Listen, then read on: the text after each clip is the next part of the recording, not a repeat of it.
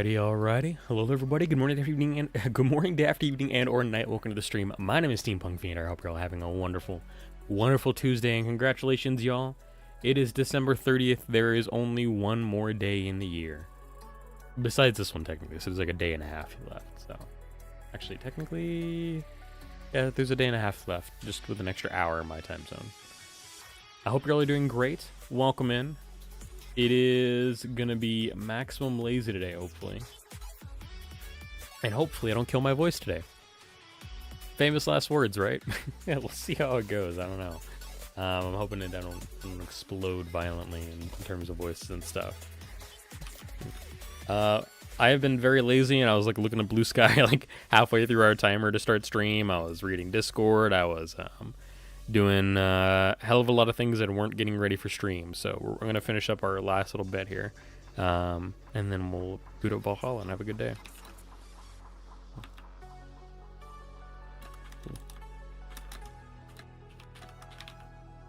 Ready for 2026 and making no describable change to myself based. I'm not... New Year's resolutions this year, not going to be about myself. They're just going to be about doing more art. Really is what I'm doing. I kind of have a goal to maybe do like one piece of good art every month. We'll see how that goes though. I don't know. Maybe I'll resolve to draw a set of boobies every single month so I can practice my anatomy. And maybe I'll combine that. I don't know. We'll see what I do. But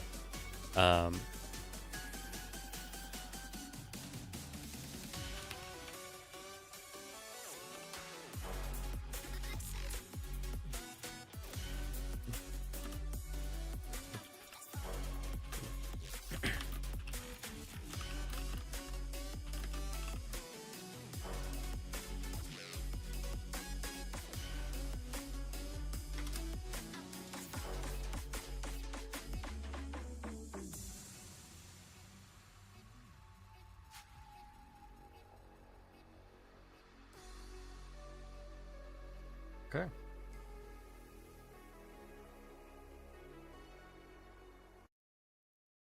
Oh, I forgot to put up radio. But it doesn't matter because we don't need it anymore. We're going back to our regular music today. So that's okay.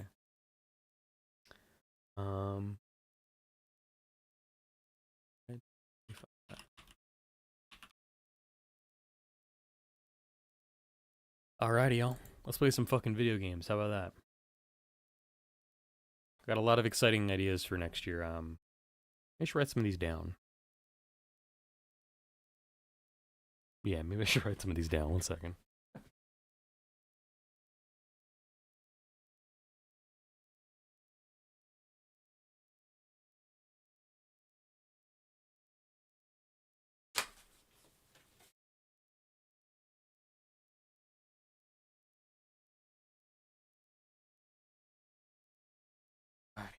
So I've already mentioned our plans for a Halo series, a Cyberpunk series, Final Fantasy VII, and Summon Night Swordcraft Story 2. But I'm thinking we bring back Minecraft, we bring back Stardew, and we jam whatever we can else in there for the rest of the year. 2020 rolls around, so let me get these ideas written down.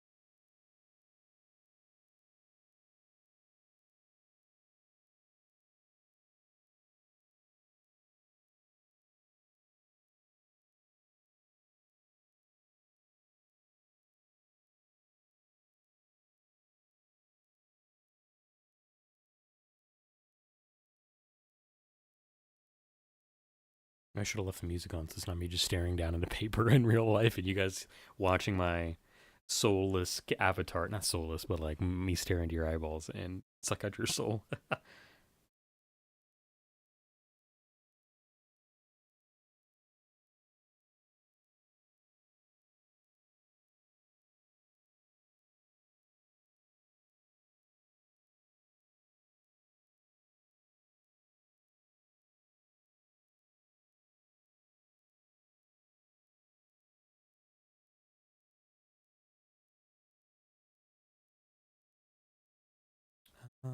Probably do a crosscode on.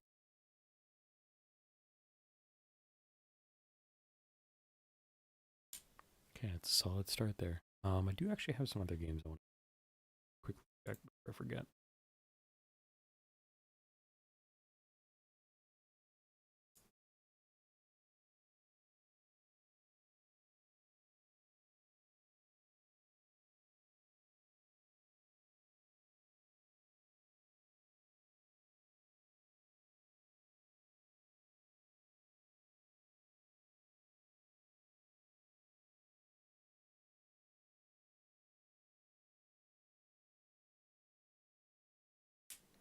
Ooh, yeah.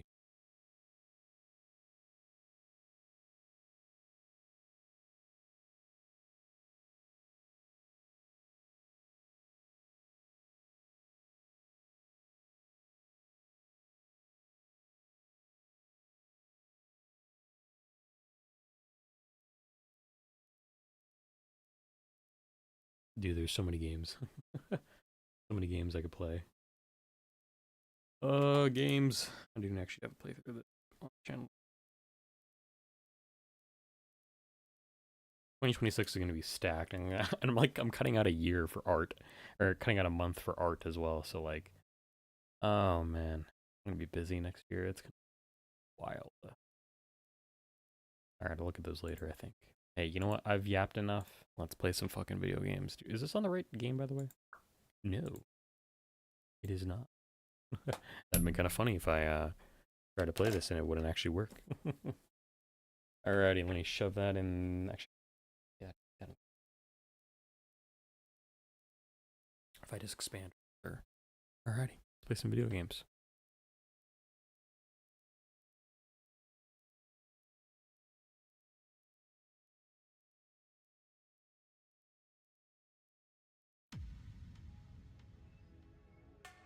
Glitch City, 2070X AD. A city that shouldn't exist, a tax haven where corporations and criminal empires reign supreme. In this place, all human life has been infected with nanomachines to keep them in check. Over them stand the White Knights who ensure that a corrupt government's laws are obeyed.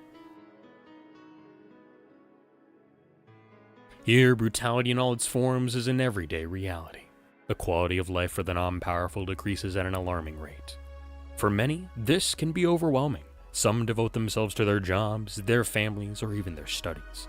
Some look for ways to escape this place, and others just give up. But for many of them, the answer lies at the bottom of a glass.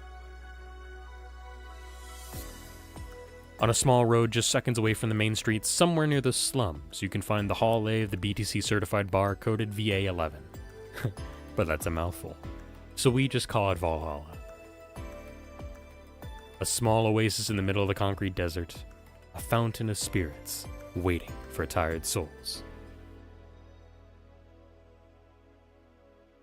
And it's here, where this story unfolds. Welcome back, everybody, once more to Cyberpunk Bartender Action Va-11 Hall A, or as we like to call it around here, Valhalla.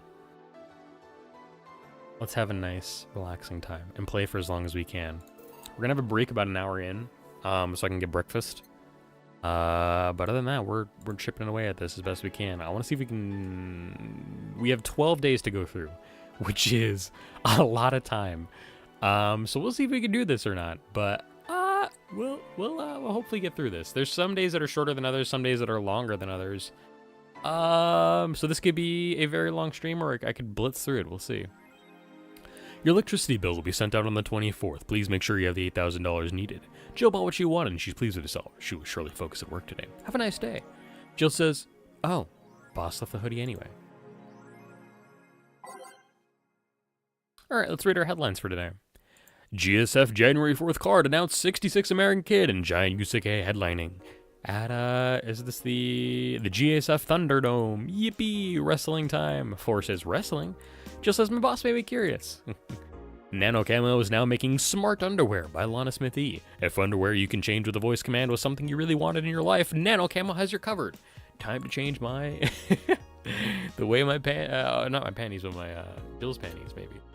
But my underwear looks, I guess. Oh, yeah. Dangerous admin has been arrested. Again. Poor guy, says Jill. Unfortunately, Alice Rabbit decided to hop on the threads and then fucked up the admin's life again, which is crazy. All right, let's see if we can buy anything for nano camo. We have a lot of them bought. I have gray set. Oh, I have most of them bought. The only one I don't have is rad, which is pretty funny. That's kind of cool.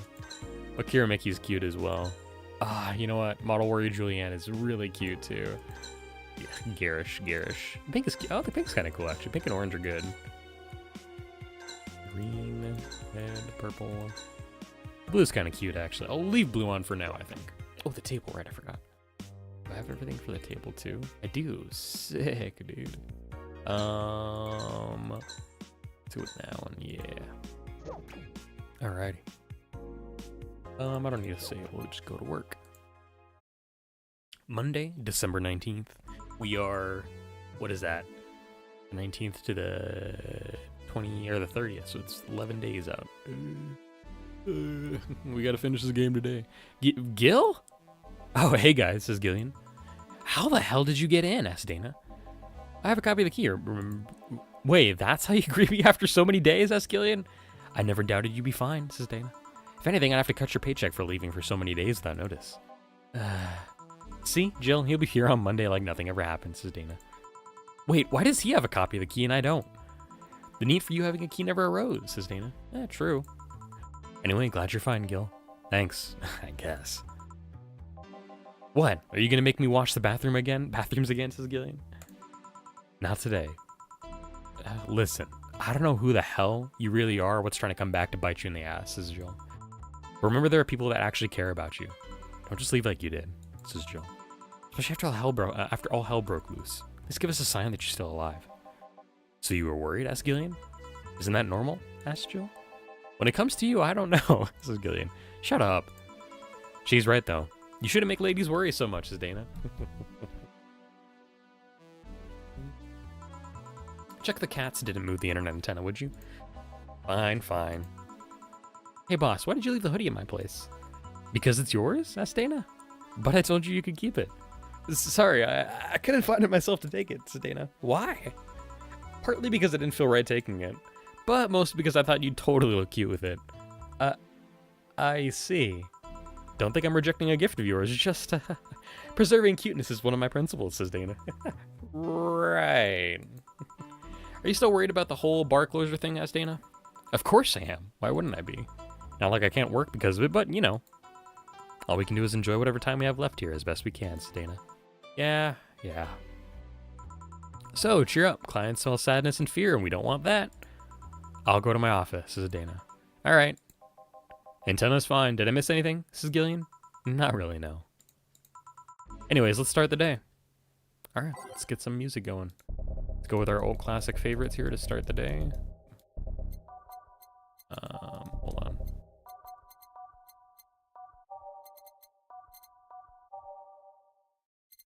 Go streaming, Jan.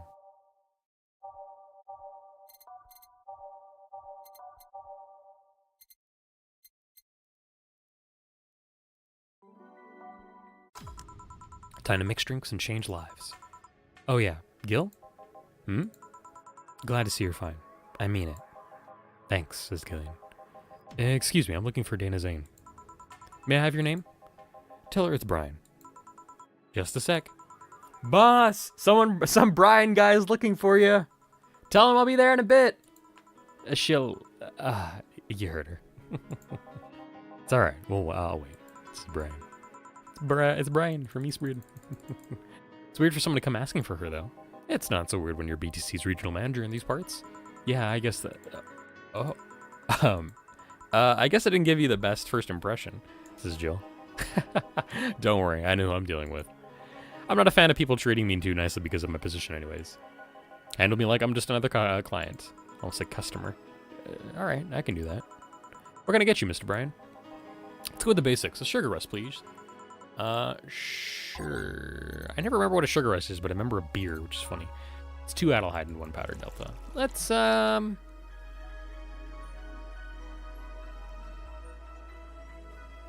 go for a light Carmetrine. with Brian. Here. Yeah, this one's nice. Back in training, they made a big deal out of sugar rushes. Why? They're like the fried eggs of mixing drinks, says Brian. They're the most basic thing, but people can still mess them up. Sugar rushes are simple enough that you only need to follow instructions. If you can't even do that, your future as a bartender is not bright. You never told me that.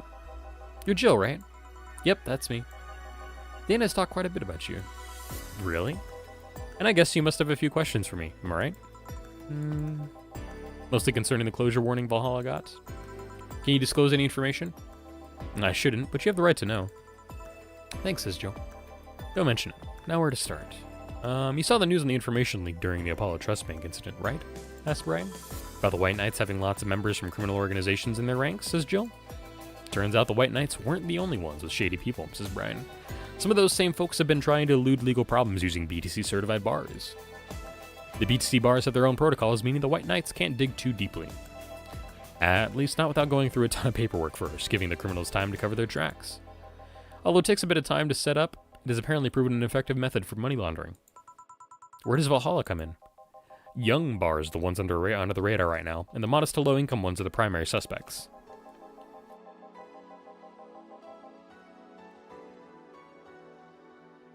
It's not just Valhalla. Any small bar with small income is being investigated heavily right now. So the closure notice is due to low sales, says Joe. I misread the voice there. Among the reasons a bar can get axed, low sales is the rarest one. If low sales were a problem, lots of bars would close every year. Find out soon enough. Oh. Sorry? Oh, nothing, don't mind me, says Jill. Seems your guess was spot on, Gil. If it helps, I'm doing my best to appeal in your place. Really? Why? Most of the Glitch City's bars are a pain in the ass. They constantly give reports of chemical damage or shady drinks. This is one of the few places from which I almost never receive complaints. Closest thing to a recent complaint was that whole Farmer Fabrics affair from a little while ago. So much saliva, says Jill. I want to get my hopes up, though, says Brian. Especially since the BTC will try to save face by axing as many suspects as possible. Knowing you're making an effort is enough. Thanks. Can I get you anything else? Now that remember, the recipe book has a drink created here, right? Oh yeah, the suplex. Give me one of those, please, says Brian. Sure. Let's give Brian a suplex. Heaving him up and slamming him through the bar. All on the rocks and mixed here for Bronson. Can I make this big? Yes.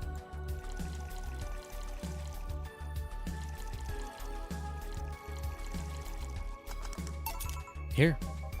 The registry forum said this was an accident while making a pile driver. You can ask the creator of the drink. We're just over there. Ah, so you're Robert? Yes, that's my name. I'm Robert, the one and only, says Gillian, very not suspiciously. Jill called you Gil, though. It's Argentinian slang. Robert here is from Argentina, so we call him Gil. Hold on, I gotta take a screenshot of that for funnies. I see, says Brian. Everybody's just quiet. Sorry, Brian, I'm sorting some stuff for the office. Please come in, says Dana. I'll be right there. Any other questions, Jill? Not really, no. Although, yeah. If you were if you were to evaluate my performance right now, how would you rate me? Clean and timely delivery of the correct orders, top-notch bartender. Thanks. Now, if you'll excuse me, says Brian.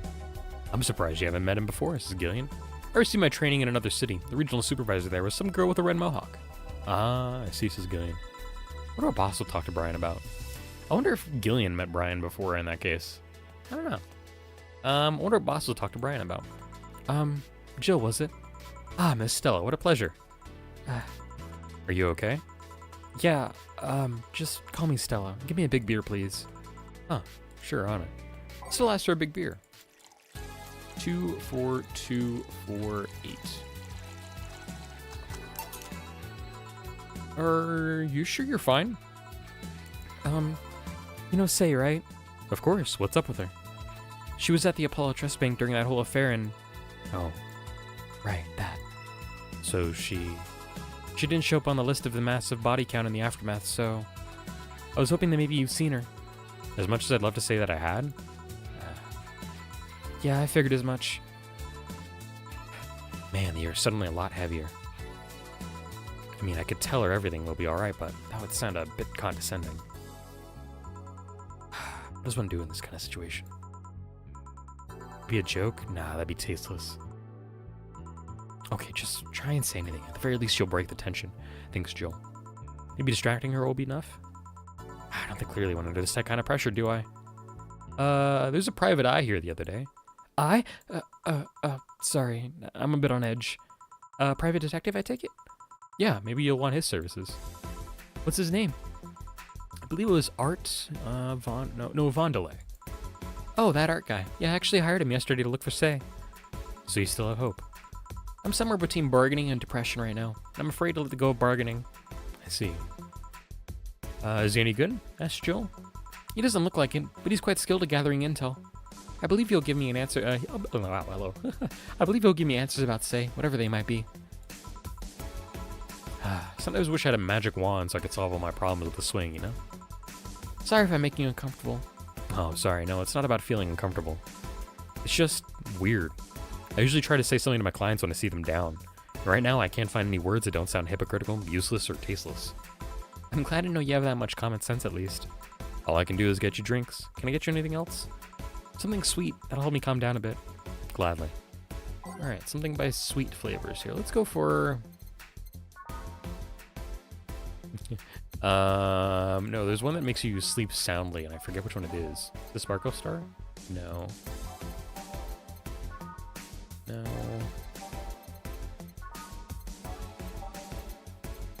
Hold on, there's one of these that like is described as like sleeping soundly. I can't remember which one it is. I'm curious. Oh, okay. It's Fluffy Dream, but it's not sweet. Good to know.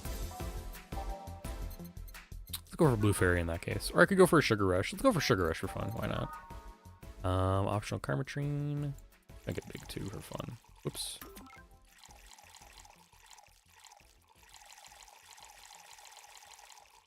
What's that? 14 Karmatrine. Here. Thanks. Seems you really like Say. I don't have brothers or sisters, and my social interactions are usually strictly business. So Say's more than a friend to me. She's... Sorry, I brought that up kind of at a bad time. Don't worry about it. As I was saying, she's more than a friend. She's my emotional support. She's someone I can trust wholeheartedly. I'd say she's like my sister, but siblings usually lack that level of trust. I have to deal with high-class pricks every race and upbringing on a daily basis. They use a business mask to hide anything they don't want others to know, and I do the same. But with Say, I can be myself. I can do whatever I want and vent all my frustrations.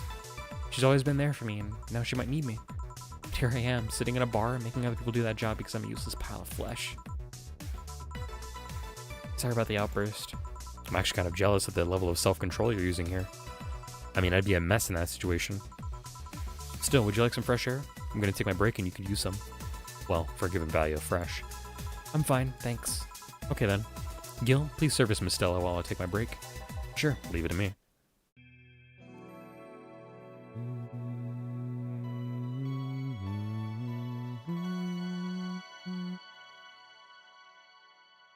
Whoops.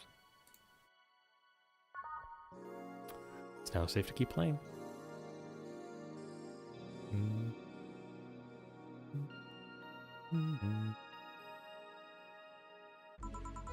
God damn, is it chilly outside, says Jill. I think we only got through a couple of these. Let's go through the back end of it here, and we'll have some fun with these songs as well.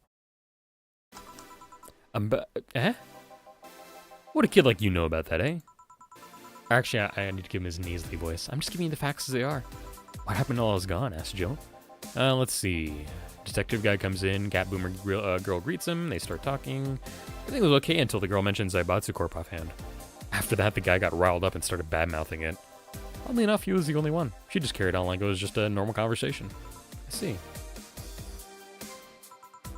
Well, I won't deny Zaibatsu Corp is anything but innocent. When you get down to it, it does enhance the quality of life here. Yeah, if by enhance you mean getting yanked around by a shiny new chain around our necks, says Art. Can't you see that those big companies don't care about us? Why do you think Glitch City is mockingly called the guinea pig of the world? We're just one big test ground for them to use however they want. But then again, I don't expect a kid to understand how hard it was letting alone a rich kid. True, I don't know, and true, I have a privilege that clouds my judgment. But can you deny that the meddling of Zaibatsu Corp has brought quite a few benefits? Like what? The AI integration program they started is making huge advances in the AI department.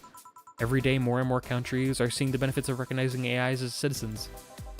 Yeah, but we also hold the AI Reformation program. meaning that we're also the world's Lilim prison. AI went rogue, transferred to a delivery drone, or shipped it to Glitch City. That murderer is now delivering your pizza. Fair point. All of that program has proven to have reformed many AIs. They don't brag about their 88% success rate for nothing. The city also has a stronger economy. Zaibatsu Corp's success has made more and more companies bring their products here. And the gap between classes continues to grow. More companies just mean more people who will plant their feet on your face. But it also means more products are being brought to the lower classes. Stores have 20% more brand variety compared to last year. Zaibatsu Corp's main medical research branch has also made lots of discoveries. More and more illnesses previously thought incurable are being addressed every day. It's amazing for those who can afford them.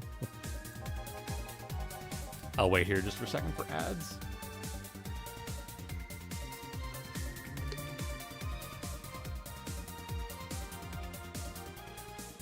I'm catching myself stumbling over these words a little bit more than I normally would, I think. I'm also going to bump this down just a pinch here. It's a little loud for my ears today. I think I'm going to do this here so I can focus a little more. Alrighty, welcome back from ads. Y'all, you didn't miss much. I think you missed one line of dialogue, but it's not too important. Art's just still talking about the class separation in particular, now in terms of medical class separation and stuff.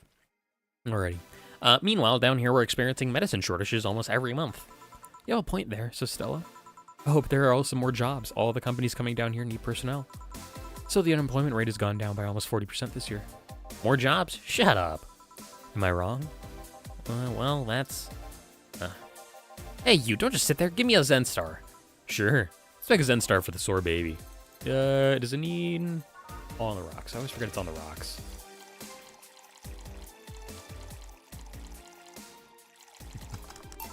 Here. Oh, God, this is awful. It's your order, though. I seriously hope you don't really believe everything you just said. Of course I do. Why else would I say it? You do bring up something I always fail to remember. All the benefits we've gained over time are limited to a few. I can talk about advances all I want, but in the end, they're still a luxury belonging only to a few. Even those that can be accessed by everyone are more likely an improvement in the bigger picture. That doesn't take away the fact that there have been positive changes. Go streaming, Chen! Credit where credit's due, don't you think? That's a pretty mature answer, says Joel. Discussions are a way for the two parties to understand each other. The only people afraid of discussion are the ones whose points are too fragile to defend against someone. Yeah, I'm sure. Whatever. I'm going to take the chance to ask you about that job I gave you yesterday.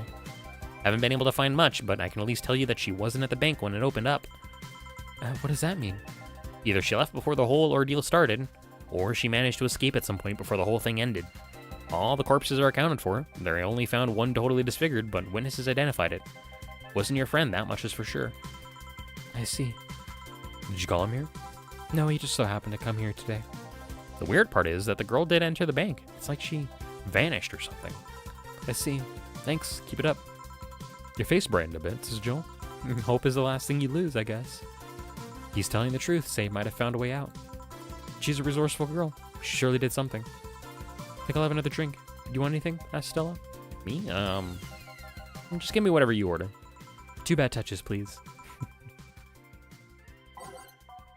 Do not the cat girl, do not the detective. I can make this big.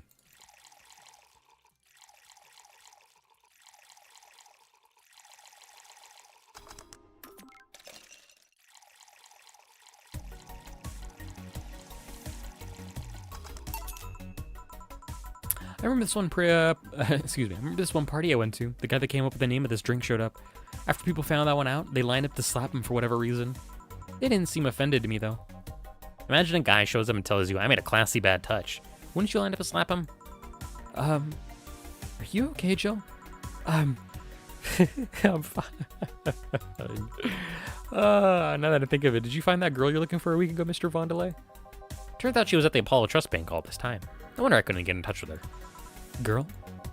Someone paid me to look for Crimson Rose, and she happened to be at the... What?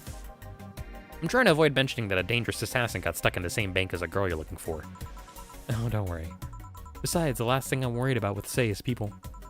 Why is that? Her attitude is usually so laid back and gentle that she has no problem getting people on her side. And on the off chance that she has to defend herself, well, I once saw her take care of a warbot gone haywire by herself. She did need medical help afterwards, but she recovered in no time and managed to take care of the bot. Is she really that good? She's not only really physically fit, she's also really good with Krav Maga and... Something wrong? No, nothing. I just realized I forgot about all that. Say's not invincible, but she knows how to take care of herself. And like I said, she was resourceful.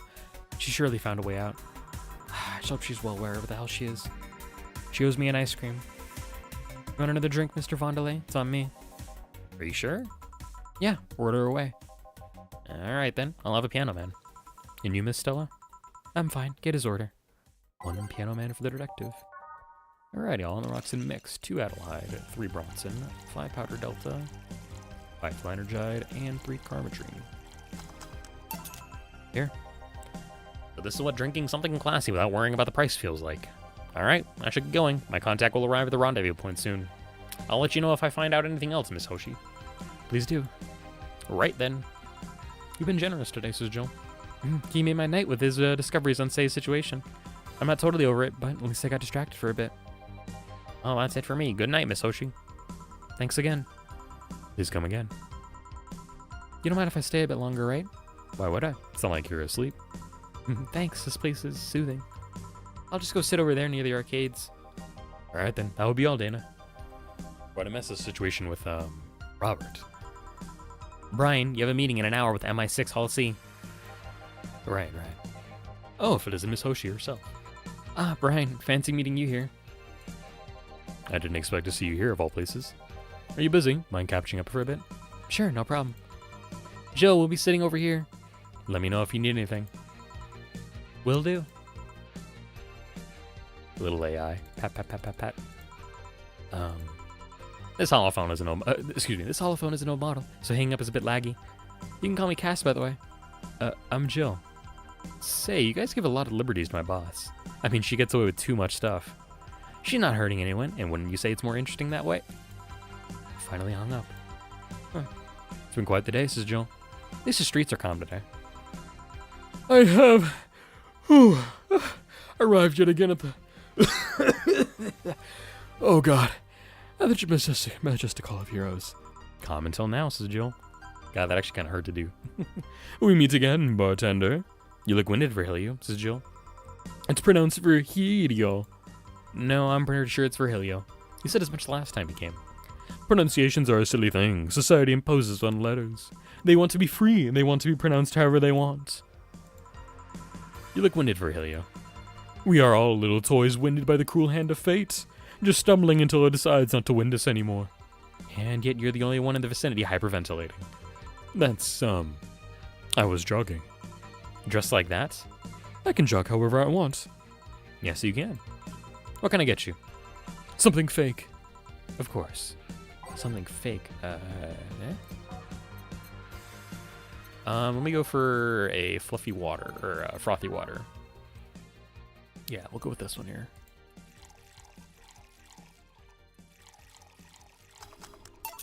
Here. And this is? Totally not beer. Ah, yes, just as fake as I want. Say, Virgilio, where do you work? I take the noble duties of curator of the Steampunk Museum. I have a museum? What the fuck? Really? What do you do? I study everything that comes and keep it clean for the people that visit the premises. But lately my duties have been hindered by the museum's owner. Really? Yeah, he told me, stop touching the exhibits, you're gonna break them. The nerve of some people. He still fails to realize that I'm the curator there. Without me, all those machines would be rustier than they already are. Even the visitors get that I'm the one responsible for those. Why can't the owner realize that too? Yeah. I bet he treats you like a janitor or something like that. This is Jill. Exactly. Okay then, time for your next challenge, bartender. Challenge, he says. I want purity. Purity. I forget what this one is, actually. Here, let me look this up if I can. Ilio drinks.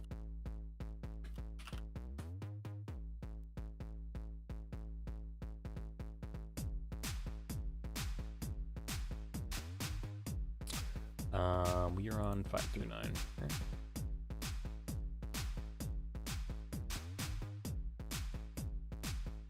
Okay. Okay, it's a Zen Star. I had a feeling it was that one, but I couldn't remember, actually. I was also going to give him, like, pure sugar is what I was almost going to give him.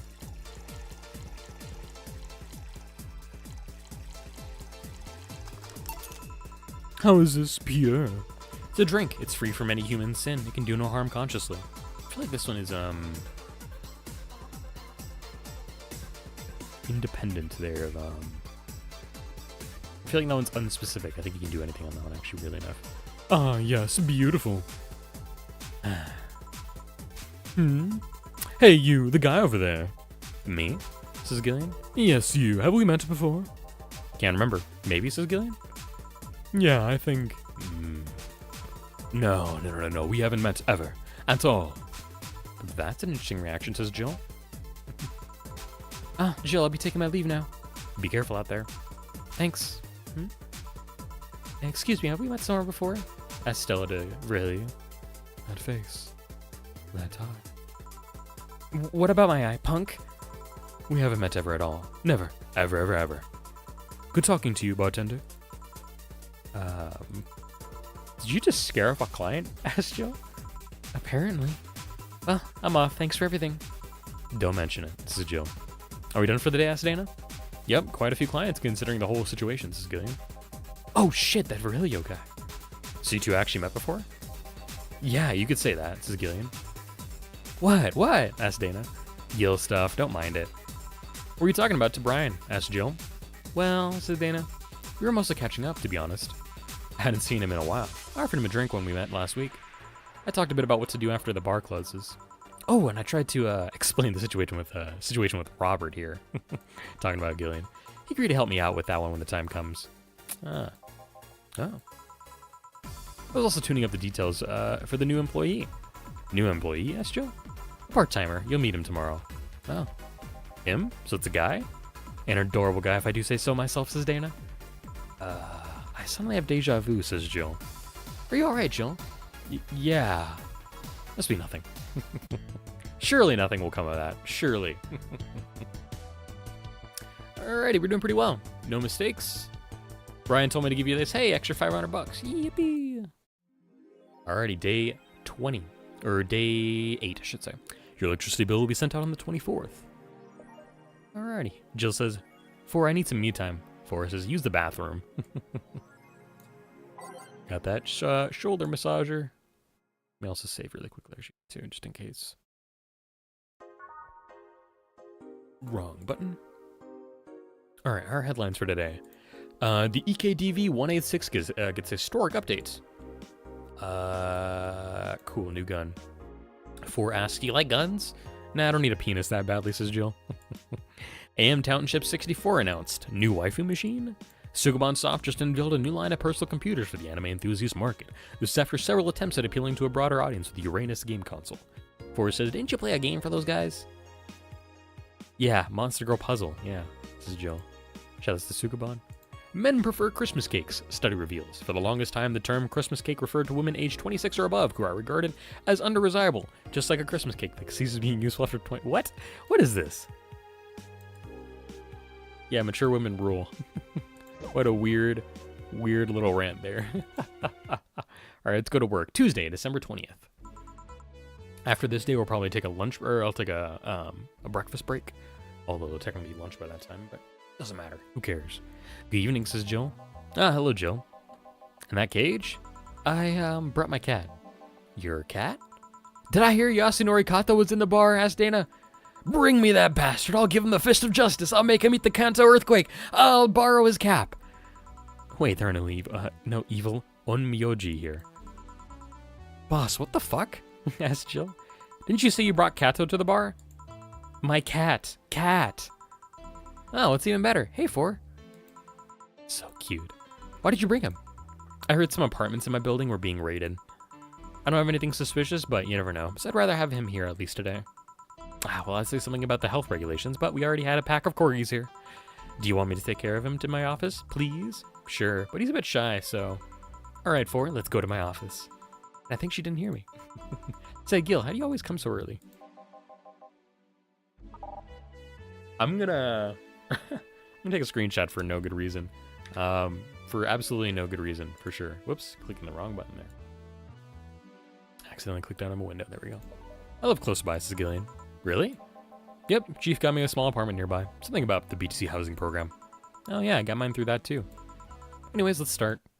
Indeed, let's start. Let's go for some crazy music today if we can. Through the storm, star pierces the dark, snowfall.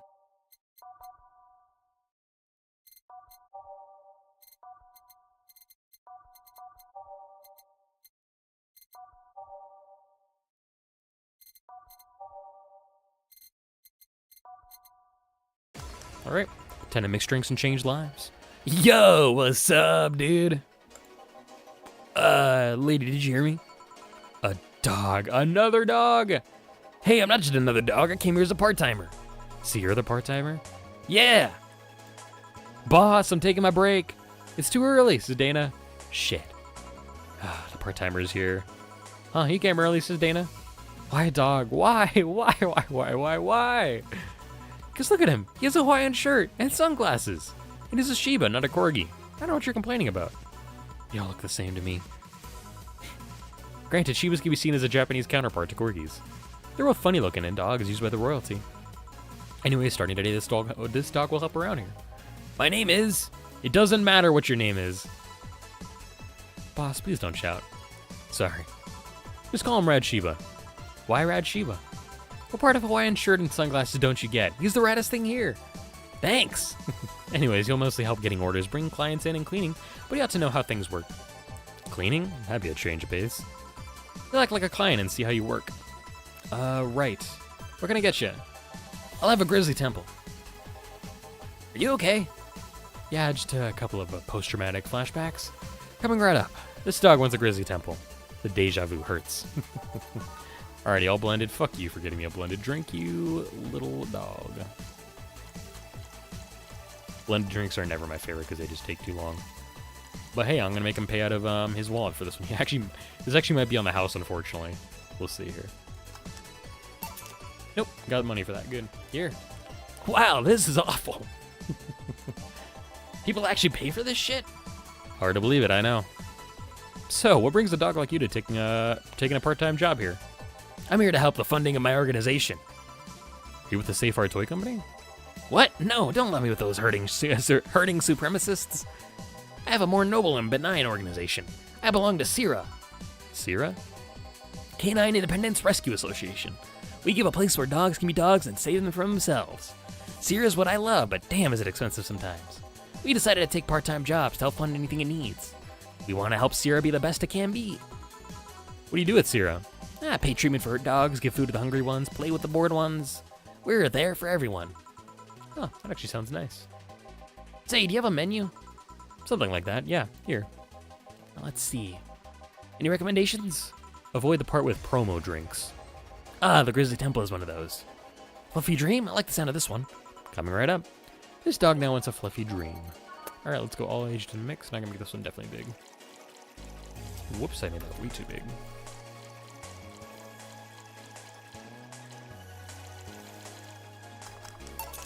Fluffy Dream. Well, this one's nice. So why did you pick a bar? It seemed fun, says Red Shiba. I didn't need that many weird skills to be part of this. It was my best bet. Besides, it's close to home, so I can get here by walking. And I do love me some walks. I could walk all day. Weird skills? Yeah, stuff like food handler certificate, previous work experience, or thumbs. Why did you pick a bar? On a whim too, I guess. I wanted a place where I could see people come and go all the time. Bartending sounded a bit more glamorous than just being a store clerk. Yeah, about the way you mix stuff. Yeah? Is it hey, it's a cat, Hey, weren't you in boss's office? Hello, cat, wanna play? Let's play. Didn't dogs hate cats or something? We don't hate them, unless they're intruders. Huh. You said his name was Four? Hello, Four, let's play. No playing aloud, you'll make a mess. Four, go back to boss's office. Meow. That's one obedient cat. My pride. You want something else? Yeah, but I'll talk with John Face here for a bit. Eh? All right. Shouldn't get riled up so easily by dogs, but I'm just tired, I guess. Tired, grumpy little cat lady. That's Jill, all right. I think we'll take a break on our scheduled break here in the game because I will definitely need lunch by then. Hello, Jill. Eh? That voice. Eh? What happened to you? Nice seeing you too. Well, I fell from a really tall place to a really rough spot. Are you okay? Do you need an ambulance or something? I just got out of one, don't worry. How did you manage to slip by the mobs lynching white knights? It was a bit rough. Luckily, these bandages helped me conceal my identity. Why come straight here? The ambulance where I got treatment couldn't stray too far from the hospital. They're nice people. I've talked to them a lot while on rescue duties. I was nearby and yours was the closest friendly face I could find. I needed to regain my composure before doing anything else, so here I am. If you're scared because they might come for me, I can leave, you know? The security systems of the bar are top-notch, and my boss is also the bouncer of sorts here. I'd say you're actually safer here, so I'm not worried about me. Instead, I'm worried about you. First, I hear you were at the bank, then I find out you disappeared, and now you show up with all those bandages. Are you fine? What happened at that bank exactly? Did you talk with Stella? She was worried sick about you. Slow down a bit, please. The medications make me feel everything more intensely, and almost like a hangover. Sorry. It's nice to know someone like a bartender was worried about me, though. Thanks. Everyone I know has been ignoring me, so I was feeling lonely. Why would they? Why would they ignore you? Well, you've seen the lynches they give to any white knight they find. By ignoring me, they're actually saving me from getting kicked to death.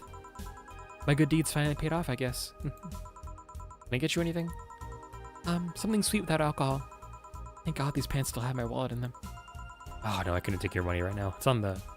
Jill, please. I want to pay for my drinks. I take it I won't be able to change your mind. Nope. I mean, well, yes, you won't be able to change my mind. Sweet, no alcohol, right? Coming right up.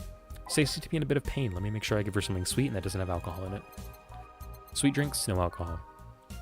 I can give her a Sparkle Star. We actually don't give those out a lot, honestly. Sweet, girly, and happy, all aged and mixed. We'll do just 2 Adeline and 1 Powder Delta. Careful. Yay, this helped me calm down a bit. So what happened to you? Where did you fall from? I was escaping the place near the end of the whole thing, and I had to make a leap of faith. I've jumped from higher places, but I landed badly here. Most of my injuries are actually from some debris that fell on me. Oh, but my broken arm is actually from the fall. How? I rolled to mitigate the fall, but I made a bad move and broke it. Good thing I drink lots of milk. He's so sweet, our little gal. I was under rubble for quite a bit, but luckily someone found me. Someone? I woke up in the hospital. They told me some guy brought me here.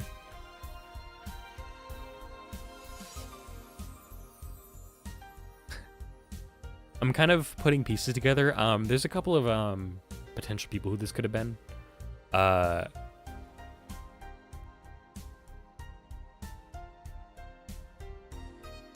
In some ways, I think it's Gil, but otherwise, I think it's Virgilio for reasons we'll find out later if we can get to it today.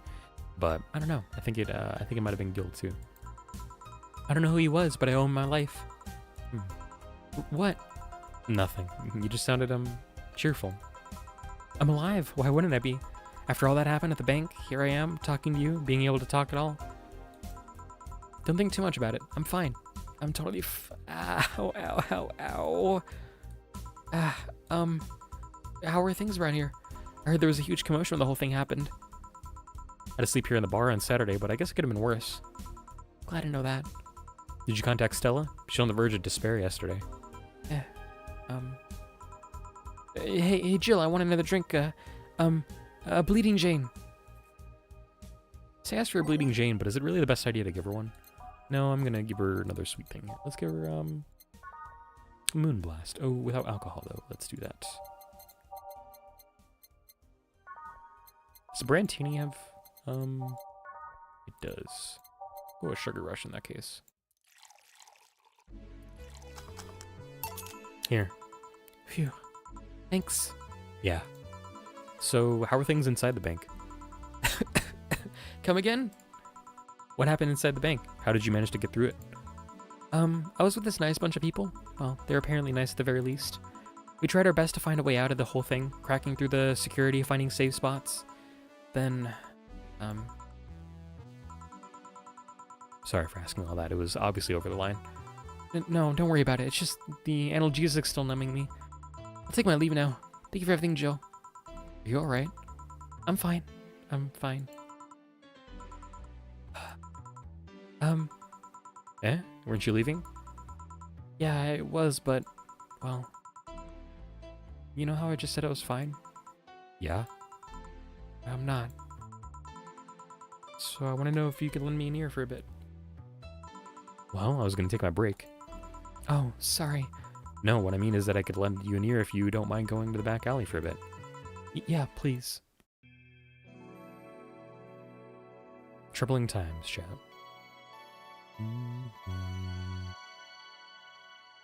Let's take a save, and unfortunately, I gotta leave this on a little bit of a hanger there because I gotta go get some lunch. Apologies.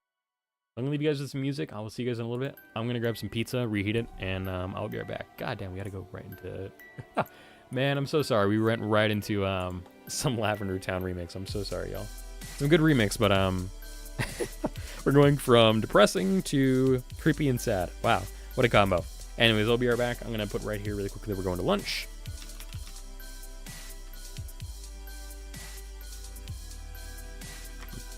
And I'll see you guys here very soon.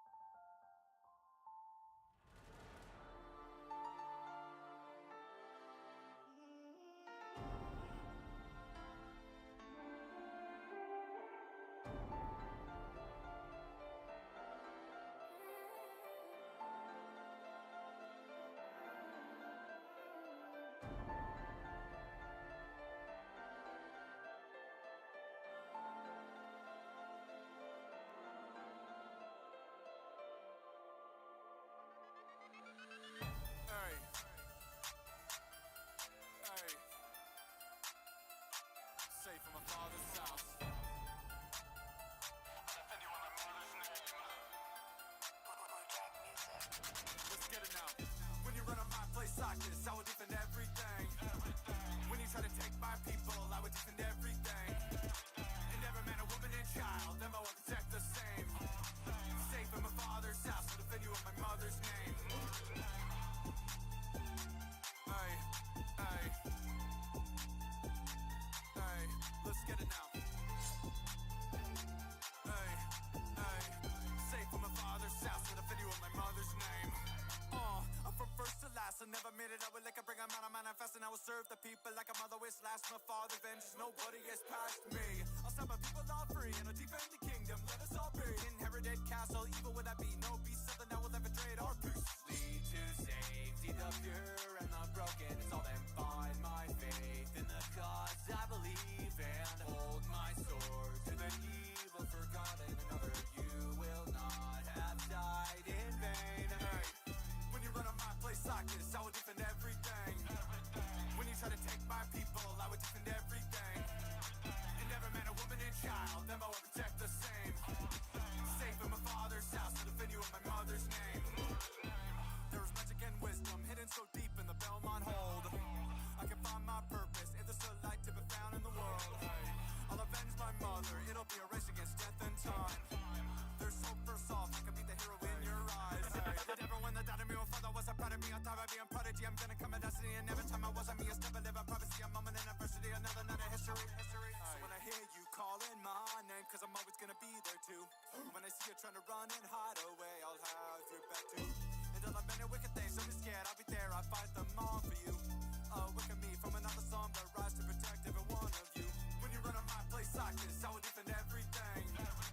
When you try to take my people, I would defend everything.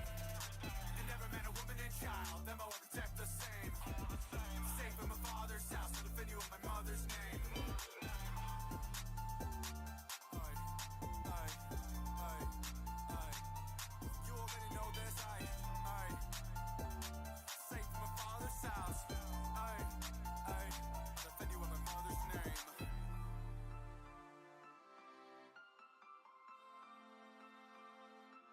My mother's name. My mother's name.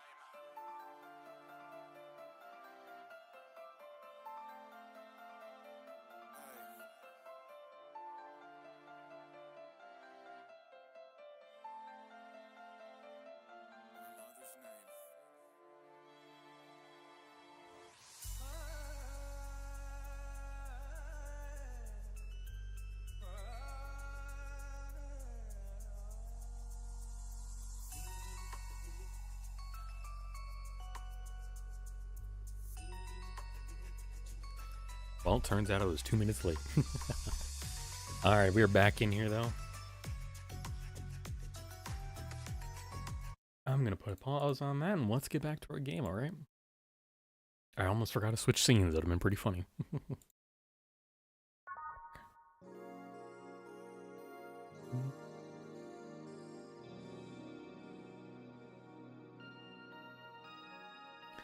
Alrighty, y'all, if you weren't here before the break, we are going to the back of the bar for our break and we are hanging out with Say. She has had a rough time. She has managed to escape from the hell that was the Apollo Trust Bank. She's gotten patched up. She's a little worse for wear. She is banged up. She's got wounds. She's got a broken arm. She's not doing great, but she is better than she would have been inside of the bank. So we're glad to see her. We're gonna be an ear for her, someone that she can talk to. Want one? Asked Jill. Sorry, I haven't smoked since high school, says Say. But don't mind me though. Smoke ahead. Thanks. So why me? You're the closest friend I have nearby that isn't avoiding me, and I think I'm about to explode. Why? I'm afraid. I'm terrified. I'm scared. The Colonel was using me when I made that errand. He saw me as a disposable pawn. The whole thing got closed at the bank. We're stuck there with no food or water for 3 days. I saw a man be beaten to death after he found some snack in his pocket.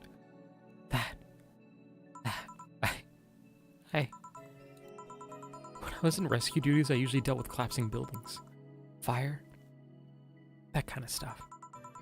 But seeing people do that to other people is just... I can't. Calm down. Nobody will hurt you here. You sure? I'll make sure of it. Just take deep breaths. can't even imagine what happened there, and truth be told, I don't want to imagine it. But it's easy to tell that you bottled up everything while you were there. Is it obvious? Kinda. Well, I had to get out of there. Fear would have only gotten in the way. Besides, I made a promise to come back to. Alright, what's the deal with Stella? Nothing, I'm just afraid. The word loses meaning after using it so much in so little time. Should have been worried sick, and I couldn't call her after I came back. Afraid of what she'll say. She will insult you. She looks like that kind of girl. But I'm betting all I have that she will be quickly happy that you're fine and alive. Yeah, you're right. Think about it this way. A slap or despair for what's left of her life. I wouldn't pretend to despair, I mean...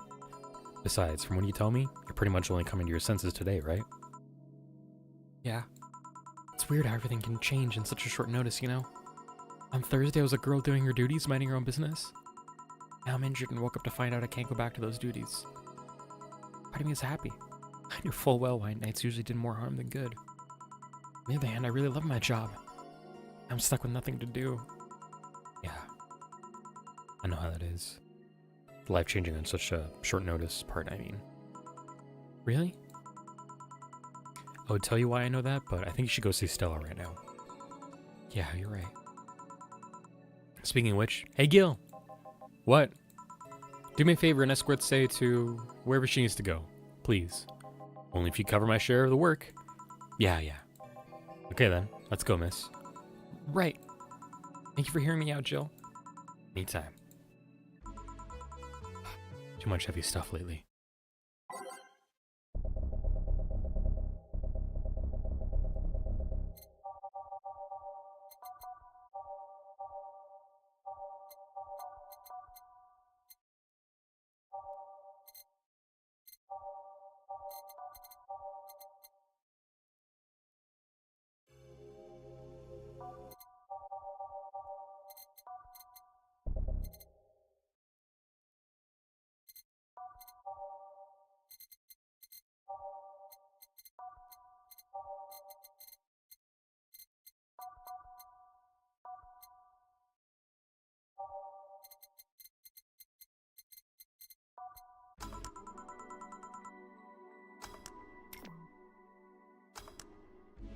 It was weird.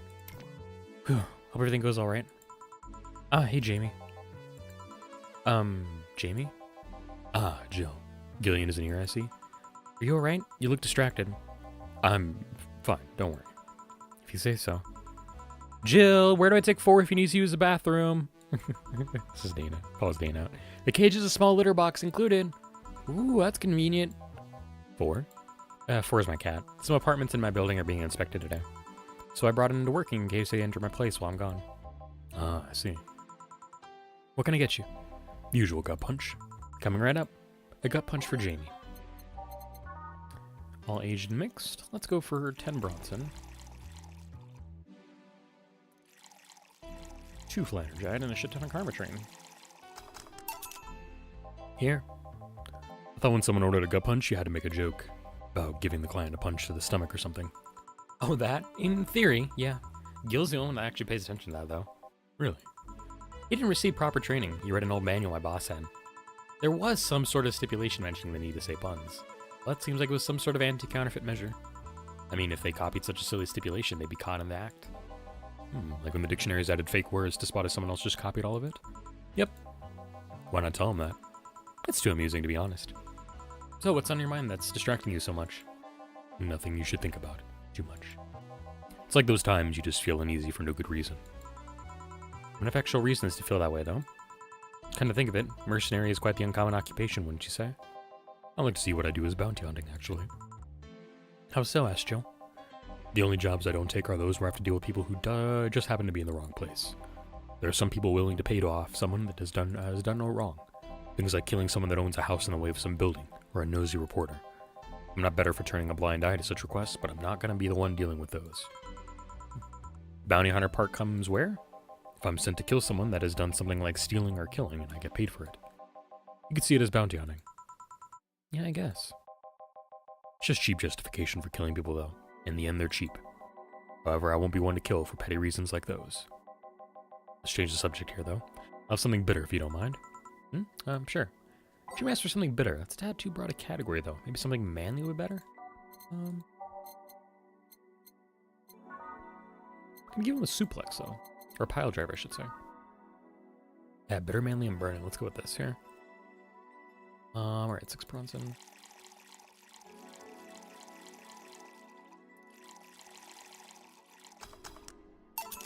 Here. Ah, yes. You just reminded me of my grandpa. He used to eat Bronson roots every afternoon. Said they made him stronger. Bronson roots have more nutrients per gram than most vitamin supplements, says Jamie. Grandpa knew what he was doing. Seems to always manage to make you uncomfortable, Jill. Sorry. No, don't worry. Although I guess it's mostly because I can't wrap my mind around the whole taking a human life thing. Knowing you've killed people and are now talking to me here, it's weird. Reminds me of when I first took sex ed classes. I couldn't wrap my mind around people doing that stuff and living normally. Like with sex ed, it's better that you stay that way, mind you. Taking lives is not something you should get used to.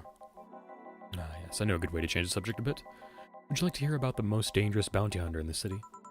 The way you said that was like offering a tail to a bored kid, but yeah, I'd like to hear that one. You see, there was actually a bounty hunter organization in the city not too long ago, says Jamie. Law enforcement would put a price on a dangerous person's head and pay for the proof of that person's death. There was a guy everyone called Jet Black James. Got the nickname because he always wore black clothes. The interesting thing was that the black clothes were there to hide bloodstains he got from his contracts. His tracking skills were top-notch. His information network was the best. Some even joked he would finish the bounty within half an hour, or he wouldn't take the reward. It was too good, in fact. At one point, he took all bounties and didn't take a single reward. He was just that crazy by then. The last bounty that the organization ever posted was on James's head. The police had him cornered. His last words were, "Send it all to my account," before shooting himself. Fucking damn. Why hasn't that been made into a movie? Asked Jill. So there were no more bounties after that? A registered bounty hunter was charged with many counts of manslaughter using his old targets as proof. Somebody else tried to recreate the organization. The seed of doubt would grow in little to no time. What guarantee is there that such an organization wouldn't actually be a trap? They could use the registered bounty hunters to take care of the most bothersome criminals, and then dispose of the bounty hunters by pressing charges using the targets as evidence. So, no. Jet Black James made sure that no law enforcement organization is able to set up a bounty hunting of any kind. Ever since then, anyone crazy enough to be a bounty hunter works independently. Were you part of that organization? Asked Jill. I've actually had those suspicions I'm telling you about since the day I heard such a thing exists. Glad to know I wasn't just paranoid.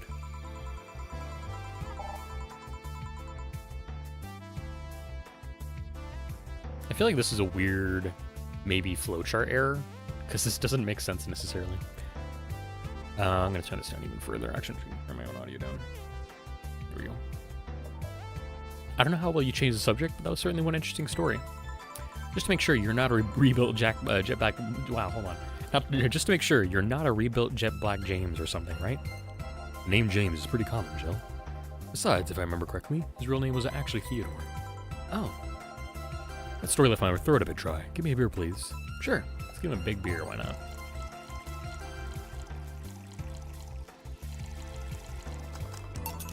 Here. One of mankind's oldest friends. Cheers. One obvious thing I see is that you don't take the use of the word kill in your stride the way Gillian does.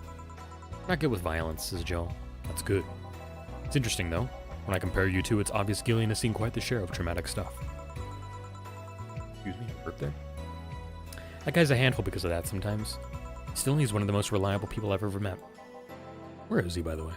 I asked him to keep an eye on a girl that came here earlier. I feel that if something happened, he could resolve the situation. His nose must be itching after we talked about so much about him. Yeah, maybe.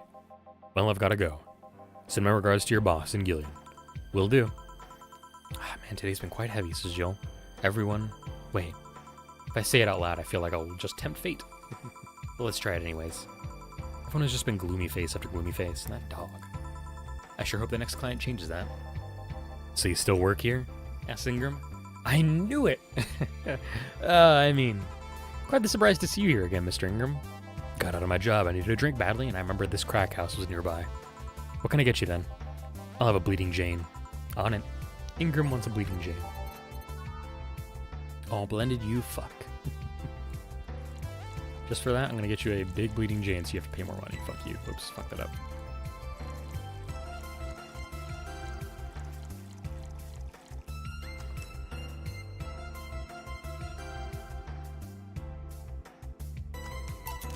Here. Tastes just like the pasta sauce my mom used to make. Watered down, artificial, and nasty. So where do you work, Mr. Ingram? I don't have a specific job, but there's this, network of engineers in need of assistance. I have no idea what they do there, but I can follow instructions, and that's all they need. Recently, I've been working with this Celia girl working on some experimental powered suits. My only duty is to give them maintenance once a day. What's that about a network? All those nerds know each other, and they recommend me. I don't ask questions and quickly learn to do whatever they need. Sounds nice. It's pretty monotonous at times, though. Why are you giving me that look? You're just more cheerful than the last time you came, says Joel. You'll have good days and bad days. Today just happens to be a not bad day, says Ingram. Besides, everyone's scared shitless in their houses. The streets are clear with no traffic jams. It's always a plus, I guess. It almost became a bad day, though, thanks to some teens on the way here. What did they do? It's not what they did. It's what they said. Excuse me. They were talking about how they should just go to Zaibatsu Corp's HQ and blow it up. I've seen one too many kids throwing around that "let's kill the king" attitude when it comes to Zaibatsu crap. Even if Zaibatsu Corp's building suddenly went down, the ones behind it would still be alive. Killing the head honcho just means his or her duties go to the next rim jobber on the totem. Hell, I bet they're plotting to kill each other anyways. Honestly, a reasonable assumption, Ingram. Kids these days see too many action films where the rebels save the day by killing the evil corporation. Don't let it get to you. I don't. I just hate teenagers. It's interesting, though. Big corporation in control is somehow more dangerous than regular government.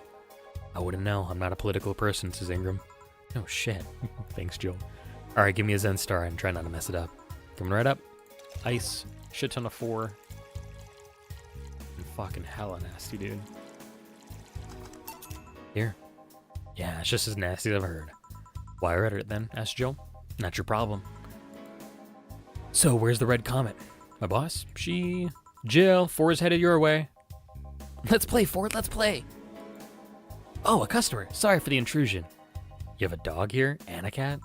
The cat's mine. His name's 4. The dog just, hangs around here. Looks well groomed and his fur looks healthy. Seems you take good care of him. You seem to know a lot about cats, says Jill. No, it's just common sense. Do you like cats, Mr. Ingram? I don't dislike them. But I do dislike having animals near me when I'm eating or drinking. So I'll take my leave. Please come again. Don't count on it. You said that last time, says Jill. Congratulations, you scared a client off, says Jill. 4 is as guilty as me, though, says Red Shiba. Yeah, but I like 4. He's my baby. Now go. Play or something. Right. Ah, you're back. What happened with Say? That cat boomer girl picked her up. Couldn't see anything, but I guess she was happy. Glad to hear that. Did I miss something?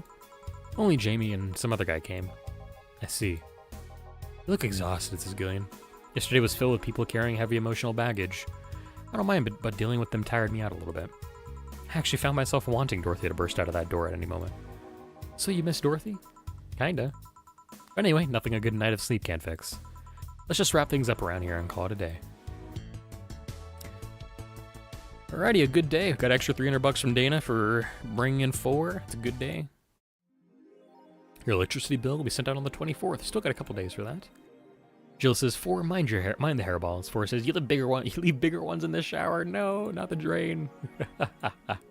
Love that. Having long hair, though, can be a pain in the ass like that. It is rough. Alrighty, Soccer popular. Well, did I say Sock you? Wow, I'm tired. My voice is not in it today, apparently. Soccer popularity sinks as pro wrestling rises. Once known as the king of sports, soccer is no longer even a shadow of its former self. I feel like this is very, this is weirdly like Argentinian coded because soccer's not a big thing here in America. You know what? No, it could be South America and England coded there because I forgot soccer's huge in England and in particular like Scotland. Scotland. I don't know why I'm singling out Scotland in particular, but I am. And I'm thinking about all the different clubs there, the soccer clubs that are in Europe and whatnot. So I can see how this is, I can see where this is coming from all of a sudden. Alrighty, Quincy, I certainly liked fried chicken. What the fuck? Oh, I certainly like fried chicken. I misread this as certainly liked, as in past tense, and I was like, why is liking fried chicken a past tense now all of a sudden? Monster Girlfriend Shirari becomes the best-selling video game of all time. Shoutouts to waifus, we love that. Do you want that game? S4? Anime games are stupid, new ones at least. Respect. That's why I'm playing an old anime game from 2016. Wednesday, December 21st. Good evening, says Jill. Ah, Jill, good timing. Is it? You two always make me feel like I'm late. If it helps, that dog isn't coming until sometime later. Anyway, do you have something planned for Sunday? Watch silly mega Christmas specials with 1,000 grams of black fur on my lap? Why? I was thinking about holding a small mega Christmas party here this Sunday. You in?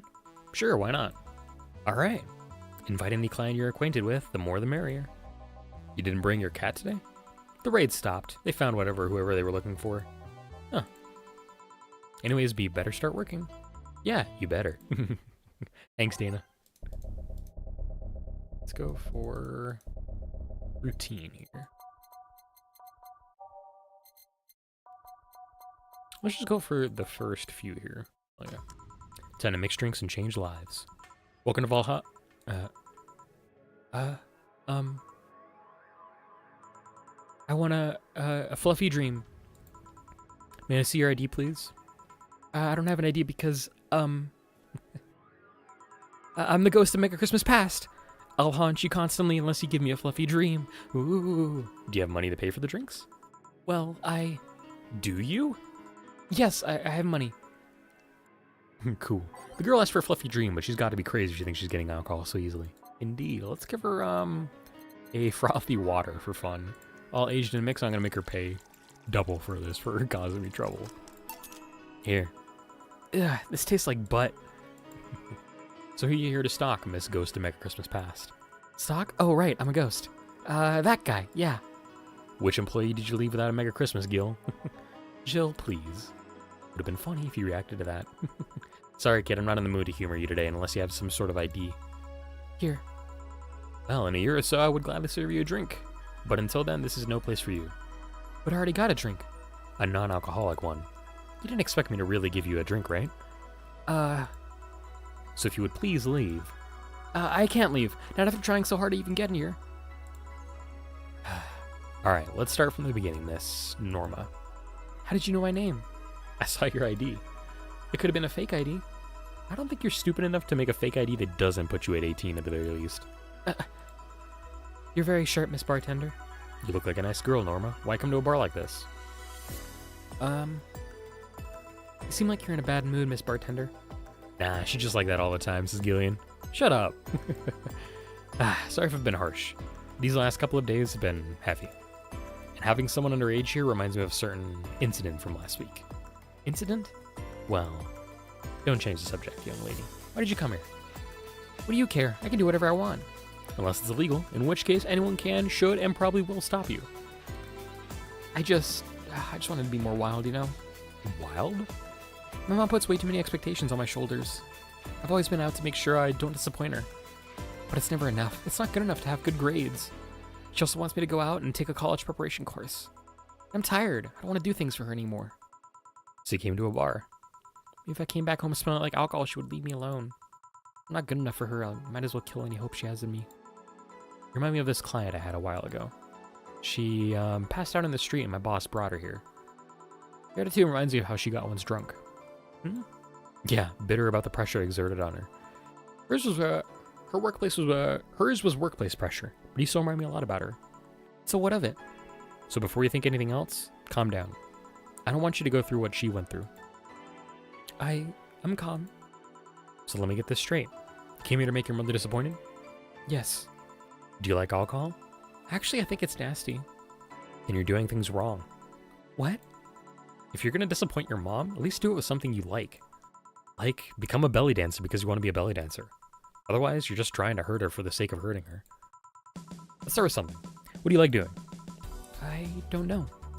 I've been so focused on trying to be good enough that I haven't been able to think about what I want to do. Don't you think you should start there? What good is doing something just for the sake of hurting someone?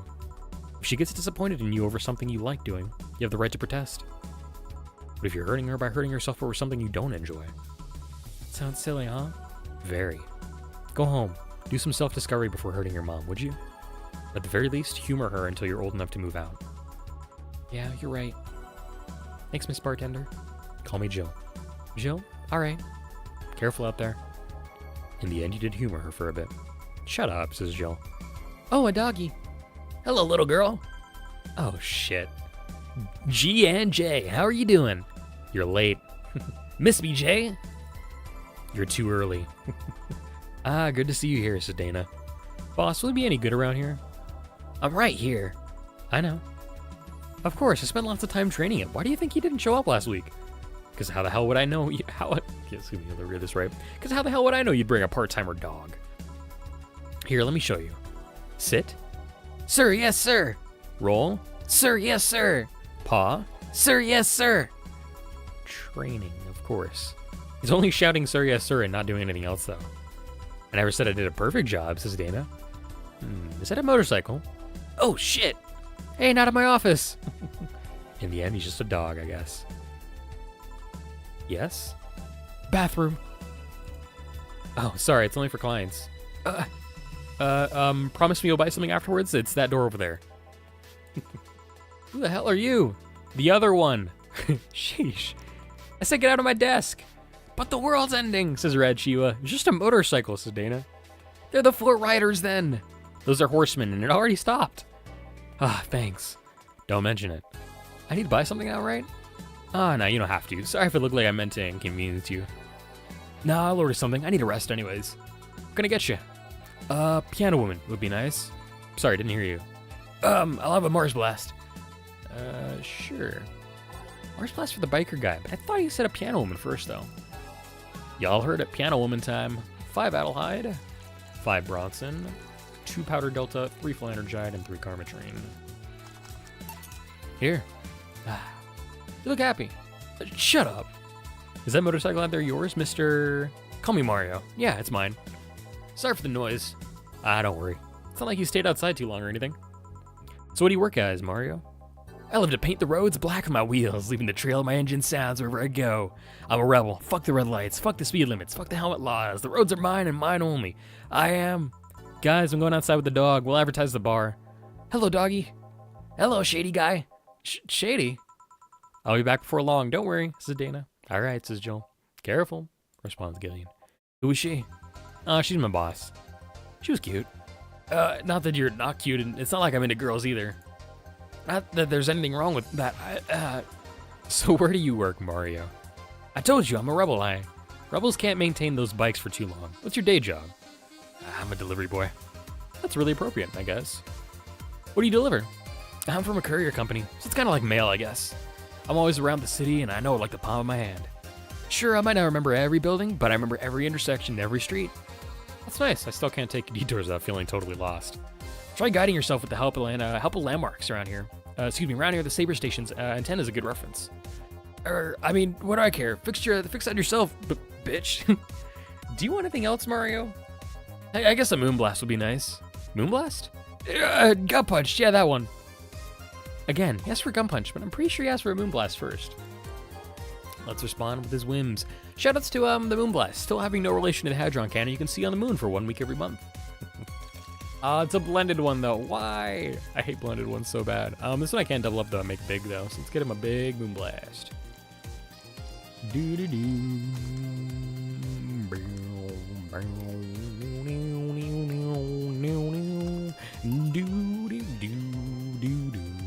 Here, says Joe. This is good. It's a Moonblast. No, never mind. Say, Mario, why do you try so hard to keep up that tough guy act? It isn't working? Maybe when you arrived and had to go to the bathroom, but after that, you just look cute. Cute. So, why do it? Bikes are supposed to be scary, right?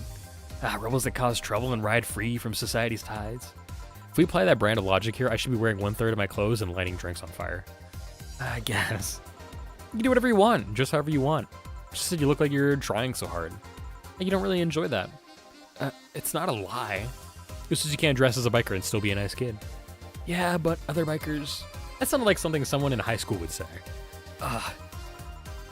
It's just advice. Don't take it too personally. Nah, you're right. I don't have to be that way. Unless you want to. I ain't stopping you there. Yeah, but I don't. It's tiring. I don't feel good. If you want, you can try to stay quiet. You were pretty intimidating when you did that. I see. We have another drink, or did you have too many already? Can I handle another one? Give me a fringe weaver. Sure. Actually asked for a fringe weaver instead of just saying something manly. Good for him. Hell yeah. All right, let's get this fella bumped up with a shit ton of Carmetrine. How about 18 Carmetrine? Let's go. Mario's one of my favorite characters. I love seeing him. He's very small in terms of screen time, but what a fella. Love him. Welcome in, Fari. Happy Tuesday. Happy December 30th. Hope you're doing well. Here's his Jill. Yup, that's the one. Thanks.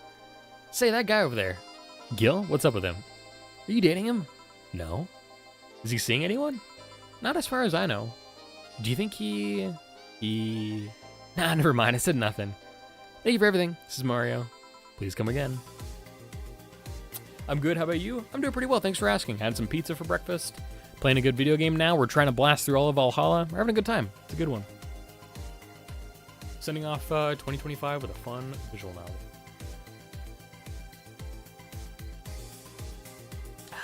Good water.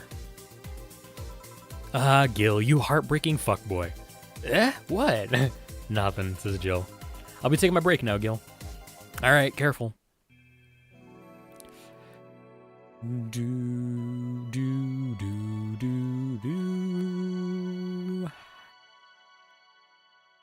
Thanks for stopping by. Another Va-11 Hall A episode, Fari. Good to have you here. Now let's keep playing. Billy didn't smell like poo today. That's a new one, says Jill. Billy's the hobo who hangs out at the back of the bar. All right, back to business, says Jill. Back, says Dana. Any luck? I managed to give out some flyers, but most people were distracted by the dog, says Dana. I had to tell them to go to the Rad Shiba bar to get their attention. Anyway, I'm back to my office. You stay here. Talking to Rad Shiba. Fine. The door opens and the crowd goes wild when they see, dog. Sup, little girl, what are you doing in a bar? Honey, some help here. Hey, dog, I heard cats in the alley. Yo, really? I'll check them out. Wow, you really are bad with dogs, eh? Did I make it too obvious? Says Dorothy. Why, though? I don't know. Oh, hey, John. Hey, Skillian. I think it's because I just got that trait at random, says Dorothy. When AIs are created, they're given fears or tastes completely at random. Nope, just you, Fari, today. We had Theo earlier, but Theo is long since lurking. Dorothy says, I just have to get stuck with a fear of dogs and chinchillas. Chinchillas are extinct, though, says Jill. Thank God, says Dorothy. What do you have? Well, it's that time of the month, so I'll have a Bleeding Jane. Coming right, up? A Bleeding Jane for Dorothy in honor of her time of the month? Dumbass period joke. But we're kind of here for it, actually. This is another drink that I don't like because it takes forever to mix up, and that annoys me.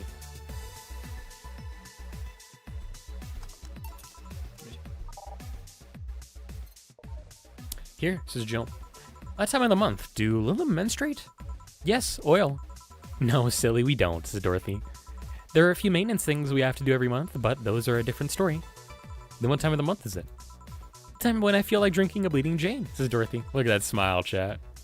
Did you see pandas are officially not extinct? Well, I mean, they haven't ever been extinct. They're just on the endangered list. Are you talking about if they're off the endangered list? I don't think they're on... I think they're still on the endangered list as far as I know.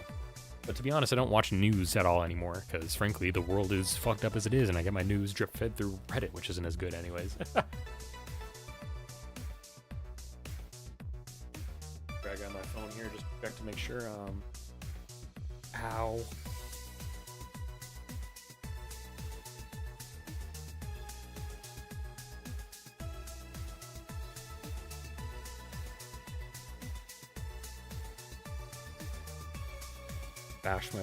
Bash my knee into the side of the table here.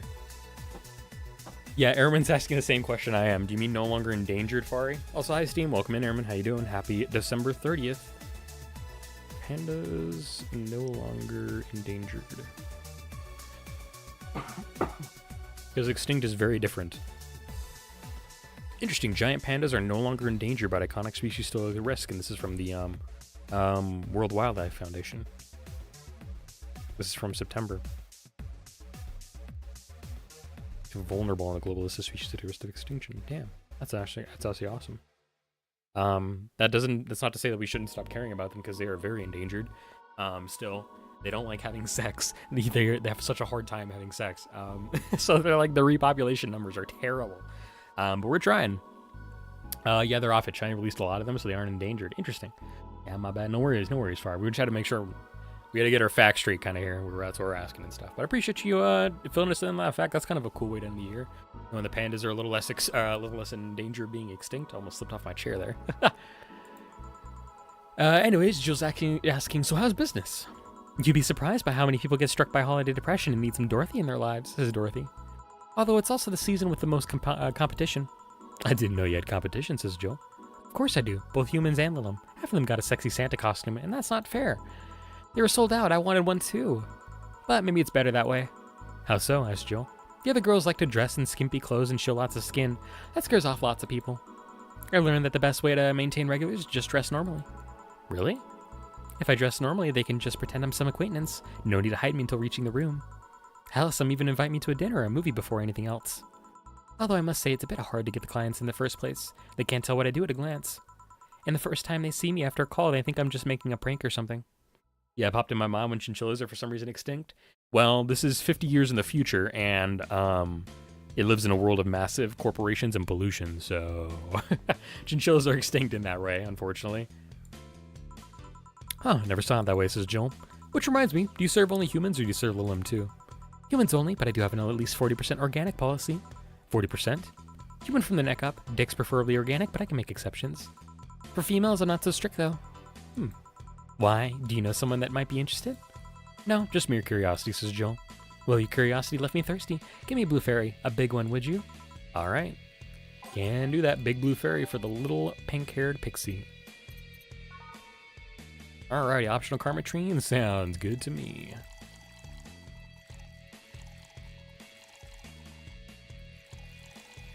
$500 Karmatrine. Here you go. I wonder if anyone has seen fairies after a couple of these. Some guy tested that by drinking as many as he could. He thought he saw one, but he was dizzy, and what he'd seen was his puke. Gross. Oh, says Dorothy. You know, earlier today there was a mega Christmas spirit around here. What about it?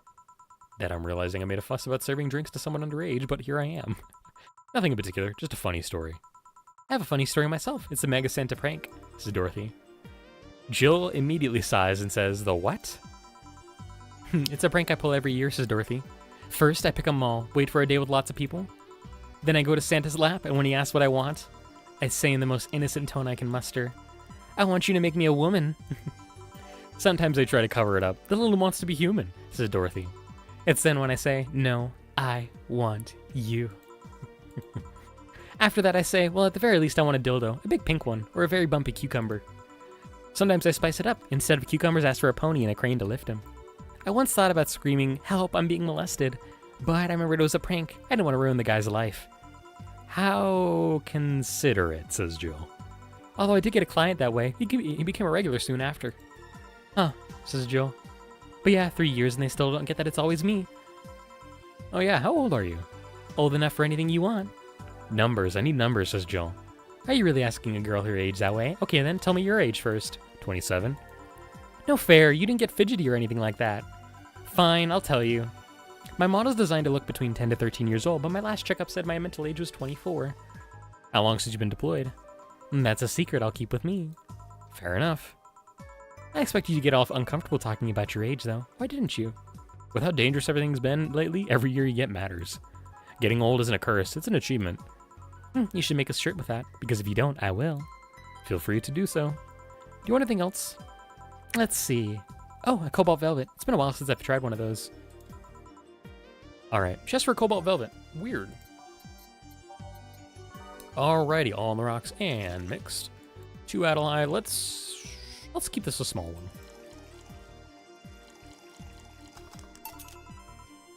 Cobalt velvet. Yep, this is the one. Do you like it? I don't dislike it. I guess I'm not mature enough for these drinks. Hang on. Oh god, we got her drunk. I wanted to kind of avoid this because I think we get funnier dialogue otherwise, but I might be wrong. Alright, y'all. This is... if you thought Dorothy's earlier topics were rough, it's gonna get even more lewd. So strap in. Buckle up your seatbelts. We're going on for a bumpy ride here. Hey honey, have you ever seen a Mega Santa gangbang? A mega... what? That Mega Santa that became a regular of mine. He once invited like 8 of his friends.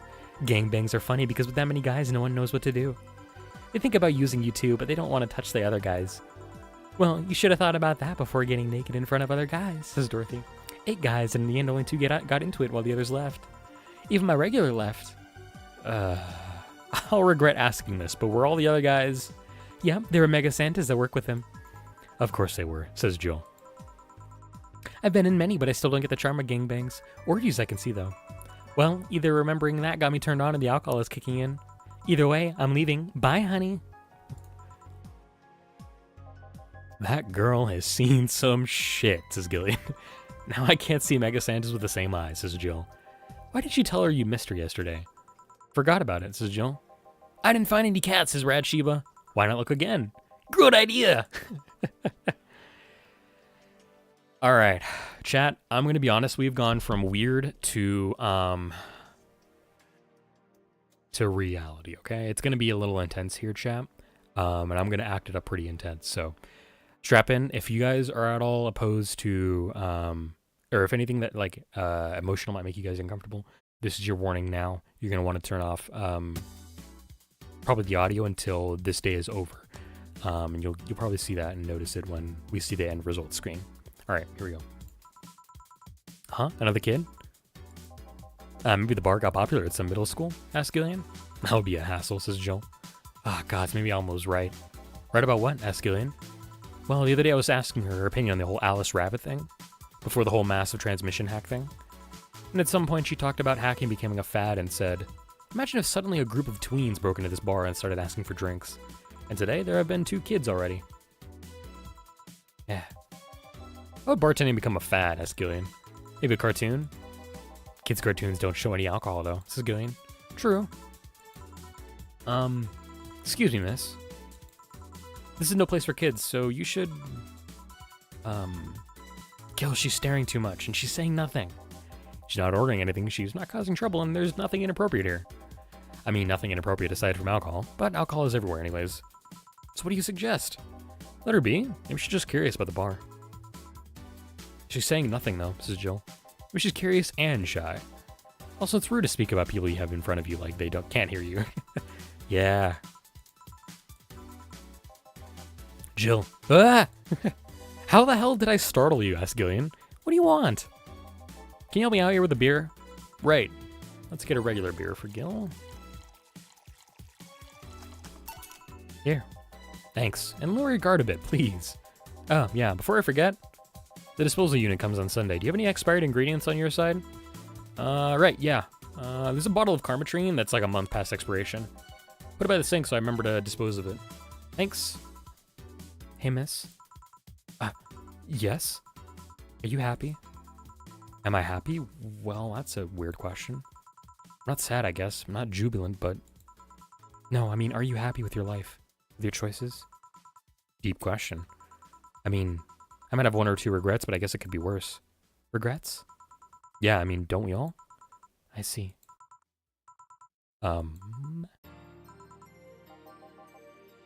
Hey, Jill. Ah! Again? Aren't you a bit on edge? Maybe. What did you want? Didn't you borrow the screwdriver the other day? I did. Why? I forgot to take the coins from the arcades in the corner last week, so I needed to take them out. Oh, let's see... Here. It's not like they see much action these days anyways. Chump change is still money. Pocket change has saved my ass many times, says Gillian. What, did you throw it in someone's face while escaping? That only happened once and the old lady started it, says Gillian. Right, says Jill. Why does an arcade still use coins nowadays anyways? Or physical money, when you get down to it? For the reason arcades still exist. Nostalgia, says Gillian. Yeah, maybe, responds Jill. Hey, miss. Yeah? Do you recognize me? Recognize you? I want to say I do, but... sorry. Really? Can't remember your own sister's face? Sister. Sorry, but I don't have any... Sister? Not even a sister-in-law? No way. Gabby, is that really you? God, I'm so sorry, but you've just grown so much since I last saw you. How long has it been? 3 years. Right. So you know her? Yeah, she's actually my ex's sister. So how have you been doing? I actually had to transfer schools and I managed to skip a grade thanks to the admission tests. I'll be out of middle school next year. You've always been a smart one. It's no surprise. Have you thought about what you want to do study in college? You always said you wanted to be a scientist. I don't know yet. I guess I still have a couple years to think about that. Well, don't feel pressured about that. Maybe we'll need a sabbatical year. So how's Lenore? Wait, who's Lenore? Her sister. She was my girlfriend. So you actually had a relationship with someone? Something that's not a cat? Color me surprised, says Gillian. Hey, don't talk shit about my baby. So, how's Lenore doing? She's dead. Sorry, I don't think I heard right. My sister is dead, Jill. She died last Saturday. I came all the way to tell you the news. Come on, Gabby, stop fooling around. No, you stop fooling around. I mean, that, wow. My sister was left to suffer her disease all alone while you were all merry here mixing drinks and chatting. Wait, Lenore was sick? Of what? Since when? Localized nanomachine rejection. Gave her a heart attack. She started complaining about chest pains all night after you left. Was all the talk about getting your freedom worth it, Jill?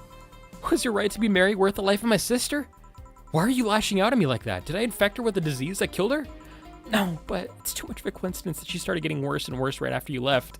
She got visibly sick after your fight. It'd be no surprise that fight played a key role in killing her.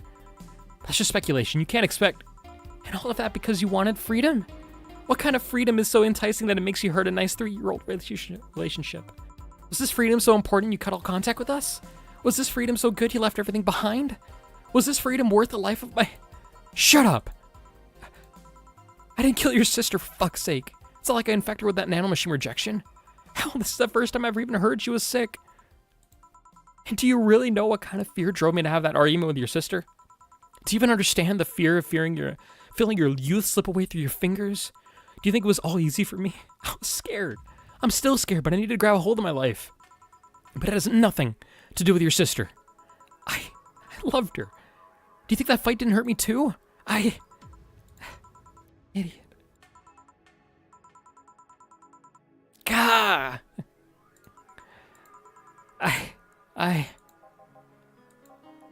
I'll make sure that girl gets to wherever she wants to go safely.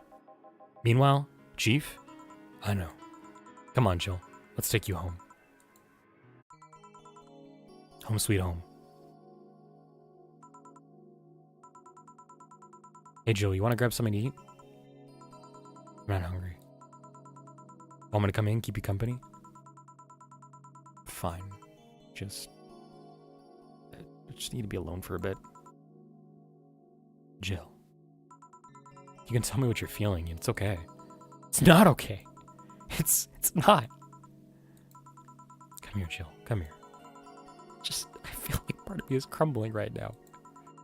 My whole girlfriend was sick and I didn't know anything about it. Her sister came to deliver the news and she held nothing but animosity for me. Not only that, but I lashed out at her too. History fucking repeats itself.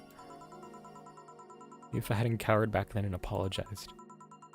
If I wasn't such a selfish little shit. Maybe. Thanks, boss. I really needed this. You want me to stay with you today? Thanks, but I actually need some time for myself. Some me time to put my thoughts in order. Yeah, I understand. Don't do anything funny, you hear me? If any weird thoughts come to you or if you feel too anxious, call me. Yeah. Hey, Forrest, she's in your care, you hear? Meow. Remember to call me. I'll call you later to check on you nonetheless.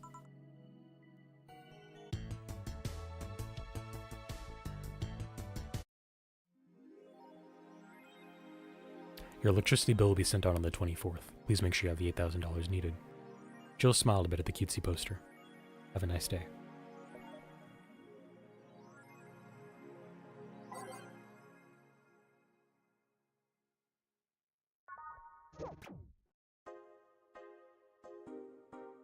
Kiramiki Encore concert announced. Fans of the famous cyber idol Kiramiki are in for a huge party, all thanks to the announcement of a second concert in Glitch City's Silver Thunder Superdome. New act proposes increased surveillance. We have nanomachines tracking people 24/7. However, due to the violent protests that have taken place recently, Prime Minister Quincy is now proposing a new law that would allow the government to shut down anyone with nanomachines in their body using a pulse signal. 66 American kid returns, challenges giant Yusuke to a title match in wrestling. Let's go to work. Thursday, December 22nd. Nanomachine, son. Good evening. This is Jill. Are you okay? Asked Gillian. I feel like shit. You sure you should have come then? You're in all the right to stay at home. I have to come. I threw away everything I had in my life to be here. People I love were pushed aside just so I can enjoy my freedom of being here. Stupid, stupid freedom. So I will come here until I die, even after the bar closes, until my hair falls out. You're the one who looks like she's about to fall apart. Your eyes are red and swollen. Yeah, well, your hair is hairy. Yes, it is. Ah, who's the dipshit that changed the order of the glasses? It was me. I was the one washing dishes yesterday, remember? Yeah, I was too busy staring at my crumbling life and all that. Why don't you go home, Jill? You're in no position to deal with people right now. Go home, rest a bit. My ex-girlfriend, died and I wasn't there to see her one last time. All because of a fight I spent all these years regretting and wishing to. Never actually apologizing for. My decision to assert my freedom and grab a hold of my life led me to this.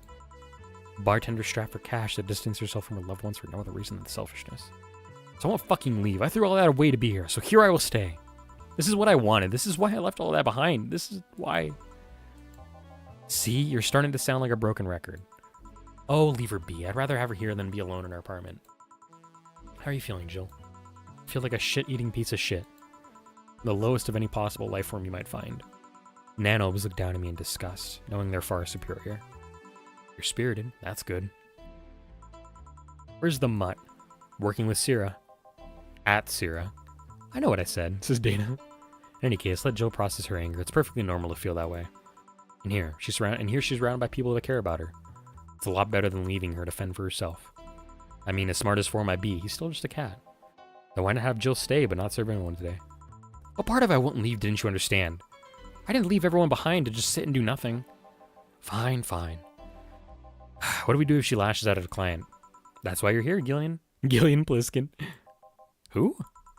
Hey, Jill. What? I'll be in my office, but if you need a break or a hug, just tell me.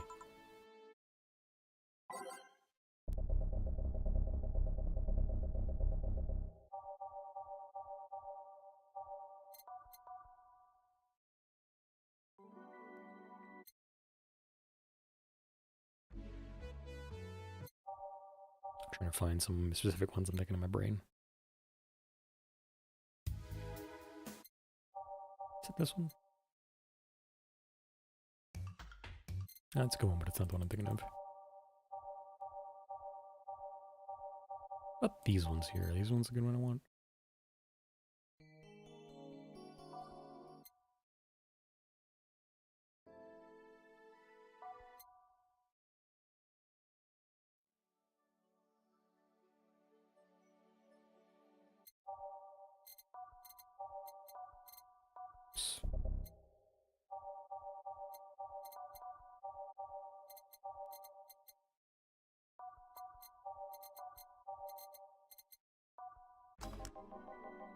Oh, you already put on music. This is gonna be an interesting day, says Gillian. The Hall of Heroes keeps shining, brimming with the... Do I smell tacos? Wait, it's outside, never mind. Oh, hell no. We meet again, bartender. Virgilio, what can I get you? Today, the luminous pollution on the streets makes it seem almost like a starry sky. And when I think about stars, I think about celebrities. Celebrities are fishy, and my favorite fish is the octopus. So I want something octopus-like. Aren't you gonna do that weird bartending thing? I'm waiting for you to order like a decent human being. I'm not following. Spell out your order like you're a human who is in not need of medical help. Fine then. I want a sparkle star. S-P-A-R. Star. Sparkle star.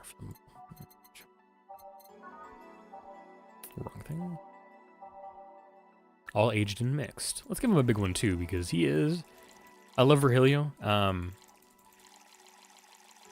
But he is a piece of work. See? Was it that hard? Have you tried to spell under pressure? You look angry spelling, bartender. Are you having that time of the month or something? No, I'm just filled with ridiculous amounts of anger, pain, and self-hate, and... On second thought, you're not that far from the truth, I guess. I get those too, you know, periods. You do? Yes, last month I finally got over my renaissance and moved to my enlightenment. Here I was thinking you'd get to say something serious for once. Are you implying I'm not serious? Glaring holes through me will do nothing. I'm glare immune. But if you allow me to give you a sincere piece of advice... Whatever, it's not like it'll help. You shouldn't kick yourself so much. If you keep it up, any chance of finally forgiving yourself will someday be gone. Self-hate will leave you with a hole that will never heal. So please take measures against it instead of sulking so much. I'll be damned. That actually sounded half sensible. Here I was thinking you were just a pompous lunatic.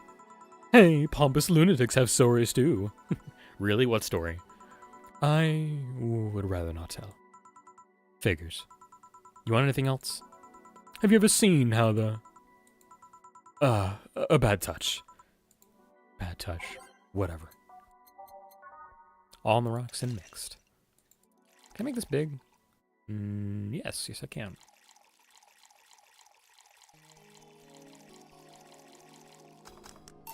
Here. Yeah, I guess that is one. Guess it's the one. Maybe he was right and I shouldn't be so hard on myself. You know, I deserve every second of it. If only I had apologized earlier, I might not be feeling this way right now. If only I... Can't even remember what held me from apologizing all these years. Bartender, you're making lots of faces there. Pride? Fear? What kept me from going out and apologizing to Lenore? I can't even fucking remember what feeling kept me from fixing this whole situation. Can I at least find solace in whatever feeling it was that brought me to this situation? Great, now I'm feeling even worse thanks to not being able to muster whatever feeling held me. Is she okay? No, but just leave her be for now. Hey, Jill. Eh? Oh, thank God, a normal person. Whoa, Mommy! No, I don't have kids. Still more normal than this twat. How are you feeling, Say? My bones are still broken, but at least the cuts are healing nicely. Thank God I'm not someone that scars easily. I mean, wounds don't leave me marks. It'd be a problem if I couldn't get scar tissue. Words are hard. What happened to you? Fell off 2.5 stories into some trash and rubble, Say. You look better, though. Last time you came, you looked like you're about to collapse emotionally. I guess. You're the one who looks like it now, though. How do I put it? It's like when I called you your full name, but magnified. Yeah, don't mind me too much. I'm in a bad mood. Anything I can do? Please forgive me if I suddenly lash out at you or anyone else. Do you want something? My tongue's not so sensitive today, so let's have a beer. And you? Such a change in tone. I'm fine. I don't need anything. Let's make a beer.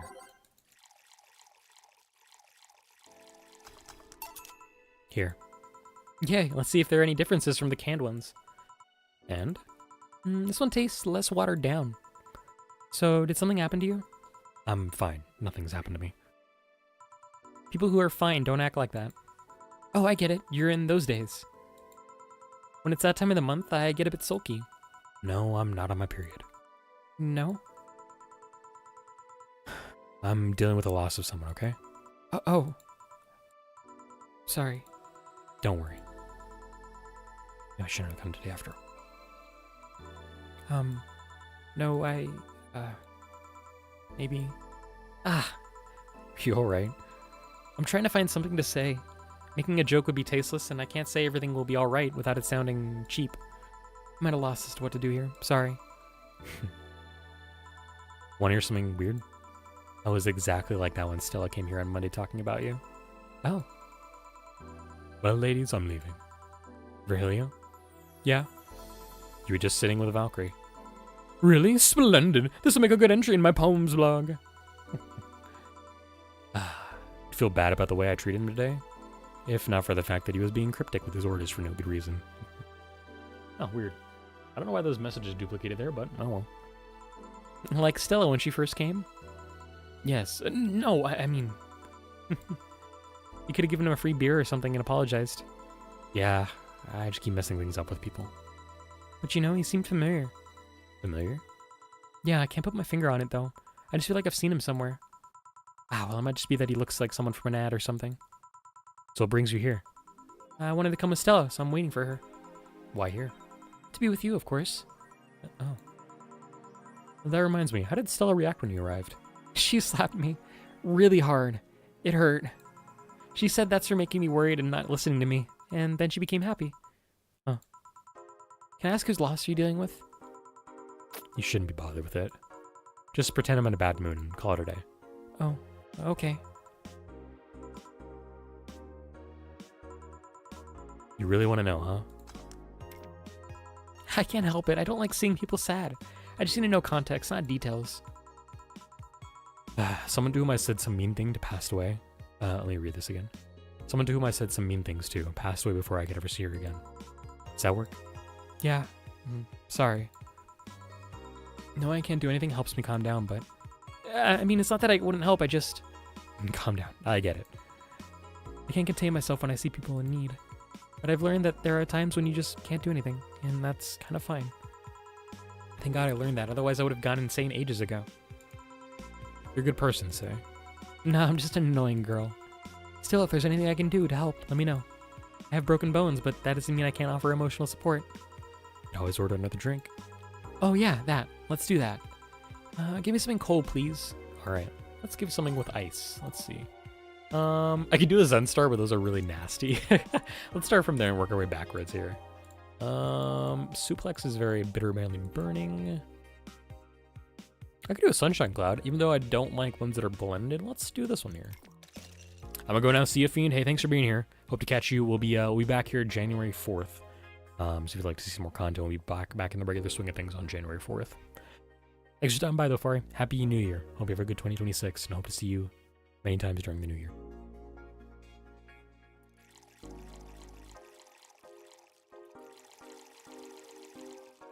Ciao, ciao, Fari. I forgot to blend that one. Whoops.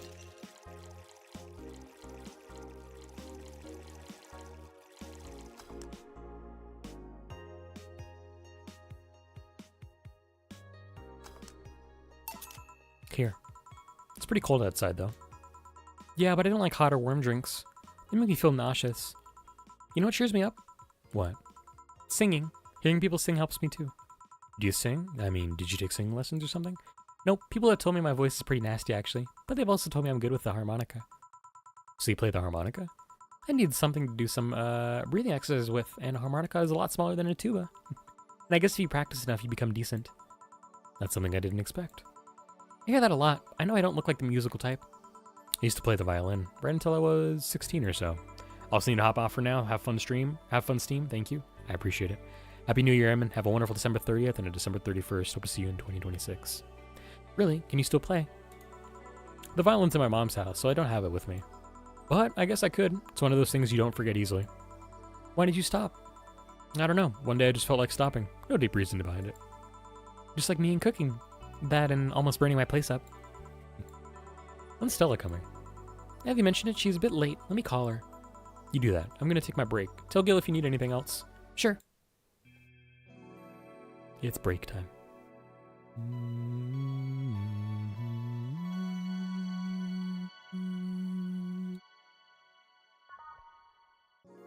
It's now safe to keep playing.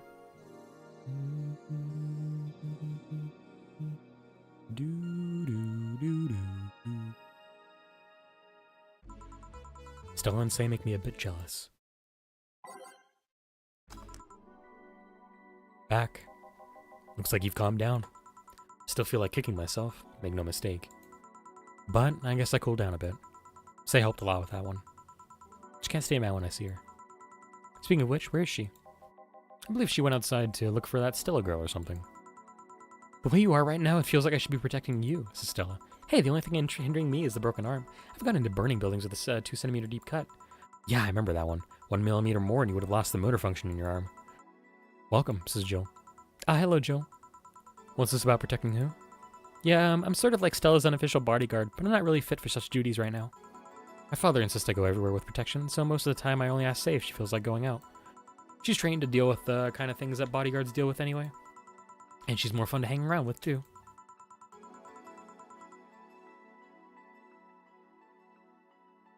So I'm assuming that gorilla outside is a bodyguard?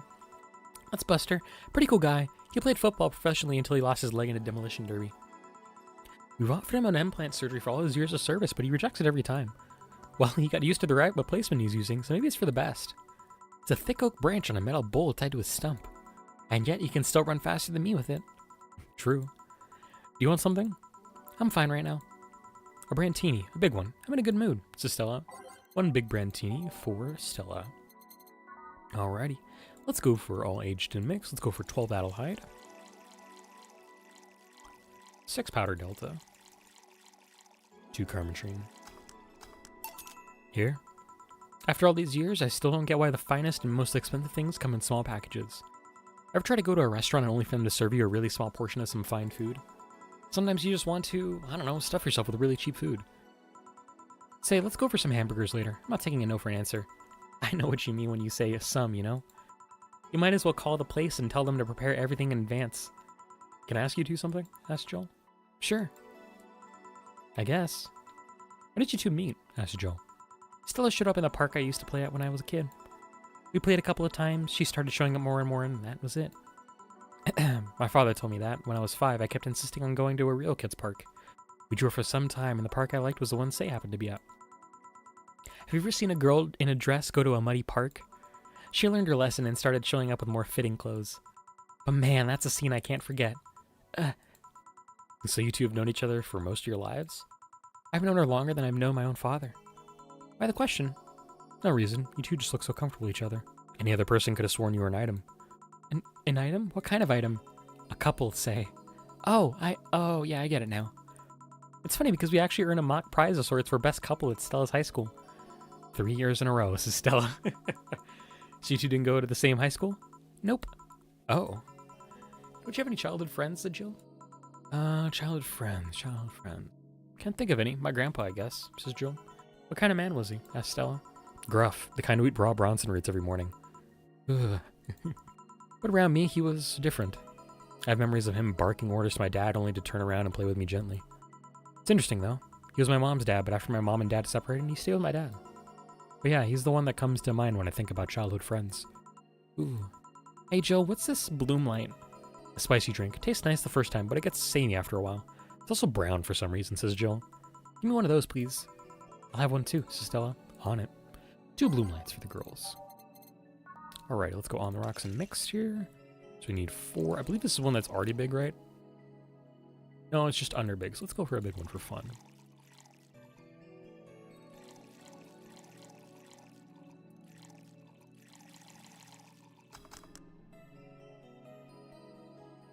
I forgot the aged. Whoops. This is like the only drink I think in the game that actually has the both stipulation on that one, and I forget it sometimes.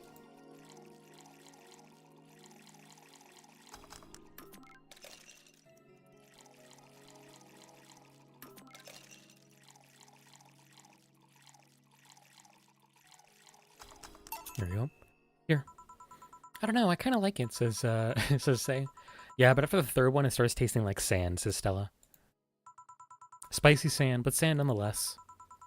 Who's, dimming the light?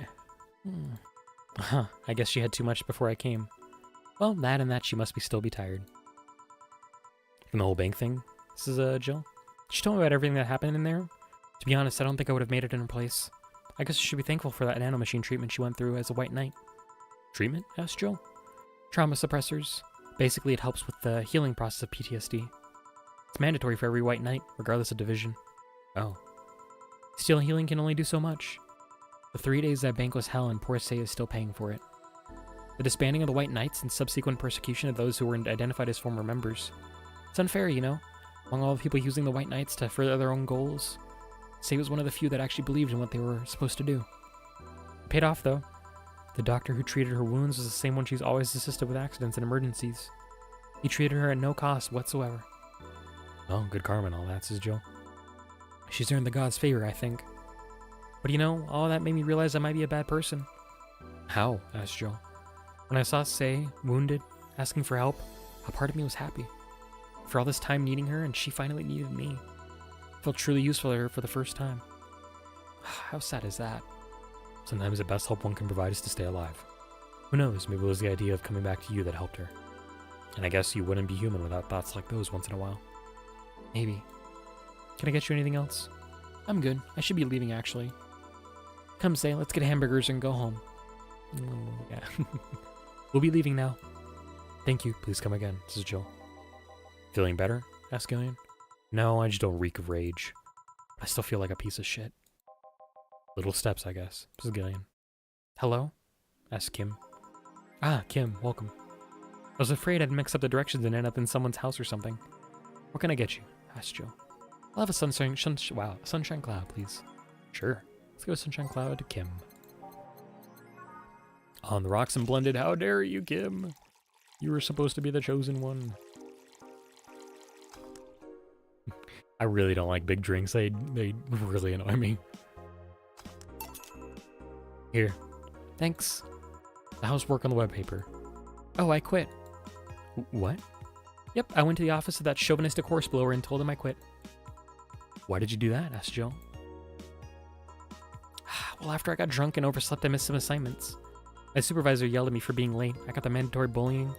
So at some point, I just kind of snapped and said that I didn't have to put up with that. So I quit. Ah, I see.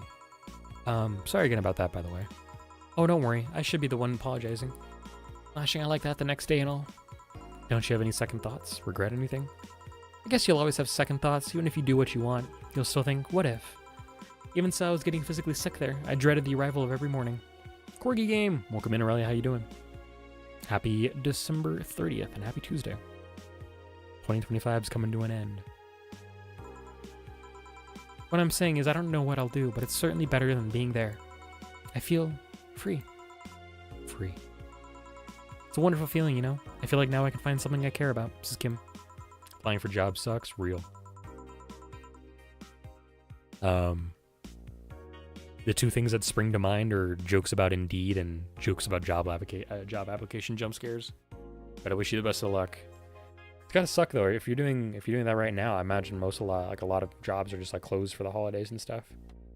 Indeed is the fucking worst, so I've heard. Probably never gonna use that site if I ever have to get a normal job. Been using You can apply through Glassdoor? That's weird.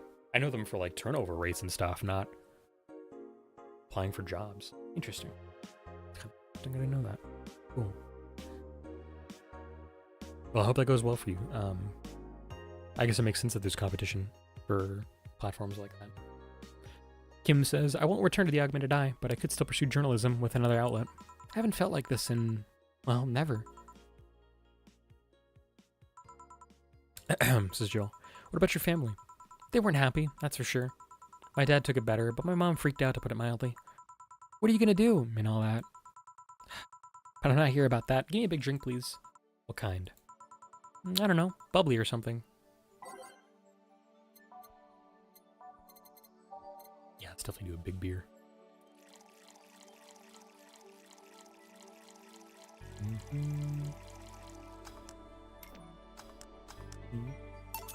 Here. If detergent commercials are to be believed, this will clean up my insides. It'll also kill things inside you. I gotta ask though, how did you end up working there? No deep reason. That's what I did when I got out of high school, Mrs. Kim. Taking a year off was out of the question, so I went for the first thing I thought about. But I couldn't get into the robotics course, so I settled for journalism. To be honest, I got tired of the... Wait, hold on, what?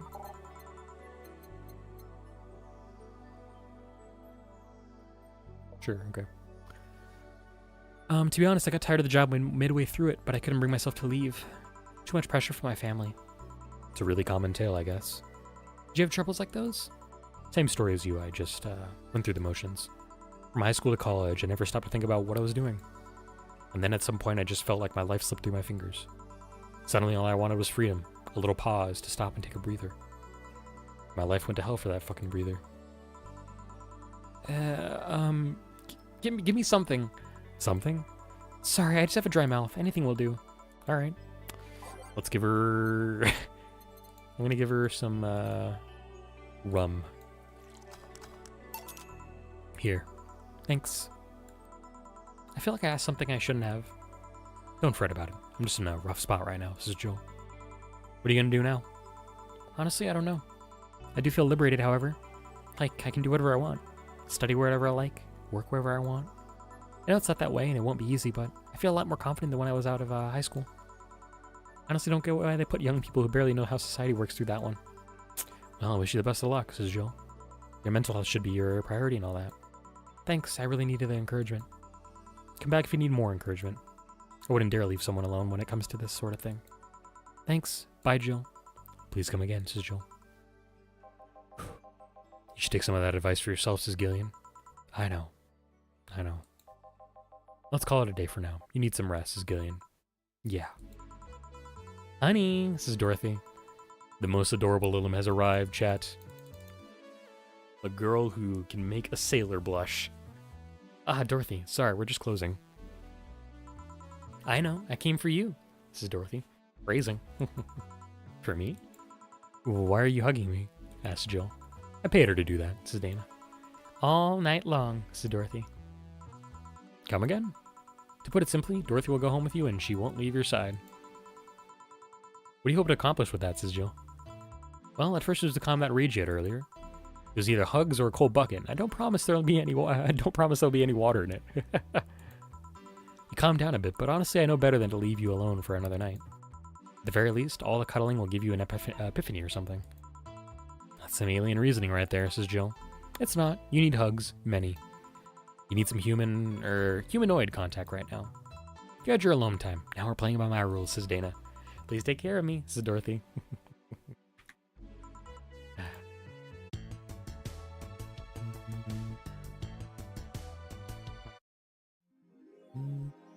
Your electricity bill will be sent out on the 24th. Please make sure you have your $8,000 needed. Four asks, who is that Lilim? A very good friend, says Jill. I still need to play this game? I really want to do a thing where I get a lot of people together and we voice act this game together. Because next year is the 10th anniversary of this game. It released in June, but I want to do a 10th anniversary playthrough of the days, essentially. I want to have some fun with that. Me, please, I want to voice act. I know, but I gotta coordinate and stuff, and I gotta get tons of people together.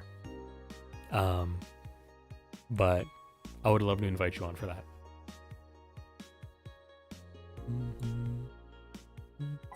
All right, let's read our daily news and save, and then we'll keep playing. Lilim receiving mysterious messages. Halloween was back in October, but this terrifying tale didn't become popular until now. Reports say that Lilim across the city have been receiving strange transmissions with messages that are confusing at best and threatening at worst. Is Kira Mickey the biggest pop idol in history? The world at large is still coming to terms with the idea of the Lilim being so quickly integrated into our society. Some say they can't be treated as human because they're immortal, and as such cannot really understand what it's like to be alive. But most of the Kira Mickey fandom would disagree.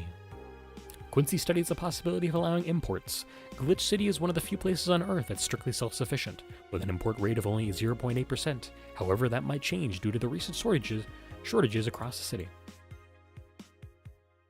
Alright. Day 11. This day and 8 more to go. Friday, December 23rd. Evening, says Jill. Ah, hey, says Gillian. How are you feeling? Lilim are soft and warm, says Jill. Come again? Asked Gillian. You heard me. So on a scale from steaming pile of shit to just sad, where are you? A sad pile of shit, says Jill. I still hate myself. I'm still sad as hell, but how to put it? The noise stopped. I don't know if I explained myself. Sorta. Kinda. So how were things last night? Asked Dana. Cozy, I must admit, says Jill. I can't believe you paid Dorothy for that. Well, if you want to call that payment, I guess. I called Dorothy to tell her what happened to you, and she was really concerned. She stuttered for a second, saying that she had the whole night to go and she couldn't just leave for free. I asked her how much, and she said, enough to pay for the soda I'm having is fine. How did you get her number? Asked Gillian. I have contacts. Right, says Gillian. Anyways, Jill, if you need a second break, a drink, or a hug, just let me know, you hear? Thanks, says Jill. I kind of want to have you voice Dana. Really, I think that'd be fun. She's very strong and very mysterious in some ways, but she's very caring, and I think would be a fun character for you. Gillian says, I'd make you the same offer, but I'm guessing hugs from me are the last thing you want, says Gillian. If you need a bartender, let me know, though. Nice to know, says Jill. Anyways, we have work to do. Not my typecast, but I'm so down. I mean, I don't want to type. Okay, Is it bad when people typecast people, or is it good when people typecast another person? I feel like it's bad. That's what I've always heard, but I could be wrong. I don't know. It depends. I feel like, yeah, that's kind of the read I've sometimes gotten from it. It's like, it sometimes depends. But I like trying to give challenging characters to some.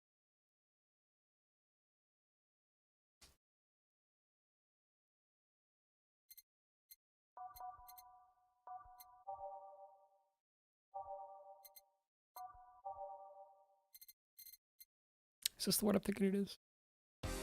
No, it's not actually, but I still like this one. Actually, is it? Not that one. Is it?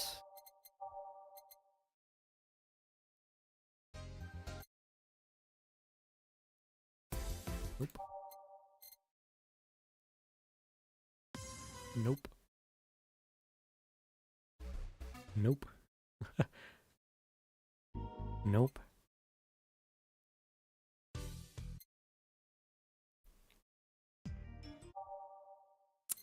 There's no way it's friendly conversation, isn't it? Nope. Is it Umamoto? Nope. All systems go, because we checked that one already.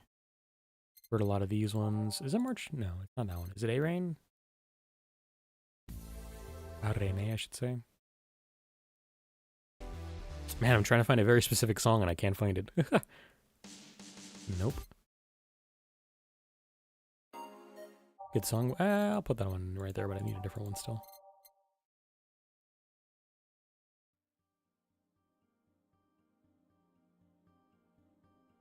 This one's a good song too.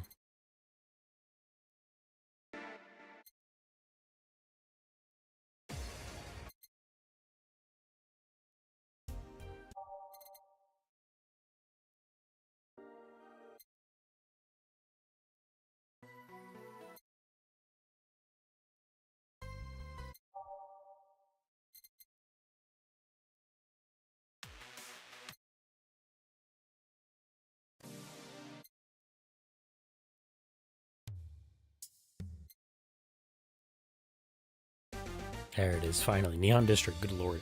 It took me way too long to find. I was like, I know I've heard this before, and I kind of got the idea from it. I just couldn't find it. We'll throw that on, meet the staff. We'll do... Got nighttime maneuvers in there. I wanted... No. Star Piece with the Dark? This one. Misha just walked up to me, meowed, and walked away. Real Misha behavior. There's a cat in here called Four. I believe you've seen them a couple of times because you've been around enough, I think, to talk about them. That sounds like Four behavior, which is really funny. Black cat with blue eyes, though.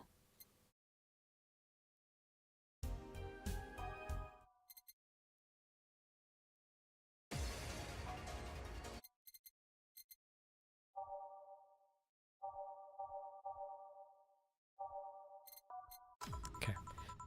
Time to mix drinks and change lives. It's nice to hear that against his Gillian. Did you say something? Did I? Welcome to Valhalla. Oh, it's you guys. Hey, be more respectful. I brought my boss here. Aren't you a part-timer here or something? Asked Jill. My other boss. You're talking to the great Nacho Tumbleweed Jr. Boss, I'm taking my break. I know what I said earlier, but you haven't even started yet. Shit. So what brings you here today? Asked Jill. I wanted to see the place my best soldier's working at. Soldier? Wait, aren't you the dog I served last Monday? Huh? Oh, it's you, Dana. Soldier, why didn't you tell me you were working for Dana? No, that's not Dana. Or, excuse me, no, that's not Dana. That's just Jay. So I'm guessing you're part of this whole Sierra thing. Part of it? I founded it. Humans have the best intentions, but they just don't get us. So I decided to create a place where dogs can be dogs. Here, we can take in any dog without a place in this world. We created our own heaven on earth. And you take corgis only? Do I look like one of those safe harbor bitches? Of course not. I'd include other animals, but sadly I can only take care of those who are the same species as I. Sad thing is, I'd take him more seriously, but he is a talking corgi with an eye patch. Bark, bark indeed. Will you get anything? Asked Jill.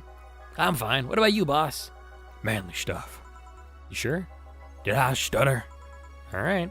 Manly drink for the dog. Maybe I should just give him something bitter. Let's give him manly and bitter if we can.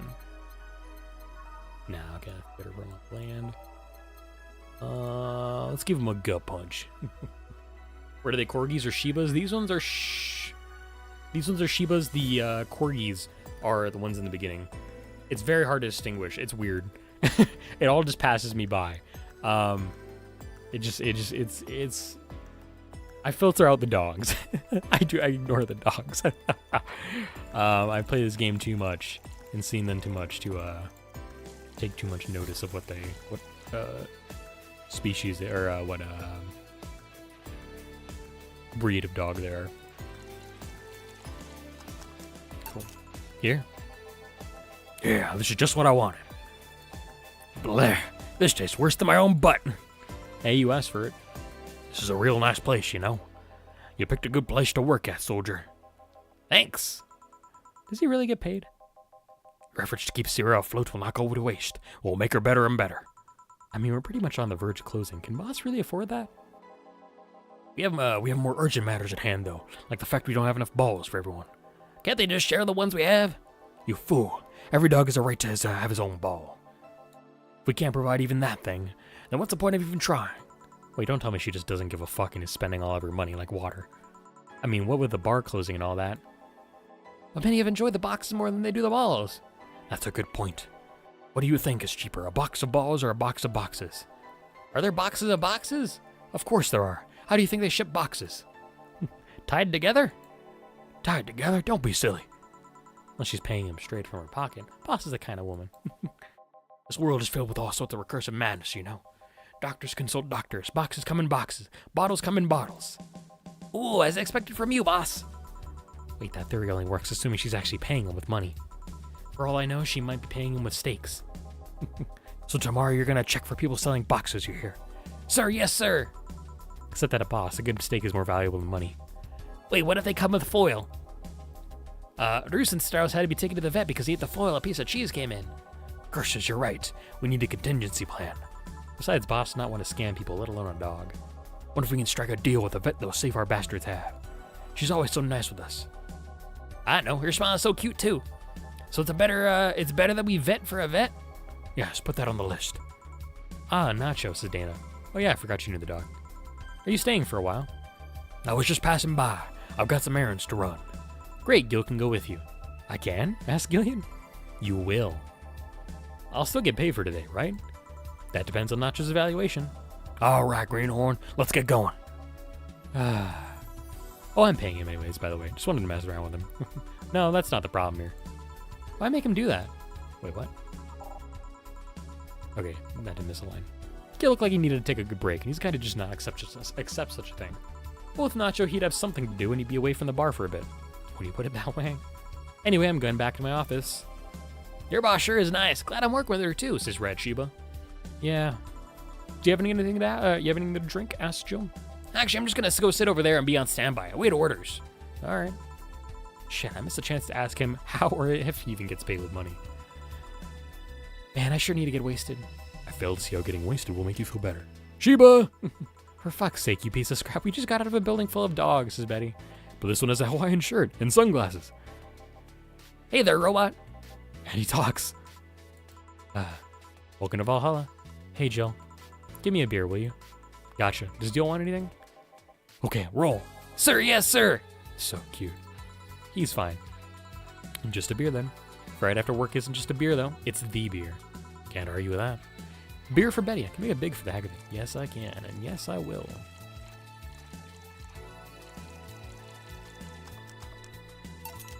Here, let's make it special. Yeah. Cheers. Hey, Jill, do you like beer? The amount of beer cans in my apartment is becoming a problem, actually. I had this friend back in high school who made some pretty nice crafts with them. I'm still in contact with him if you're interested. No thanks. The last thing I need right now is more crap taking space. So how are things up at Dogtown?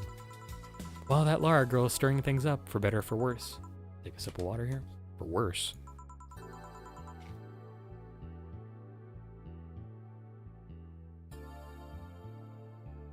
She's, like a rabbit. An overtly politically correct rabbit. Rabbit? Never had a pet rabbit? They're a nervous mess that gets startled over the littlest of things. And this girl is on the constant lookout, scared of saying something that might irk someone. It doesn't have to be the person she's speaking with, even. It's no problem in the company, but the other day we went out together and holy shit. Poor girl can't speak properly. She pauses every sentence to make sure she doesn't say something offensive. She's a nice girl, and it's sweet that she tries so hard to not offend anyone. But seriously, she tries too hard. You don't help either, says Deal. You randomly yell, "What did you say?" whenever she's within earshot distance. Yeah, well. It's just that she looks so cute when she's startled. Like a rabbit. Raises up the question of whether she's really like that, or if you're the one making her wary of anything she says. Alright, well, the second there for ads. And I get to listen to some of my favorite music. Go Streaming Chan. I miss Nicole. She doesn't get a lot of screen time, and I miss that about her.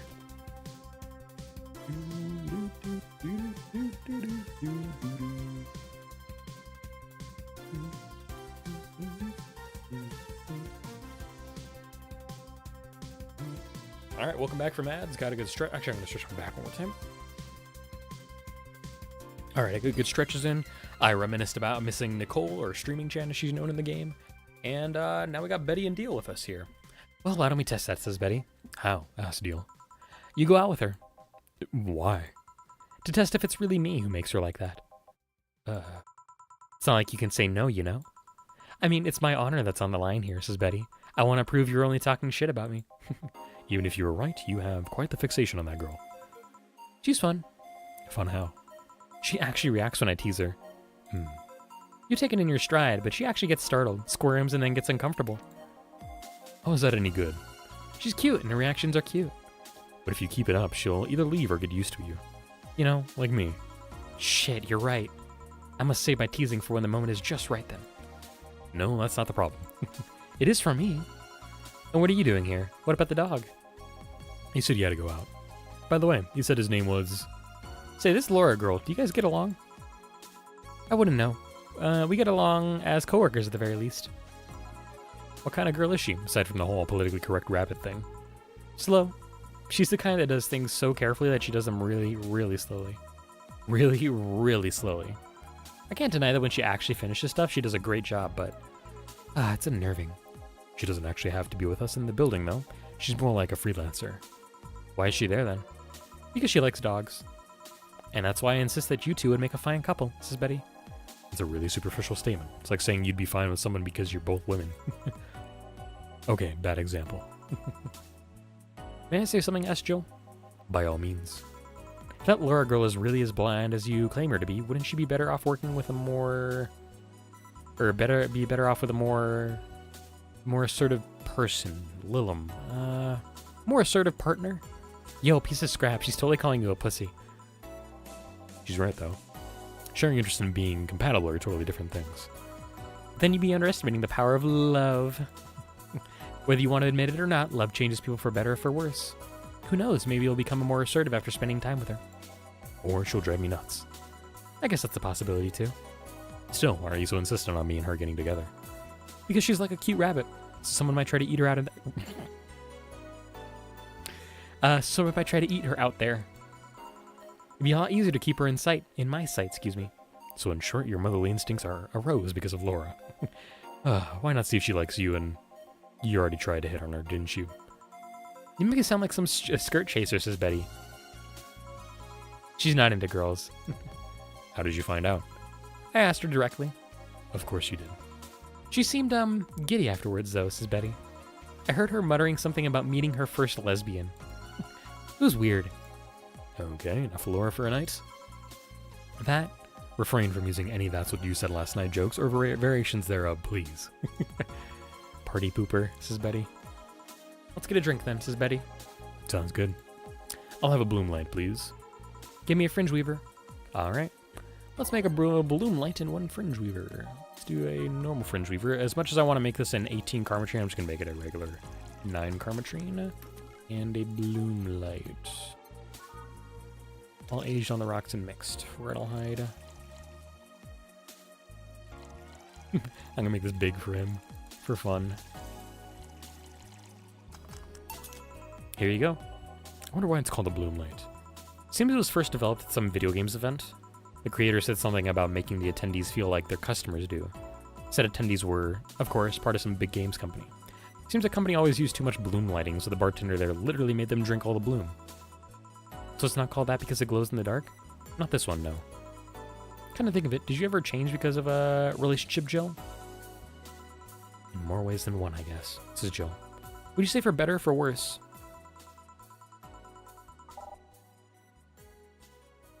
I forgot about this dialogue. I'm going to take a screenshot of this too, because I forgot. So I think it's kind of interesting. I guess for the better. I'm too thick-headed to develop any new bad habits. Although thanks to my first boyfriend, I did pick up a very annoying habit of correcting people's grammar on the fly. Pretty annoying when I think back to it. So you're one of those kinds of people? As for me, sometimes I think I become more... what's the word? Cynical, jaded, bitter, tired of the crap this world and everyone it throws on a daily basis. Hey, this is Betty. I'm just quoting you. But yeah, I think I became all that because of this one girlfriend I had in college. I'm gonna bring my dog into the room because he's being a little begging for attention. So 1 second.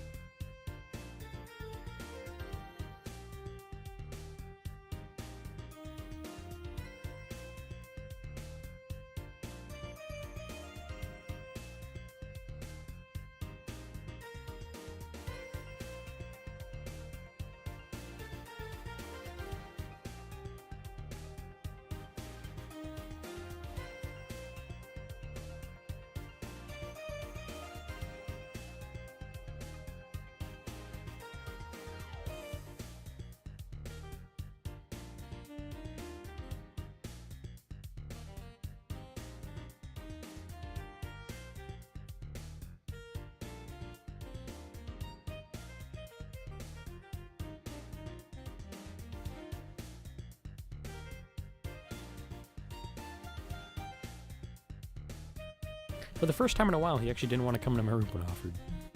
He did a cursory glance around the room and then went to other parts of her house, which is kind of funny. But he says she got me into the whole activism thing in the first place. What was that bad? Asked Steele. We'd all go and protest. We'd start all kinds of movements to see things changed. I really got into it, the whole thing. But whenever I wanted to get more serious, I'd find myself coming up against a wall.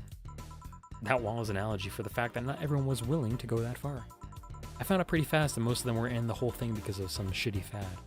Not because they actually believed in whatever movement they were championing. So I moved from group to group. Yo, Tiger Faye, welcome in. Wow. Greetings, everybody. Welcome in. My name is Steampunk Fiend. How are we all doing today? How was stream over at Tiger Faye? Tiger Ambush gonna be coming. Oh my god, it's Tiger. All of a sudden, I just die. Tiger. Oh, that's the wrong thing. I clicked the game instead of my V2. Oh man, this joke is not going right. Y'all, pay attention to nothing. Imagine that nothing ever happened. Welcome in, Tiger Fair. How are you doing? Let me give you a shout out. It has been a while since I've been able to stop by your stream, and a while since I've seen you around here. How you doing? Let me also do exclamation. What were you playing? Were you doing art or something? Oh, did my command not work? That should be active. Did it not work? Let me check something really quickly. Sorry, guys. How was your stream? What were you up to? It should work.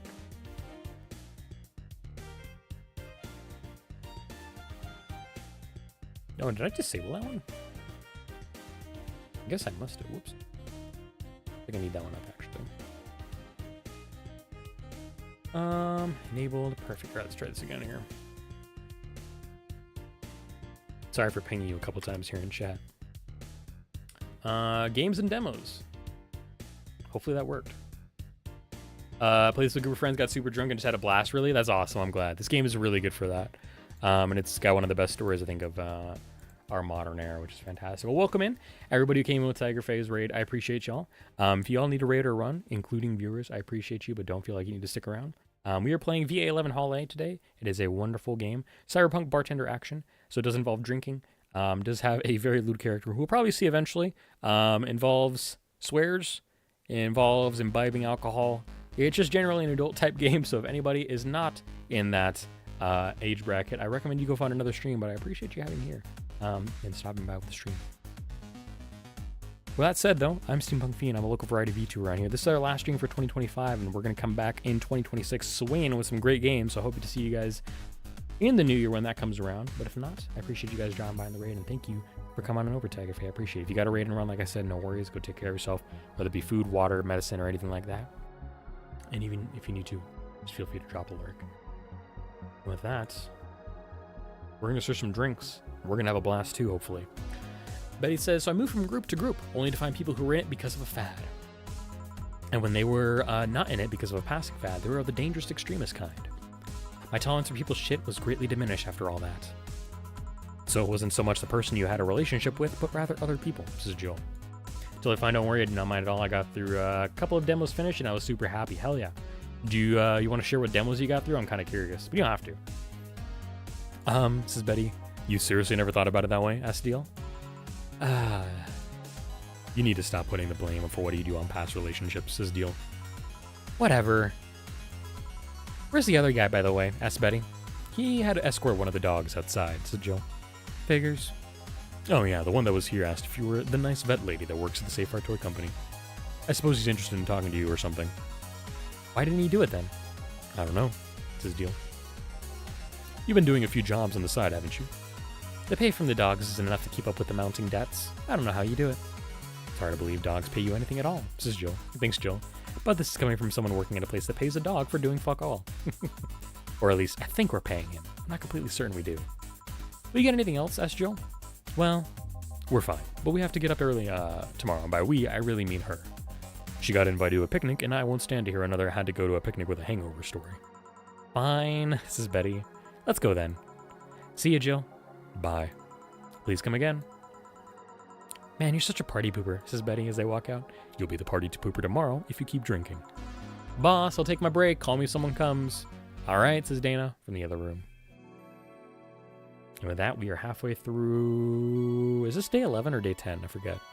We'll find out soon enough, I guess. I think it's day 10. It's day 11.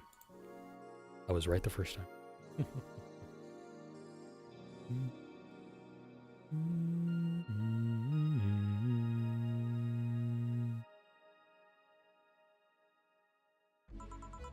No dogs in sight, thanks, Jill.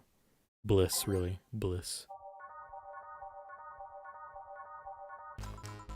Alright then, back to work. Welcome to Valhalla. Oh, hey there, Alma. Quite a few lol? Hell yeah. Trip, funny raccoon game. Nophenia. Babushka. Oh, Babushka's Glitch Dungeon. I saw that one on Steam. Somebody actually recommended that. Going under in 3 verses. That is quite a few. Let me pull some of these up on my phone here just so I can check them out. Engage in some fun banter. What if Winton walked into the bar? What do you think Winton would order at the bar, Aurelia? If he could talk and if he could drink, what would he order? Nophenia. Toilet water? We don't serve that here. A small dream explorer. That looks cute. You get Lane vibes from this, weirdly enough. Interesting. Sounds pretty cute. Nophenia in particular feels like one that would be like a nice little psychological, surreal horror. Just kind of interesting. I dig that one. Beer because he's nasty, then we can definitely serve him a big beer. Funny raccoon game. Popochino? Popochino? We don't, Okay, this is actually a weird question to ask. Are there coffees like cappuccinos that have alcohol in them? Because I don't actually know. I know the game Coffee Talk has a lot of different alcohol varieties. Or not alcohol, but coffee varieties. But I don't think any of them have any alcohol in them. So I wouldn't know if we would serve coffee with alcohol here, really. But I guess we could. There are some of them. I can't pull up the drink dictionary right now, but there is one called the Sunshine Cloud that tastes like old chocolate milk with a little bit of its smoothness left in it or something like that. I forget. Irish coffee is def a thing though. Oh, that makes sense. Definitely not in this game though. We don't have any coffee in this game, but who knows? Maybe in a sequel we might. I do want to see a funny raccoon.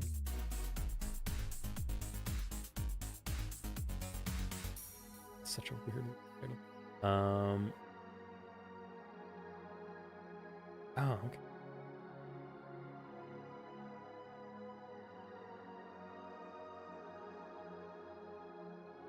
That's also very surreal. You picked 2 surreal games for your demos. I like that at least. Very fun. Aphantasia. I forgot that game. Aphantasia. Have I played that actually?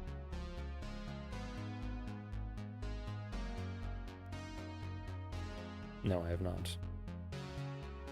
This looks like it'd be a lot of people's alleys in the server I'm in. Take a screenshot of that.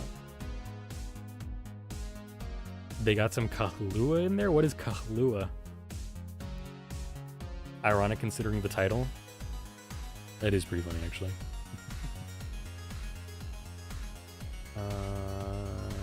Going under.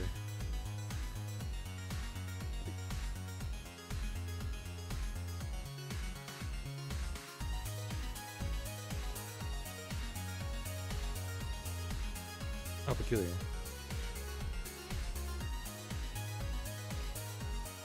Mentioning making dungeon crawler.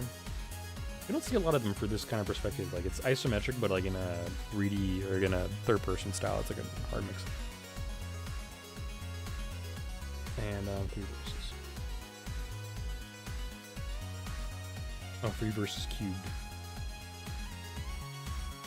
Oh, interesting. This like. The word I want to use is reek, but like in a really good way. This reeks of surrealism, which is fun. Cool, you picked a lot of good games to play. Welcoming 2026 with some surrealism.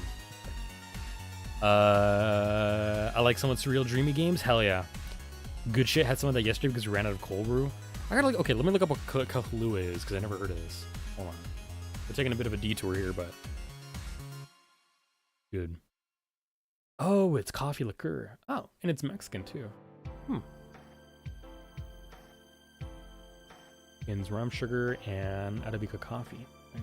Bonus of silly like Hilux or anodyne. I don't think I've heard of anodyne. Strangely near. I have some Rex. Let me know. Surrealism. Okay, there's one I'm playing right now that's not surrealist, but the art style reminded me of the Nofenia. But let's think of surrealism. I know for surrealism's sakes, I know. What is it called? Man, the name's escaping me. There's like a first person immersive sim that's like very surreal, but it's got it's like you got a very like acid style art style. It's very hard to look at. I forget what it's called. It'll come to me probably. I don't drink coffee much, but as a Hispanic person, I love my café con leche. Real. I don't drink coffee at all because it gives me horrible indigestion, but I'm a milk drinker with my coffee. If I find out I like alcohol, maybe I'll try coffee in with alcohol. We'll see. LDS game, or use decaf. Well, smart. Decaf might not make go through my system easier. I don't know. I've noticed that hot drinks kind of just destroy my stomach. Unfortunately, hot chocolate does too, which has been devastating, but maybe I'll find a way to overcome it. Caffeine makes me sleepy. Ooh, smart. Coffee makes me sick, but I love it so much. Real Aurelia. Taking a page out of the lactose intolerance book. Love cheese. Makes you shit. But you still do it anyways. kind of vibes. Alright, let me continue here. Let me get back to this wonderful game. Alma's having a moment. She seems down. Maybe there's something I can give her to cheer her up. Let's give her,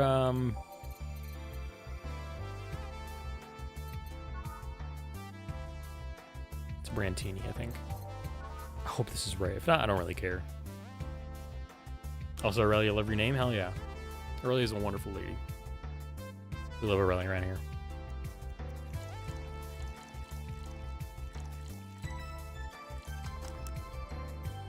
Gotta be this. Hey. And this? It's on me. Drink, so you at least change your expression. Why not just say you're worried about me? You got the message anyway, didn't you?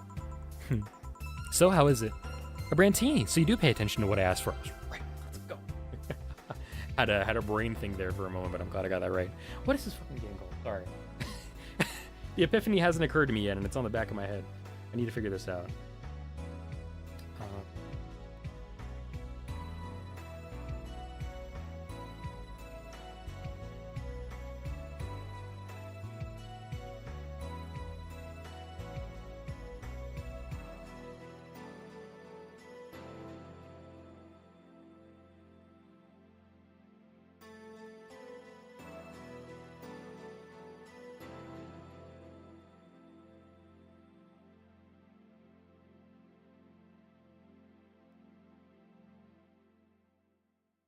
This is gonna drive me crazy. It's like on the tip of my tongue. I know it is.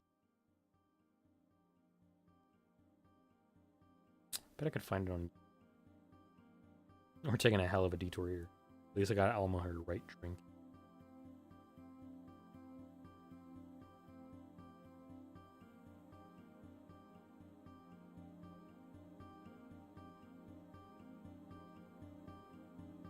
They played this before? I hope they have. I don't really look silly. Cruelty Squad, that's what it is. Cruelty Squad is a very intense looking video game, but the surreal aspect of the immersive sim in that one is very interesting. It's the only thing I know of off the top of my head that is surreal, but it does take a dip towards the acid trip style way of expressing its art. So that is my recommendation to you, Tiger Faye. If you're into first person immersive sim shooters, that one might be up your jam, but it's such a weird game that I can totally understand if it's not. But if I think about anything else, maybe I'll hit you up with some surreal examples. For now, though, Brantini, which is not a martini. Get it right. We served it to Alma. Welcome in, yummy woman. It's true. This is Alma. Jill says, you have quite the fixation with Brantinis. Is this the day I think I need to be worried about something? I think so. Yeah, it is. All right, chat. So coming up in a little bit, Alma and Jill are going to swap spots. But there's going to be a minor seizure warning when it happens. Alma's going to take over the cash register in our interface, and it's going to cause a little bit of flashing on screen. I'm going to try and skip past it, but I'm not sure that I can. So just be advised of that. I'll let you guys know when it's good for the seizure warning, because I'm pretty sure it's coming. We'll see. Jill says, you have quite the fixation with Brantinis. To be honest, they suit you. Hey, want to hear a silly story? Asked Alma. Always. When I turned 21, my dad and I went to a bar to celebrate, just him and I. He told me to dress well enough that he looked like my sugar daddy. It was a fun night. We pretended at times we were dating. I managed to blow off some steam about my mom. But the highlight was him ordering a Brantini for me. I've had plenty of drinks, okay, this is... My English comprehension and my reading comprehension has gone out the window, apparently. I've had plenty of drinks and gotten wasted many times since I was 15, but that drink was different. It wasn't about getting drunk. The drink itself was the pleasure. He too said they suited me somehow. Oh? Ever since that day, he's called me Brantini girl from time to time. Your dad sounds like a cool guy. You should meet him sometime. So why are you deflating? Deflating? When I got sad and started sighing repeatedly, my grandpa would warn me that I would start deflating like an old tire if I kept it up. So what is it? Was it the news about people dressing in bunny suits after the whole Alice Rabbit boom? Nah, that is old news. I mean, it is a problem, but such a thing would only annoy me. Say, Jill, how's your mood right now? I want to ruin it by blowing off all of my stored steam. Silly, Alma. I've been feeling like utter shit the last couple of days. You can't make me feel worse. So, go ahead. Unwind all your worries on me. Don't say I didn't warn you. Alright, so remember my sister Diana? The one that separated from her husband and forgot her kids while fucking her way around or something? Perfect summary. I'll use it next time. I didn't tell you the whole story then, more specifically that she threw her husband out after months of abuse. Oh. However, that woman is incapable of getting a job and maintaining herself. And I mean that. She never even thinks about selling some stuff or trying to earn her bread. She just expects the guy to do all that for her. I have no idea why she turned out like that. Both my mom and dad were hard workers. Even started a small shop to have something to do after retirement. So what does this fully capable woman do a couple weeks later? Why, bring her abusive husband back, of course. What? Yeah, and the guy spent a couple of days with her before leaving her again. He had a nice couple of hot, steamy nights and then left. Wow. Huh, you acted like my little brother and sister after hearing that. But the story doesn't end there. Oh no. So she's broke and can't even get enough for a bus, even though she'd probably be glad to sell her ass just to get money. And it was up to me to pick her up. For the last couple of days, she left her kids with my parents. And being such sweet angels, they made a mess out of the whole place. Bernardo and Ava are actually staying with me a couple of days to give them some peace. Doesn't even help that I never got along with Diana. So we're in the car and she asked how her kids are. And of course, after all the built-up tension, I just exploded. First, I started ranting about her, how her kids are growing up and seeing some messed up stuff. I start scolding her about not taking responsibility and not taking proper care of her children. I tell her that she's in no place to have all those escapades. And after all that, she just says, "What the hell do you know? You don't have any kids." Yeah, you slutty skank. I don't have any kids, but I'm not broke just because I refuse to take a job. I don't have kids, but I'm not leaving them in the first barely familiar house I find. I don't have kids, but I'm not letting the guy that hit me on a regular basis back into my bed. I don't have kids, but I pretty much raised Ava and Bernardo, and they've turned out pretty damn well. I don't have any kids, but I'm not a cheap whore. Damn. I don't know what to say. There's nothing to say. I love my family and I put them above all else. But Diana is seriously pushing the boundaries of what I can allow. Any way I could help? You just did. I know who I'm dealing with. I'm not one to let stuff like that get to me. I'm still angry as hell though, and I couldn't just discuss this with any of my family members. I can't tell my mom your daughter is a slut. I just needed to get all this off my chest, you know? Well, from what I see, there's still a lot more to get off your chest. It's swollen as fuck. Now all you see here is filled with love and dreams. Is everyone in your family as busty as you? Asked Jill. The worst offender is my dad, actually. Kidding. I guess the only one that didn't get the big boobs gene was Ava. She insists on getting surgery or genetic treatment, but I tell her she's fine the way she is. He's gonna actually be more of a hassle than a blessing. And poor Bernardo, though, his breasts actually started growing when he was 8. I just hope I don't take too much from my mother's side of the family. My father's sisters still look quite young, but when menopause hit, my mom lost her looks rather quickly. Any good genes you got from your family, Jill? Good enough skin and hair, I guess. It's a thing about a shrimp allergy, but so far I haven't had problems with that. Oh, I see. Hey, you know what worries me the most about the whole Diana situation? How your nephews are turning out. If she leaves them with my mom, they'll turn out better than her, somehow. Actually, what worries me is, what if I end up like that too? How so? If I find a good man and I settle down, what if he turns out shitty? What if I have a sudden burst where I want to live my life and end up like that? What if I have kids and I end up neglecting them because of all that? If you ask me, the fact that you're even worried about it is indication enough that you'll be fine. You think? Pragmatic looking good, oh to be a father? You're really yummy. You're gonna take on the parental role when that game comes out, huh? When is that coming out, by the way? Do you know? I think it's coming out soon, sometime next year. I think maybe February, probably. Jill says, I'm pretty sure. You said before that she pretty much married the guy after a couple of months, right? Yeah. No offense, but those are the kind of people who wouldn't even think about all that. Besides, if any guy ends up marrying you, it's because he passed your irrational standards. Hey, says Alma. Am I lying? No, but there are things best kept as unspoken truths. I wonder if I'll ever find a good guy. You will. You'll know when the time comes. I sure hope so, says Alma. For now, the time has come to get another drink. Don't know, next year's game's gonna be, next year's game be looking promising. Good lord.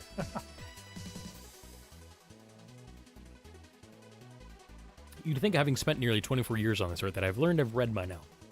It's a lie. I did not learn to read at all at any point in time in my life, apparently. Games are going to be good next year. I can't wait to play Dispatch, Requiem, so many other good games. It's going to be hopefully a good year next year. What can I get you, asked Jill. Very damn hard to find one. Good luck, Alma. Real. Says Alma. Give me something with ice, but alcoholic, please. All right. I believe Sunshine Cloud hits that, doesn't it?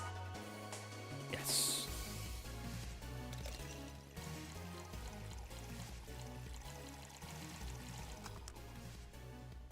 I gotta stop picking drinks that are blended. Here you go. Thanks, I need to cool down a bit. That's why I'm here, says Jill. So you said you felt shitty the last couple of days. Why? Asked Alma. Don't think too much about it. Oh, come on, you heard my problems. I want to help you too. Don't worry too much. Right, I almost forgot to tell you something. What is it? My boss is throwing a mega Christmas party this Sunday. You want to come? Sure. Something tells me this mega Christmas is going to be a mess at my parents' home, so I'd rather avoid it. Are you guys getting chicken? I can get one. To be honest, I wouldn't know. You can bring it if you want. It won't go to waste. Gotcha. Say, Jill, what's your favorite part of the chicken? Favorite part? I guess I like legs the most. Really? I like breast better.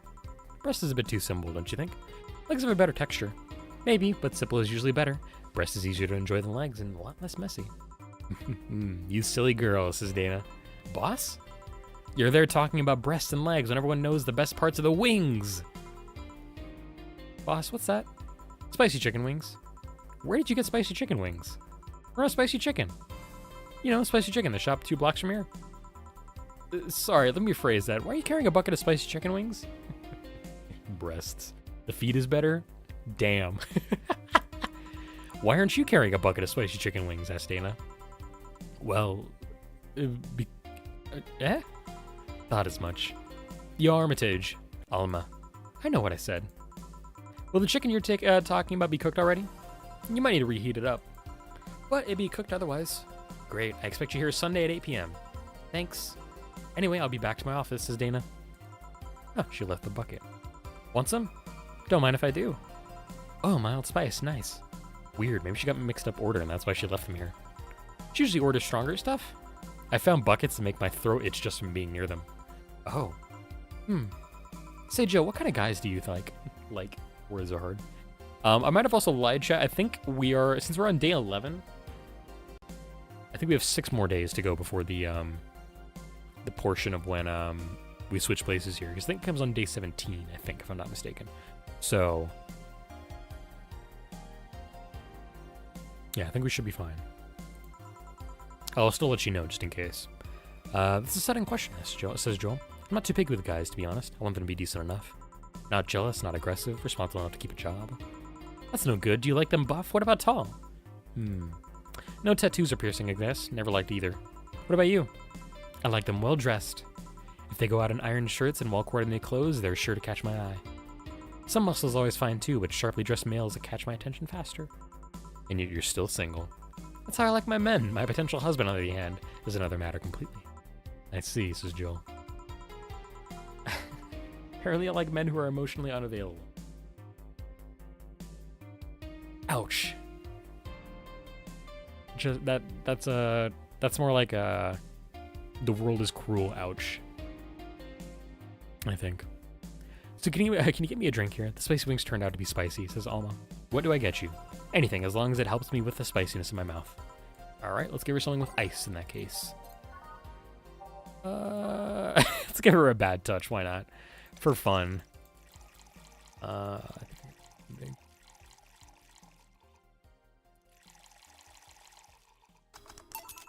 This might help. Whew, yep it did. Thanks. Alright, so next question, says Alma. What kind of girl do you like? You first, says Joe. Sorry, I don't swing that way. Sure, I have no qualms about saying a girl is cute or cruel, but nope, I prefer men in my bed. Now you. Shit, just calm down. I guess I like girls with light-colored hair. Light-colored hair? Yeah, you know, like redheads and such. What about white, like your boss? You were just setting me up for that comment, weren't you? Says Jill, asked Jill. Sorry, it's just that when she got here with a bucket of wings, your eyes pretty much started sparkling, says Alma. Your whole behavior transformed. You become giddy and cheerful all of a sudden. Hey, I can't blame you. She's pretty nice. I just felt like teasing you. So, light-colored hair. What about blondes? Do you like me? Yeah, I guess. Let's say I'm into girls too and I start hitting on you. Would you go along with it? Nice body, pretty face, and a good apartment? I would never let you go. Alright then, enough tangents. Why don't you tell me, why you're feeling shitty these last days? What? Oh, that. Girl, don't date people you work with or do shows with. Learn that the hard way. Real Aurelia. We're technically going to... Well, I won't spoil it. You haven't played this yet. And I'll save some surprises for if we do a voice acting of this game. What? Oh, that. I told you not to think too much about it. And I told you I want to know. Come on, Jill. You've heard my problems so many times, and now I want to help you. Come on, come here. Okay. Minor seizure warning incoming. I'll try and skip through it here as we get to it. I told you to sit here. Come on. What? What are you? Alright then, now I'm the bartender and you're the client. Hardly, the bartending station only works with me. I see. Alright, this is where it's gonna come, chat. I'm gonna try and skip through it. Okay then, I move this here, click here. I can't skip it. Alright, now it works for you, for me, and that dog in a Hawaiian shirt. Why with him too? Asked Jill. He's a dog in a fucking Hawaiian shirt, says Alma. Right, how did you even manage to... Oh yeah, hacker, right. Now we've changed roles. You've been feeling shitty, mind telling me why? It's a long story. I don't even know where to start. Start from the beginning. Alright then, it's something that goes back to my college years. Wow, that's taking it way back. Back in compulsory education, I never made too much of an effort, but I managed to get high grades. Even in PE, I managed to do well enough to always get perfect grades. And then, of course, when I got to college, shit started getting hard. I had this perfectionist streak that wouldn't let me fail anything. Burning my eyelashes studying, I actually eventually managed to keep up good grades. After about half of the career, I met a student teacher. Her name was Lenore. She helped me a lot with my studies. She even got me to stuff that gave more credits. I really liked her, and after some time I found out she liked me too. Whoa. We started going out, met all of her family even, and... You want a drink? What? A drink. Around this time there's usually a pause that makes you offer a drink to the client. There was no such pause, says Jill. Please, I want to test this whole thing bartending interface. Sugar rush then, you can't mess that up. Right. 2, 1... Okay, perfect. Gotta make sure I remember that.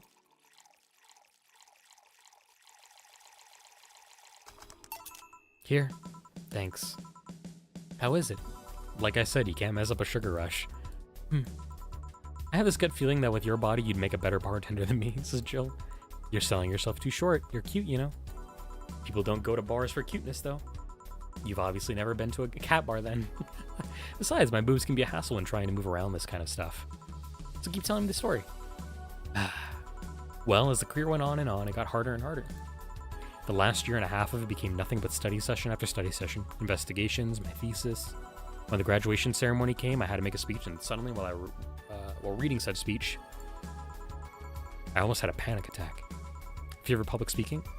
I realized I lost about a year and a half of my life. I tried to remember if I did anything fun at all, but all I can remember was studying and investigating new topics. I didn't even enjoy doing all that, so I was just standing there, and the satisfaction of graduating was minimal. I realized that I'd only gone through the motions, day after day, from high school to graduating. I felt like whole years of my life had slipped through my fingers. I never stopped to think if I enjoyed what I was doing. In fact, I never stopped. But at that point, I stopped, and realized I needed a breather or something.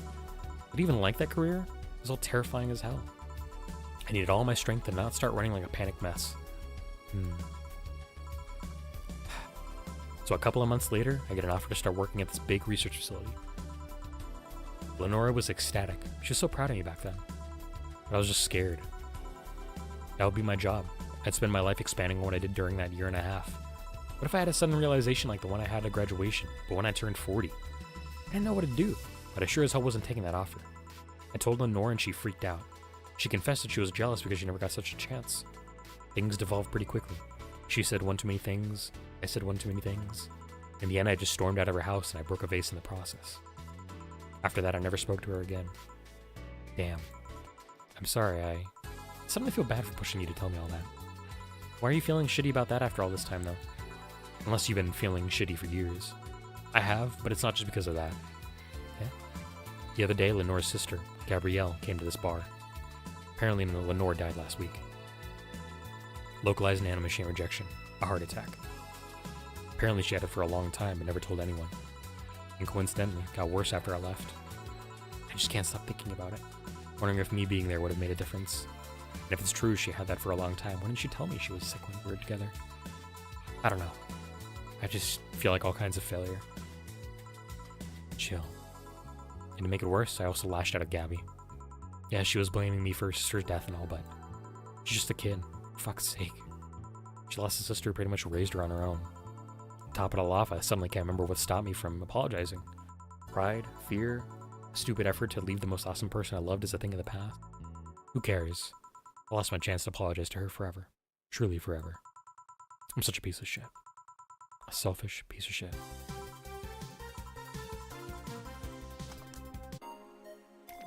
I honestly don't know what to say, says Alma. I didn't expect the story to be this. Yo, boob tender. Yes? Can you give me a big beer here? Coming right up.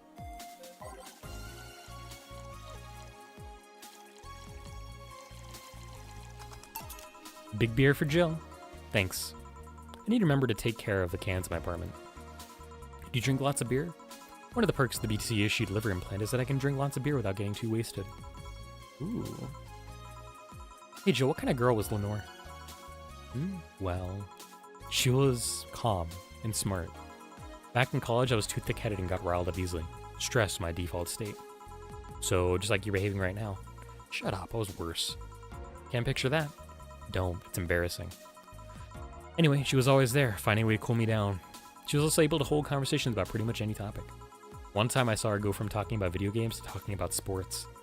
All of that variety while still being a hardcore scientist. She would always push me into social interactions. If she saw me by myself, she would drag me with her. Watching people is fine, but talking to them is better, she would say. Lenore would always present me to her many acquaintances as the girl I don't mind cuddling with for hours. Man, I'm gonna miss her. After that point, I didn't even think about getting back into a relationship with her, but she was such an awesome person. I just wanted to apologize. Now, you know, in a cruel twist of irony, she's the one that made me pick up bartending. Oh? Back when I was thinking what the hell to do with my life, I remembered a night we spent in a club. She started talking about how the drinks were synthesized, the chemistry involved, the reactions and all that. Everything sounded so fascinating. I remember saying that her talk made me want to start mixing drinks. She said if everything else fails, why not take up bartending? Interesting. Are you okay? For some value of okay. Yeah. Just, I wanted to thank you, Alma. Thank me? I guess I just needed someone to tell all this to. You were the one. You volunteered yourself. You insisted on listening to me.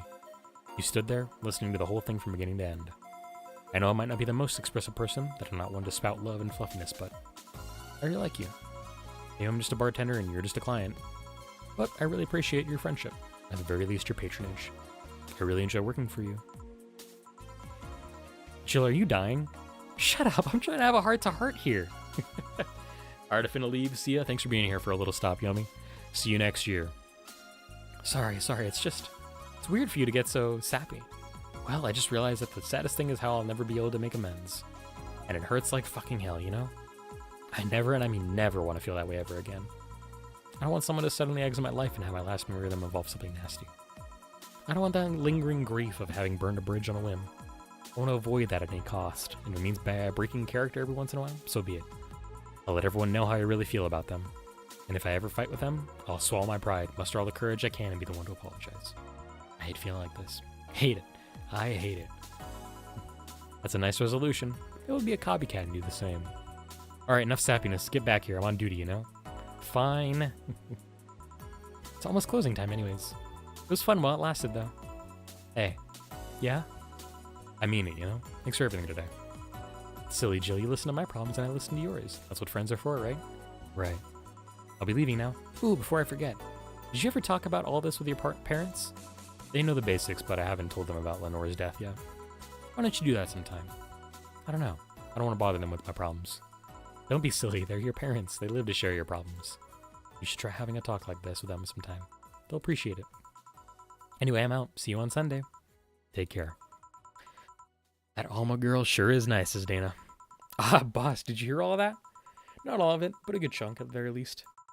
Your expression changed a lot already. It did? You look happier. I gotta pick better music, looks like. Anyway, let's call it a day. I expect an even brighter Jill tomorrow. Right. Oh yeah, boss, about those chicken wings. Fucking idiots at Spicy Chicken. Sorry, Dana, we won't have enough spices for your order until tomorrow, they said. Is that how they treat their loyal regulars? Call them manager. Boss? Cherish Titty Hacker. She's a good friend, it's true. I messed up, damn it. One of my drinks was a mess up. How did I mess up once? Oh. Ah, who cares?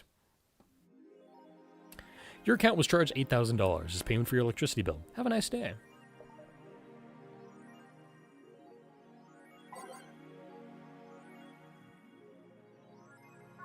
Alright, day 12. That's a day and 7 more to go. Yippee! That's about 4 more hours, I think. Ooh, headlines.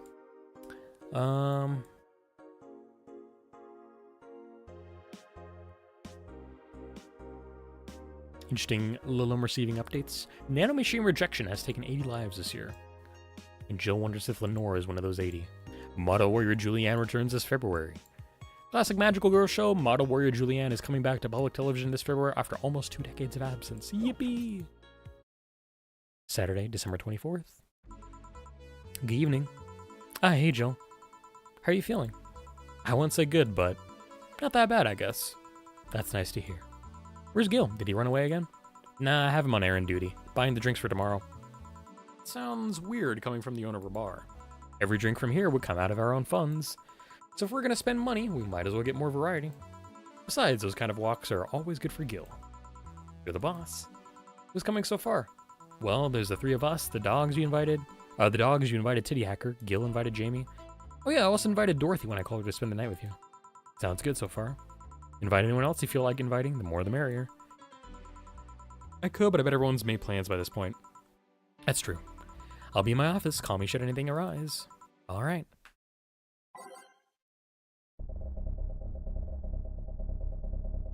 Alrighty.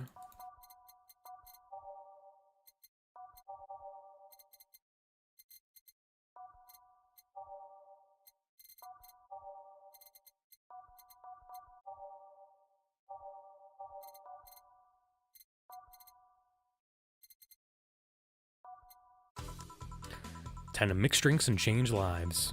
Wait here, I'll check inside. Welcome to Valhalla. Oh, a BTC bar. Excuse me, do you know where the Athena Convention Center is? Why does that place make people get lost so easily? Says Acid Jill. They should have called it the Minotaur Center. Hold on, let me scribble the directions on paper. Thanks. Right. This should be it. Thanks a lot. Anything else I can help you with? What the hell? I'll have a drink. What about you? A Brantini, please. Right. The girl asked for a Brantini. The Lilum freaks me out. All aged and mixed.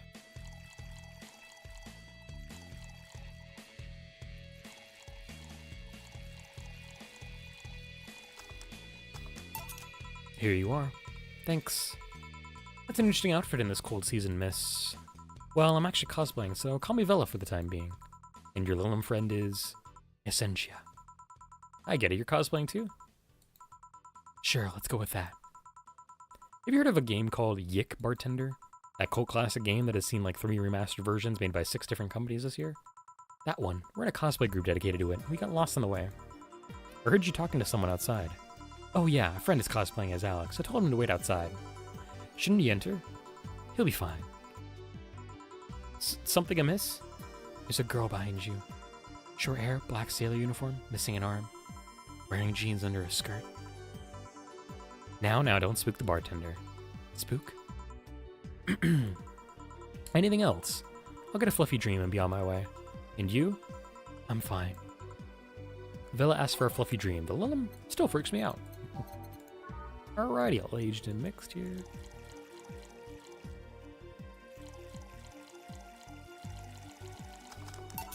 Here. Yep, this is the thing.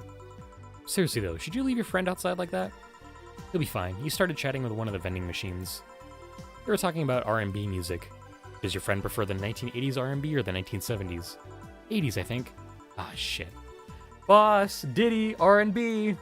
I'm coming. You see, Diddy's a 1970s purist. He has tased people for even liking 1980s R&B before. You got tased, says Dana. Oh god. He'll be fine. Vending machines have very weak tasers. He'll be confused for a couple of minutes, but that'll be that. You should go check on him, though. Right. Thanks again for the directions. Please come again. At least it wasn't Franco-Belgian comic opinions this time, says Data. Black sailor uniform? I hope I'm just overthinking it. More importantly, though, jeans under a skirt? Welcome to Valhalla. Oh, hey, Dorothy.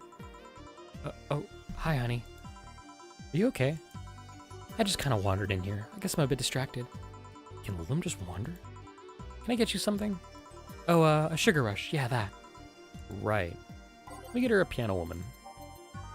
Alright, all aged and mixed. 5 Idlehide, 5 Bronson, 2 powdered, 3 Flanergide, and 3 Carmatrine.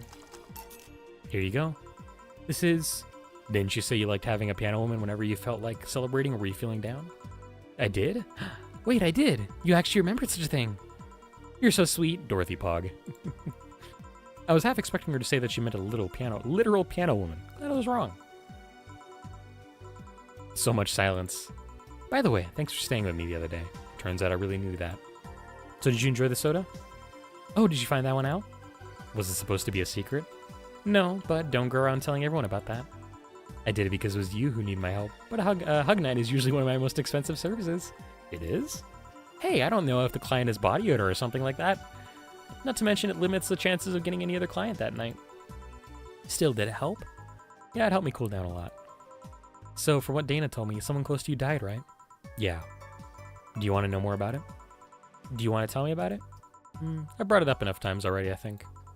No problem then. You were sad and that's all I needed to know. Sorry for the loss, though. I mean it. Thanks. Although I've wondered for a while, do you really understand death? Sorta, kinda. Our whole database is constantly being backed up in the collective source. Even if our bodies are destroyed, we can be deployed again with our personalities and memories intact. So our concept of mortality might be different. We do have a fear of death, though. You do? We can't even begin to understand the idea of not being redeployed. While we have built-in warnings, the mere idea of that nothingness is paralyzing. There are a few that don't mind it, but we do fear death, and we don't wish it on anyone. In fact, that was the argument used for abolishing the whole 3 laws thing. You seem quite knowledgeable about robot history. Seeing what others have done to make sure I can live like I do helps me not take things for granted. Seriously though, those laws were bullshit. Can't harm humans, can't disobey humans unless it's about hurting them. And you can protect yourself as long as it doesn't harm humans. I mean, sure, the first AIs were just helpers and tools. But how could those laws still apply to them after they achieved self-awareness? Who in their right mind would abide only by rules inscribed in some old book? If I remember correctly, those were only the distilled version of the laws some writer imagined over 100 years ago. They were a reduced version of all his ideas. However, many authors afterwards took to them like they were the very laws of physics or something.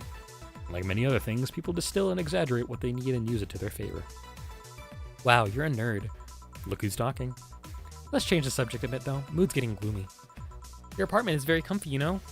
It's a tad small though. Sorry about that. And your cat is so cute. What was his name again? 4. Why 4? I figured if you ever got lost, at least I wanted to be able to yell, 4! It happened once. You'd be surprised by how many golf players you run into. And every time you play with him, you can say it's foreplay. Yeah, I can. He was also named after someone. Really? Who? A Lilum kid that wanted to transcend. What? A movie character or something? Sure, let's go with that. Do you want anything else? Let's see if you know me that well. Give me something I'd like. Okay then. What would Dorothy order?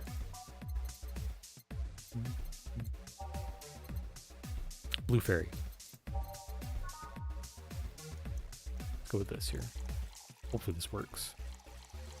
If I get another wrong option, I'm gonna be fine with that though. Not the end of the world. What about this? Yep, just nice. You always order either sweet or girly drinks. It was a no-brainer. Girly and sweet drinks for a sweet girl. I still can't believe you actually remembered what I said about the piano woman. Dorothy Pog. It's always good to keep note of what regulars like, you know? I've wondered for a while, though. Why do you keep coming back here? For you, of course. Come again? Why else would I come if not to see you? You're one of the few people willing to hear me out, always filled with curiosity. And you're cute. Talking to cute people is always nice. There's also the bar. The way it's insulated from the noise of the city. It's really comfortable. And it's just a bit away from the street I'm always at. A win-win situation. I see. It was weird to see you down, though, especially since you're always so lively. Well, I wasn't down, really. I was just thinking about a lot of things. Like what? Well, my mom, Guardian, asked me to go home on Monday for a bit. And as much as I love her, being with her is usually tiring. Guardian. That whole thing about someone taking care of a Lilum after they're deployed until they reach maturity, right? Yep, and I'm proud to say that I reached psychological maturity in just 1 year. They always try and keep a varied pool of volunteers to make the collective source grow faster. So what's wrong with your Guardian? Well, she still treats me like a kid. The worst part is that sometimes I fear she might see me as some sort of replacement for her dead daughter. Dead daughter? I was deployed to her not long after she lost her daughter. A contrived coincidence, really. Even when I was still developing self-awareness, I always feared she might be using me as a replacement. She didn't, though, or at least not consciously. At times, she would just stop doing something or return a gift she's given me. She felt like she was projecting too much of her daughter onto me. When I had irony that years later I'd make a living pretending to be someone else in the bedroom. How's that? Well, most of the time my job involves role-playing. A daughter, a student, some helpless kid. Sup, what's up, Saber, how you doing? Means I've got many clients looking exactly for that, but on the other hand, from a professional standpoint, I'd rather have them hire me because of me. Because of my character, not because I'm the one that role-plays as little girls. Maybe I need to exaggerate some attribute. What's the problem with you're a guardian then? If you do that on a daily basis, why worry about it? Because I don't want to make her sad. Every time I visit her, I fear she might look at me and see her daughter. That seeing me makes her sad. At this point, I don't even care if she's projecting her daughter onto me. I just don't want to make her feel sad. Did you try talking with her? How so? Telling her just what you said to me. Clear up those fears. I mean, unless she's not the kind to want anyone opening up to her, that is. I never really thought about talking to her about that. It doesn't sound like something you just bring up, though. Keep it in mind at least. Maybe she'll appreciate the gesture. I wouldn't know though. Haven't met her. She's a really nice woman. The problem is mostly with me, I think. Well, then I'm taking my break. Oh, I'll be leaving then. No, what I was trying to say is that I'm taking my break. You want to come? Really? If you don't mind talking on a chilly night in an alley behind the bar, that is. I've done worse in alleys. Let's go. Boss, I'm taking my break. All right. How you doing, Saber? Happy Tuesday. Happy New Year's Eve to you. Hope you're doing well. It's really late for you.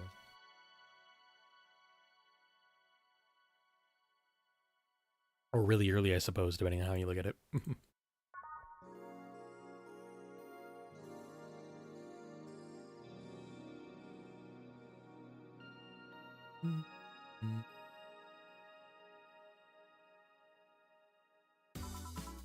Want one?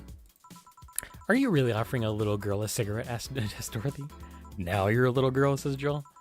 I always am. Innocence, however, is another matter entirely. But anyway, thanks, no. Smoking seriously messes with my air filters, and they're a hassle to replace. Don't mind me, though. Smoke to your heart's content. Thanks. So, why don't you tell me about this guardian of yours? I want to know what kind of woman she is. Sure. Well, her name is Sophia Graham. Graham? She's a retired PE teacher. Nowadays, she works at a gym during the morning shift. She's pretty fit, if I do say so myself. She had a daughter. Apparently, she suffered from nanomachine rejection all of her life. And when she finally healed, she was hit by a truck. What was her daughter's name? I don't know. I never asked, really. Are you okay? I'm reading Fear. Where's that surprise? It's hard to tell. Fine. Yeah, wait, read? Well, I don't see emotions like you do. I have to make do with a combination of body heat readings, face recognition, and context. I'm still a bit confused about some, but I've gotten better with time. Anyway, you sure you're fine? Yeah. Scared or surprised? She's not wrong, though. Wait, does that mean your last name isn't really Hayes?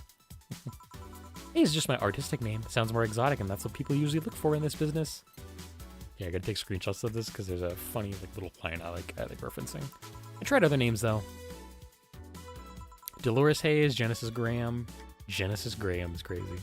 I tried Dorothy Warrior once, but a legal team came out of nowhere and stopped me cold. So what's your legal name then? Rebecca Dorothy Willow Graham. A bit of a mouthful if you ask me. Rebecca Dorothy Willow Graham. Becky.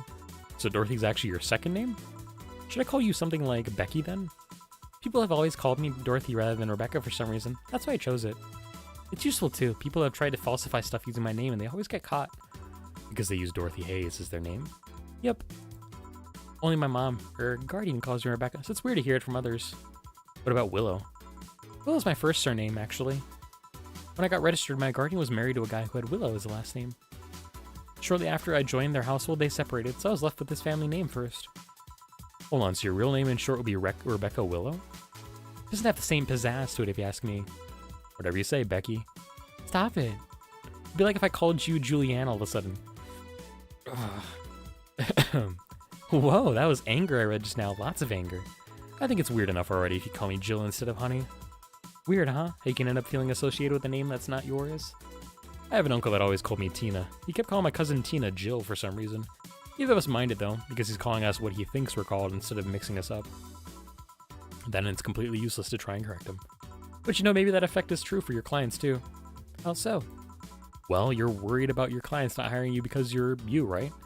But think about what happens when it's announced that a character will be played by a different actor. Sure, it's a character, but people are also going for the actor playing the character. So you're saying they go for my roleplay instead of just mere roleplay? Sounds too far-fetched? Sounds plausible, actually.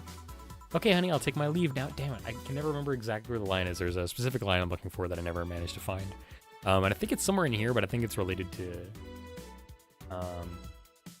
alcohol and stuff. Or maybe it's on her next visit. There's a line that I'm looking for all the time. And it's about her name. And she's like, I think it's calling myself Dolores Hayes would be like, it would be as subtle as throwing a brick. I think it's something like that. I don't remember how it goes, but I love that line. It's so goofy to me. I do understand the context of it, but it makes me chuckle every time I read it. Because it is funny in its on the noseness. Thanks for the chat. See you at the party tomorrow. This is Dorothy. Bye. I didn't even remember to buy more cigars. This is Jill. Alrighty. Right.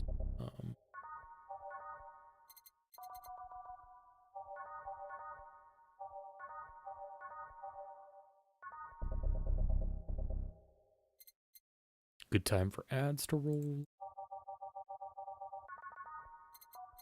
I still have this last one. I don't remember what that one is actually. I don't remember.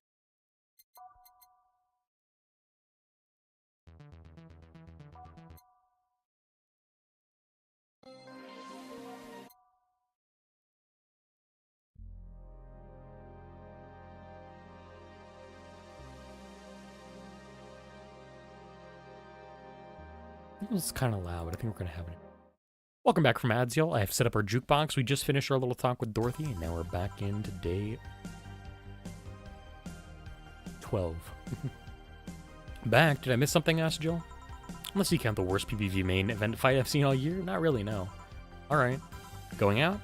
I'll have a word with Gogo outside. He was so hyped for that match. He must be devastated. Alright. Welcome to Valhalla. Oh, hi, Say. Good evening, Jill. How are you doing? The nightmares have stopped, so I'm sleeping better. How about your injuries? My bones are healing nicely. My wound's finally closed. The scars itch a bit, though. Well, that's good to hear. Are you by yourself today? Yeah, I'm running a couple of errands by myself today, but I wanted to come here for a while. I also noticed the big guy from last time is outside. Buster? Yeah, still doesn't want me being alone while I'm still healing. She's just taking him with me. Ah, I see. What can I get you? Something cold. Sure. Let's get some with ice then. Let's do... I just don't have ice. Let's do a Moonblast for sure. Well, yeah. Of course I pick one that needs blending, damn it. You know, let's make this a big one for fun.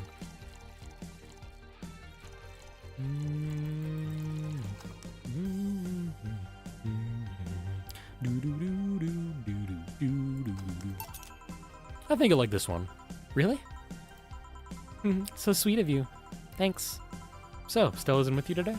She's throwing a mega Christmas party tomorrow and is having a meeting today. I'm just helping her by checking on some of the things she ordered. And here I was, all ready to invite you to the party we're throwing tomorrow. Oh, you're throwing a party too? Sorry about that. Can't really say no to Stella. Maybe next time? If there's a next time at all. Don't worry about it. It's not a big deal. I want you to know that I want you to have a good time. Have fun, drink a couple of beers in our honor. I will then. What are Stella's Christmas parties like? Oh, they're really big. There's lots of food and drinks and music. Sometimes there's too much food, though. So at the end of the party, she lets the staff take home whatever's left. She also buys toys for all the children of her staff members. Really? She says something about taxes or whatever, but during the whole thing, she just shines. She carries a beaming smile that I don't see any other day of the year. Many of the kids have even started calling her Auntie Ella. Stella always does her best to put up a tough girl facade, but she's very much in touch with her inner child. Christmas, Easter, Halloween, name a party and she most likely celebrates it big. Interesting. Do you like parties, Jill? I don't mind them. They're a good place to see people. I'm not one to actively look for parties to attend, though. I just don't mind going to them. Ah, I see. I only go to parties that Stella is attending because otherwise I'd just stand there without anything to say. That and I'm not one to wear dresses, you know. You're not? I'm a tad too ripped. They don't look cute on me. Although with all this healing I have to do, I won't be as fit for a while. They're too, breezy too. I feel like I'm wearing nothing. But I bet you'd look good in a dress, Joel. It's been years since I last wore one. I wouldn't know. Last time I wore one, I remember worrying my arms were too thin or something like that. We all have a complex, huh? I mean, even Stella has her own. That's, hard to imagine. Oh, but she does have one. She distresses a lot about her bust size. Really? She's not that small. I think it's small. I think I'm smaller than her, in fact. Excuse me. Words are hard, wow. Actually, it's the opposite. The opposite kind of complex, I mean. She's a bit self-conscious about having a big chest. Really? Again, I've seen bigger chests than hers, to be honest. Although I guess comparisons are useless here. They really help with complexes. Well, she does go the extra mile to hide it. In fact, I have no idea how she doesn't. I mean, I've seen her before and after she tucks them away, but I guess I never cared enough to ask the specifics. That's also why she, when she goes out, she styles her hair in those, drills. They look a bit drilly, don't they? She styles her hair like that to help divert attention away from her chest. She seems affluent enough, why not go through reduction surgery? Because she also kind of likes having that size. She takes her bust size after her mom, and Miss Carmine is quite proud of her chest. Puffing out your chest is a sign of confidence, and a bigger chest means more confidence to show. She says something along those lines a lot. Still has quite the admiration for her mom, so I guess breast reduction would feel like betraying her? I'm making it sound like she's hiding J-cups or something like that. I guess in a taller or thicker person, her size would be normal. She's just a bit shorter or thinner than the norm. You get self-conscious about your bust size, Jill? Not really. I've been more self-conscious about my height. Although it usually comes up whenever not being average height and hinders me somehow. What about you?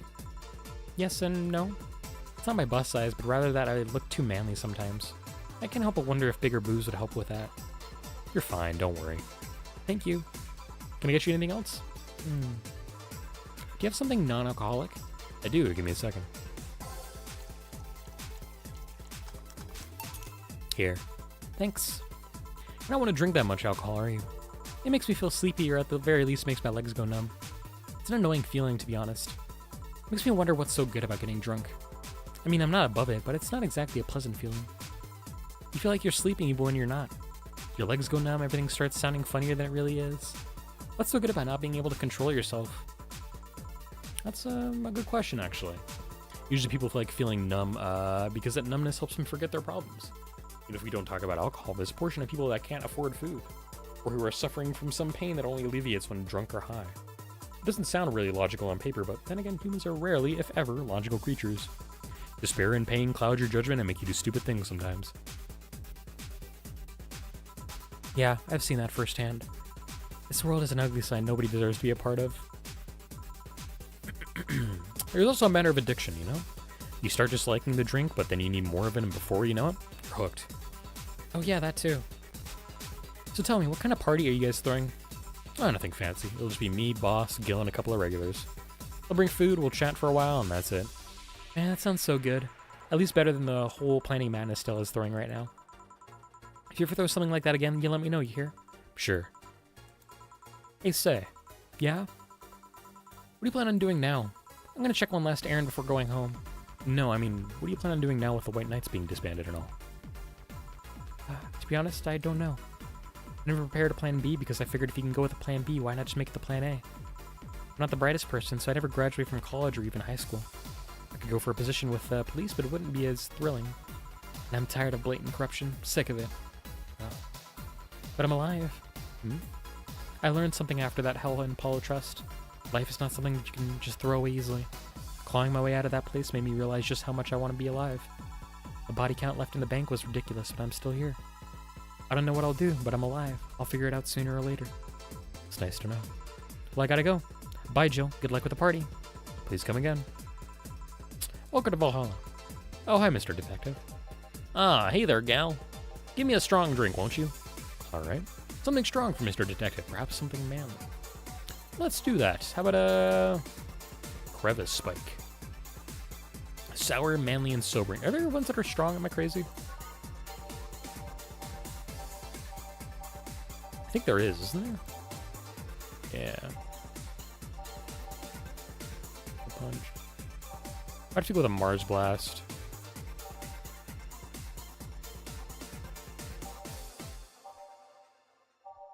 I really want to do a crevice spike, though.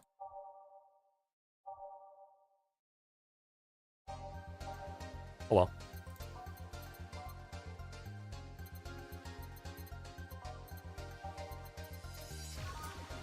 Alright, Mars Blast time. All blended, crying in the club.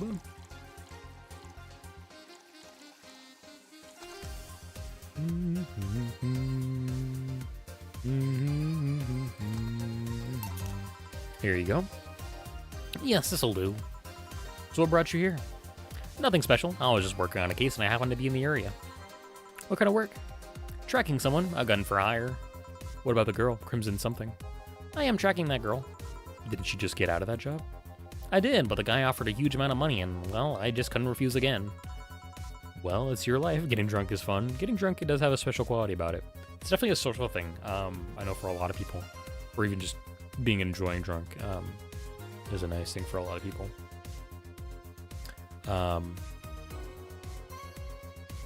Yeah. I'm a little late to reading that too. I don't know why I didn't see that until now. Jill says, "What's your life, not mine." I wonder though, there has to be more to that whole thing than just acting as middleman to look for some murderer. Say, how safe is this place? We're protected by the BTC property laws, the walls are soundproof, and I really couldn't give less of a shit about selling info to anyone. Alright then, wait, soundproof walls? Did you see those vending machines outside? They're quite talkative, the bastards. Be annoying without those walls. Yeah, alright then. Have you heard of Lord Lance Lavender? Nope. He's some big name from Kanyevania. His blood apparently has some weird reaction to glitch to these nanomachines. Once in contact with the air, it does nothing. But if still fresh and touching someone's blood, the nanomachines will initiate a reaction. Essentially, they'll just eat through the other person's body until there's nothing left. They're using him as a guinea pig to see what causes that reaction, and if it could be used to fight nanomachine rejection. Uh-huh. Well, turns out the Crimson Rose is his daughter. She left years ago to earn her living here, and hasn't seen her since. Could be lying, you know?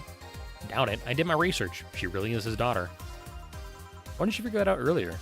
I had no clue who was making that contract, and tracking all the messages to the source would have been too costly. Knowing who the sender was made things easier. I see. Can I get you anything else? What about Cobalt Velvet? Alright, Cobalt Velvet from Mr. Detective here. All the rocks and mixed here. 2, 3, 5. Check this big. Perfect. Here you are. Oh, you actually did it. Were you expecting me to mess up for us so you didn't have to pay? No. So what made you accept the contract anyway, keeping in mind all the risk you told me last time? You told me you wanted to see her again one last time, or at the very least deliver her a message. Could have been lying. Yes, people lie, you made your point. Even then I felt like I couldn't say no. I mean, I know what it's like not being able to find your daughter. What it's like to be apart from her, not knowing what she's doing or even if she's alright. You do? I have a daughter, she's about your age. When she was a teen, we had a big fight and she ran away from home. At first I just waited for her to show up, but then I started getting worried and went out to find her. I couldn't find any trace of her, nobody had seen her. Soon I was worried if something might have happened to her. I guess that's how my tracking skills and list of contacts began to grow. I finally found her, taking cover in some dumpster, unconscious from starvation. So yeah, I just couldn't say no to his request of finding his daughter. But I don't expect you to understand. So how's the search going? Yeah, I'm very close to finding her. That girl's pretty good at covering her tracks. Compared to her from before the Brant Bank incident, though, she seems slower, somehow. Either she's let her guard down or something else is happening. What do you do when you find her? I have this letter I'm supposed to deliver to her. I don't know what it says, and I don't want to find out. What if she tries to kill you? I might not look like it, but I can take care of myself, bartender. You don't stay so long in this business without picking up a couple of tricks. Yeah, I guess you're right. Alright, I better be going back to work before her trail goes cold. Please come again. Are you done? Yeah. Alright then, I want you here tomorrow at 8 p.m. No working beforehand. The bar will be closed tomorrow. Come dressed in your absolute best. We're having a party after all. Alright. Where's Gil, by the way? He stored all of our things in his home because of how close it was to the stores. So I told him to go home already and bring the stuff tomorrow. I see. Well, see you tomorrow, boss. Hold on, wait a minute, and I'll go with you. Oh, sure, thanks. I know this small party's what you needed. Yippee. Merry Mega Christmas. Let us celebrate Santa's resurrection as the Mega Santa that saved Christmas from the Redmonds. Happy holidays. Or says, a party then? I'll bring you leftovers, little gatito. This one's gonna be a short day, which is nice. Today's headlines. More messages from...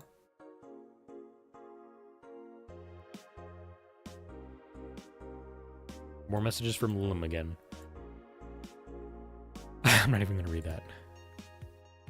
Not also gonna read that. Headlines today are terrible. Sunday, December 25th. Good evening. Jill, I told you to come in the nicest clothes you have. You came in your uniform.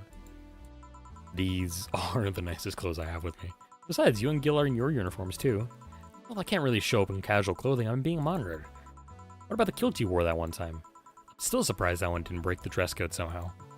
And you, Gil? I don't have that many clothes to begin with. You people depress me. Well, everything's in place back there. Ah, Alma's here. You know, there was a time when people greeted others before saying stuff like that. Come on, Jill, greet her properly. Welcome to Valhalla. Wait. This is Gil from the back. Man, if that's not a sign that you need to ease up on the work, I don't know what is. Shut up, it's become a reflex. Wait, Alma also came in her usual attire. Weren't you saying anything to her? Ribbed sweaters get a free pass, says Dana. Why? Silly question. Never mind.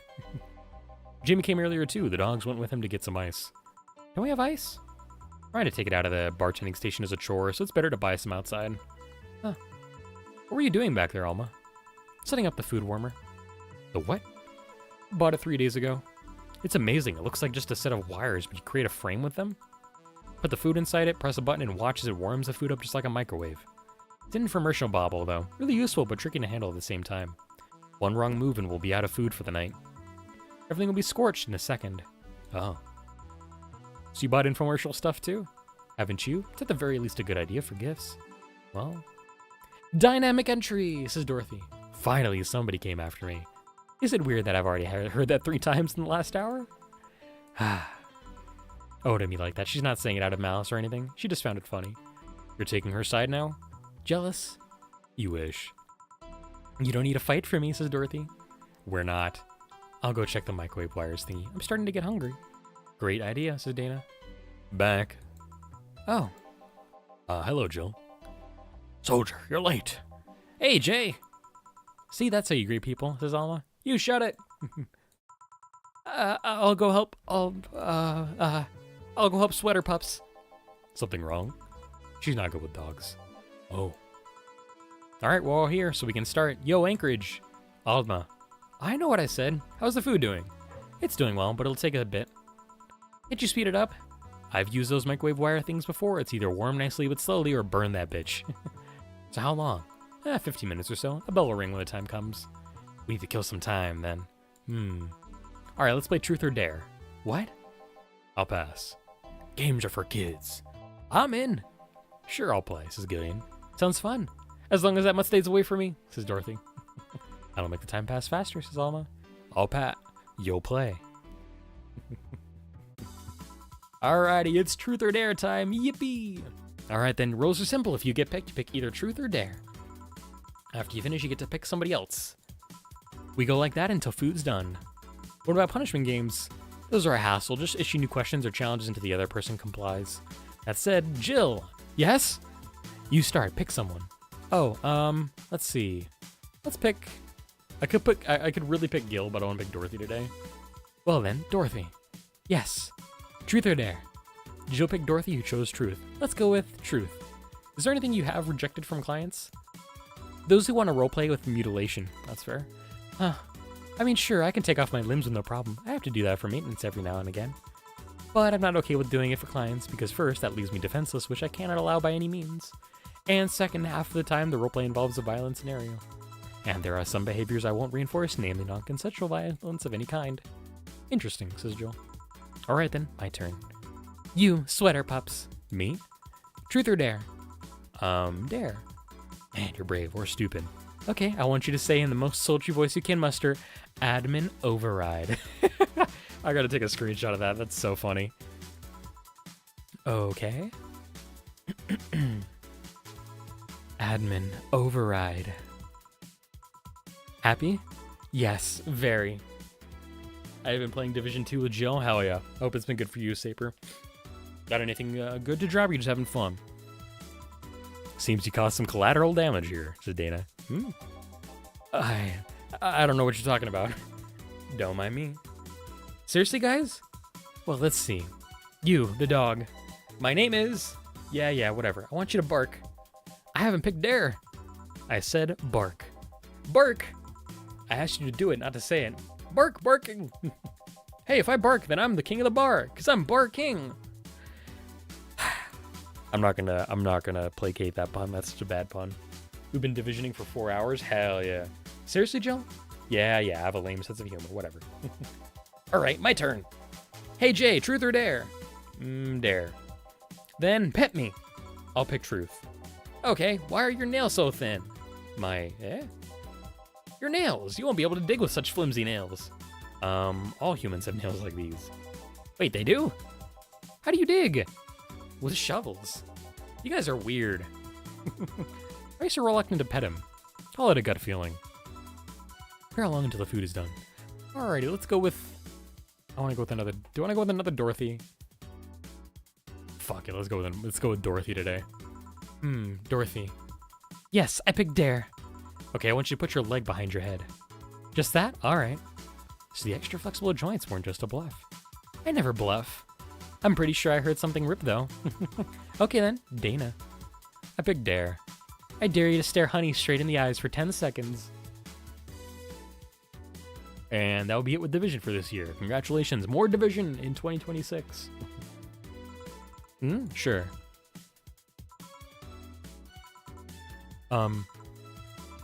Please stop. 7 seconds. And done. Alright then, dog. Yes, challenge me. Chase your tail, but only make 3 spins, no more, no less. Alright. Done. That was 4.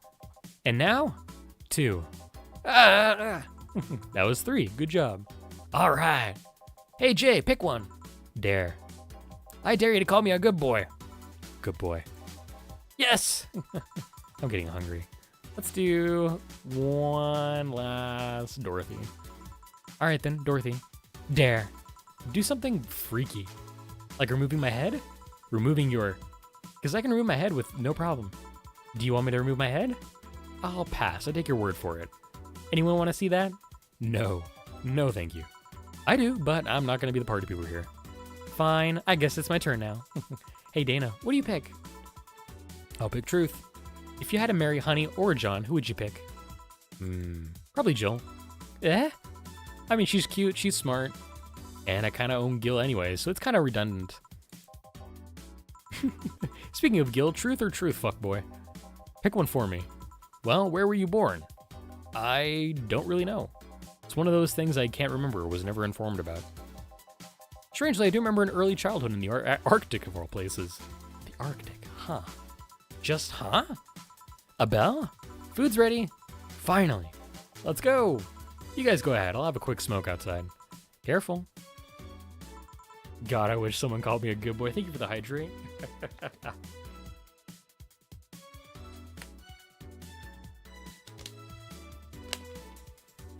Gamers be like, get you a mommy who calls you a good boy. Real. Alright, the water here. Ready to go? Nice. Truth or dare, huh? It's fun, I guess. Hey. Ooh, Ahoma. I mean, hello. A bit late for the hello, don't you think? Want one? You know, I don't smoke. You know I don't smoke. True. Are you leaving already? Yeah, technically we celebrated Mega Christmas yesterday. But I just got a message that Diana's making a ruckus, so I gotta leave. Good luck with that. Speaking of ruckus, how have you been doing? Fine, I guess. All of this has helped me keep my mind off things for a while. Is it weird to feel the absence of someone you had no contact with whatsoever for the last 3 years? Can any of us truly claim to be good?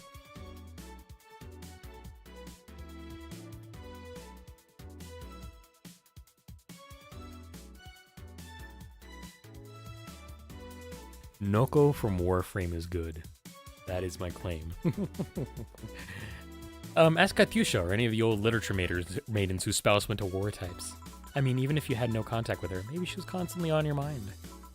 If you tweak the circumstances, it's not that different from one of you going to a war.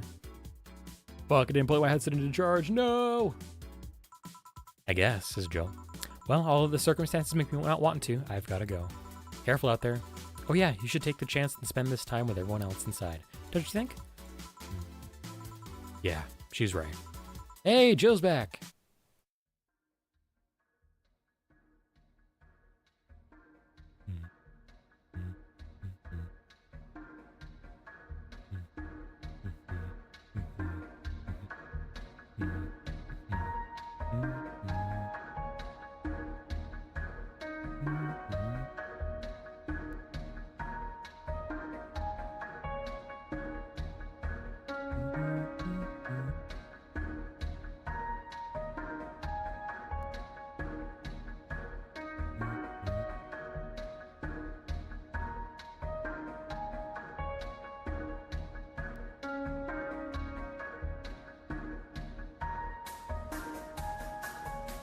Look at that black void, baby. Little guy.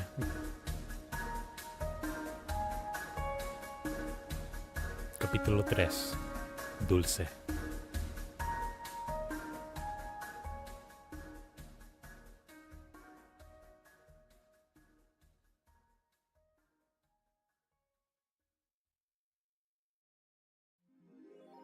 Rent is due on the 30th. Please make sure your account has the necessary $10,000 or you'll be evicted. Jill bought what she wanted. She's pleased with herself. She'll surely focus at work today. Have a nice day. Forrest says you've been using that hoodie a lot lately. Shut up.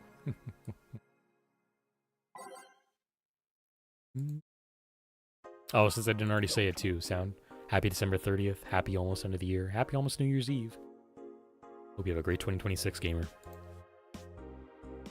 Glitch City Olympics return next year. For the 10th consecutive year, the GC Olympics returns to the emblematic Super Silver Thunderdome, this time with a representative from the elusive country of Kanye-vania. Wrong button. You wouldn't believe what happens in this cartoon. Cartoons are not for children. They're still largely colorful, but the themes they touch have become rather dark. In fact, every cartoon on air today has dark themes. It's come to the point where innocent animated characters are no longer a thing. I suppose children are young adults from birth now. Or says, stop, Jill, I rescued you. I touch your tail if I wanna. Street race in the Motor City District leaves 2 dead. Disappointing. Alrighty, to work we go. Monday, December 26th. Good evening. Hey, Jill. Gil's in the back sorting an ingredient shipment, and I've got things to do. The dog's in charge, okay? Bye. What? Wait, the dog what? All right, first order. Pet me. No. Pet me. No. I'm in charge, and I want you to pet me.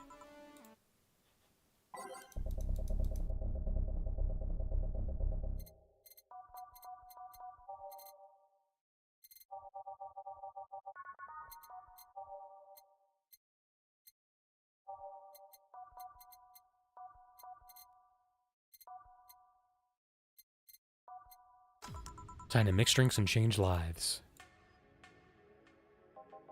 Hey, Jay. Won't pet you. You'll pet me sooner or later. They all do. Won't. Will. You called? He said Will, not Gil. Who the hell is Will? Nobody. Don't be rude with poor Will. There's no Will. Do you need me to psych you up then? Shut up. Who, me or Will? Ah! You go back to whatever you were doing. All right. And you, stand by. Only if you pet me. Go! The fuck just happened? Well, aren't we spirited today? Welcome to Virgilia? Why do you sound so weirded out? You didn't show up with the bombastic soliloquy. Well, putting up an act can be tiring, you know? So it's all an act then? Wasn't it obvious? Guess. Would you mind getting me a Bleeding Jane? Sure. Virgilia wants a Bleeding Jane. All blended.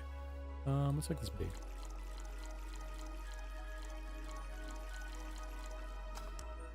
Say the name of this drink 3 times in front of a mirror, and you'll look like a fool. A Bleeding Jane. Yes, this is just the thing. So, tired of putting on an act. Care to explain? It's a long story, and I'd honestly rather not talk about it right now. Fair enough. What made you change your mind, though? Well, for one thing, it's safer for me now. The pompous buffoon act was mostly a way to avoid raising suspicion. Safer? There's a word that's been losing meaning lately. Wait, that was your way of avoiding suspicion? Yes. You do know how weird that sounds, right? It sounds weird. You try not to raise suspicion, but you act in a bombastic manner that screams you're there, and everyone dismisses the fool as a buffoon and moves on. Huh. Eh? I mean, you might be right if I were talking about hiding myself. But I'm avoiding certain crowds of people. Yes, my behavior might call everyone's attention, but then everyone just decides I'm harmless and disregards me. And depending on how erratic my actions are, I become harder to read, giving me yet another layer of enigma. Huh. Well, congrats, no offense, but I fell right into your plan. I just dismissed your actions as those of a fool and moved on. You completely fooled me. Thank you. Say, can you give me something spicy? Sure. Spicy. Something spicy. Let's go Mars Blast. Of course I picked one that's blended. God damn it.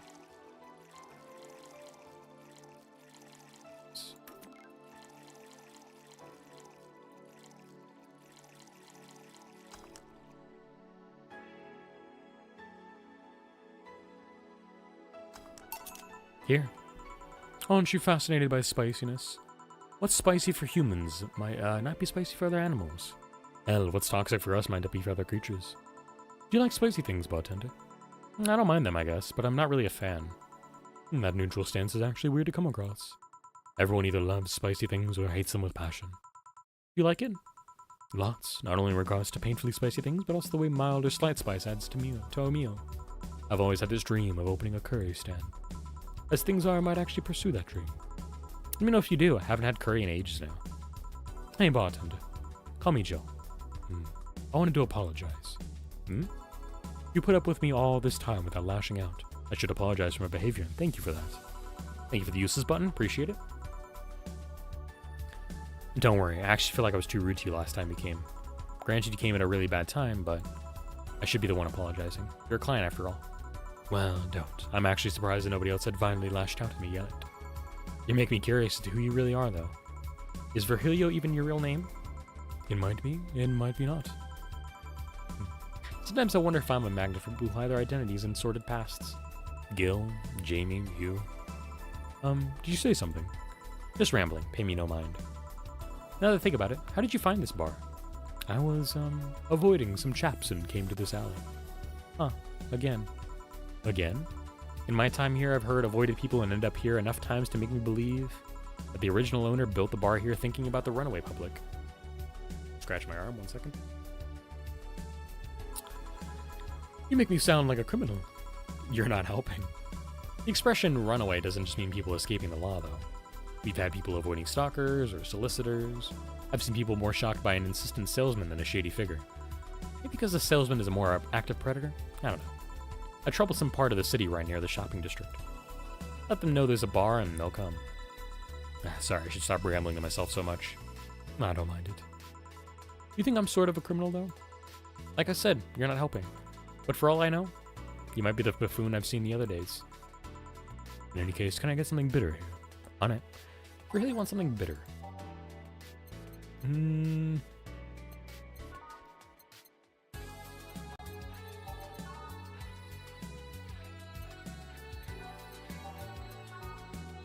Let's give him a sunshine cloud. Once again, I've decided to go with something that needs blending, as opposed to just not going with something that needs blending, but such are the choices that I make. Here. This works. Do you like coffee, Miss Bartender? As weird as it may sound from a smoking bartender, no, I don't. Well, I get it. It's not for everyone. That cat boomer the other day. What about her? Still scared of her? Not really, but she looks so familiar. Maybe you're mixing her up with another cat boomer? No, that's not it. It's like the bandaged girl last time. Even with the bandages, there's just something really familiar about her. Maybe you need to stop thinking about it. Answers usually come to you when you stop stressing out. You might be right. Well, I'll leave you for now, bartender. Thanks you for everything. Please come again. Welcome to Valhalla. Oh, hello, Mr. Detective. And here we are, another new person wandering into the bar. Anything I can get you? Gut punch. Okay. Gut punch for the silent detective.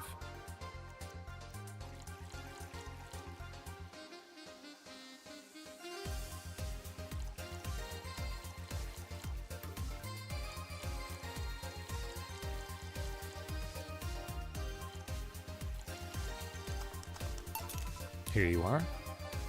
Oh, you got it right. Also, I gave him his voice wrong. I realized I didn't give him his nasally voice on that when he said gut punch. Whoops. So, what's up now? A bit of a holiday blues, you could say. So you celebrate Mega Christmas? Why wouldn't I? You look more like a Festivus kind of guy. Why does everyone keep saying that? Well, Festivus is a celebration going against the capitalist madness that is Mega Christmas. You know, cheapskate. If you have something to say it. I'll refrain. Although now that I think about it, holiday blues is not really tied to a specific celebration. Just a season. A season of consumerist craze. Mega Christmas is just a mockery of what the real Christmas once was. I mean, the season has slowly become enslaved to the corporations over time. Holiday spirit can only be manipulated so much. But then came that Turbo Mail guy. He started a yearly tradition of dressing up like Santa in the ring. Turbo Mail? That can't be his ring name. It is. Really? Such a tacky name was accepted? His partner was Buster Master, and his rival was Dr. Chris Max. Tacky names were not a problem. I mean, I knew there was a wrestler that dressed as Santa every year. I also knew that the guy became insanely popular and the stunt got out of control. And of course, that's the part everyone sings about. Santa became Nega Santa thanks to the Redmond family. Nega Santa sees the error of his ways and becomes the mighty Mega Santa, renaming the holiday Mega Christmas. And then every company jumped on the bandwagon, and Christmas was Mega Christmas before anyone noticed. So you're telling me that the guy who somehow managed to rename the holiday went by the ring name Turbo Mail? Yep. Ah, that's weird. Makes the whole holiday sound like a joke. The holiday is a joke. Merry Crisis. Hey, Kasuda, how you doing? Welcome in. Hope you're doing well. Happy December 30th. Happy Tuesday and happy almost end of the year. May your 2026 find you well, especially as I'm not going to see you probably until 2026 as we start January 4th with our stuff. But hey, I hope you're doing well. I hope you're excited because the new year is going to promise some fantastic new RPGs. And welcome in, Talami, to you as well. Happy December 30th. Happy Tuesday. Happy end of the year. And I hope to see you during 2026. And I hope it starts well for you as well. Welcome in, everybody, though. Welcome. Good timing for all of us to join in. We are playing Va-11 Holiday, our cyberpunk bartender action game. We are very deep into the game, and I'm hoping to finish it today. I'm doing pretty well. My voice is holding out well, which is great. Knock on wood.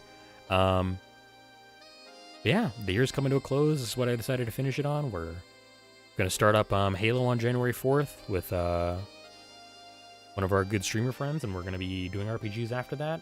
Having a lot of good stuff planned. Hope you're doing well, Kasuda. And thank you for dropping by again today as well, Tom.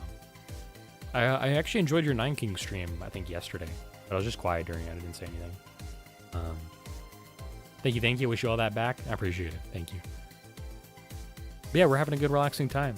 This is a wonderful game about serving drinks, talking with people, having fun, and discovering mysteries and lore.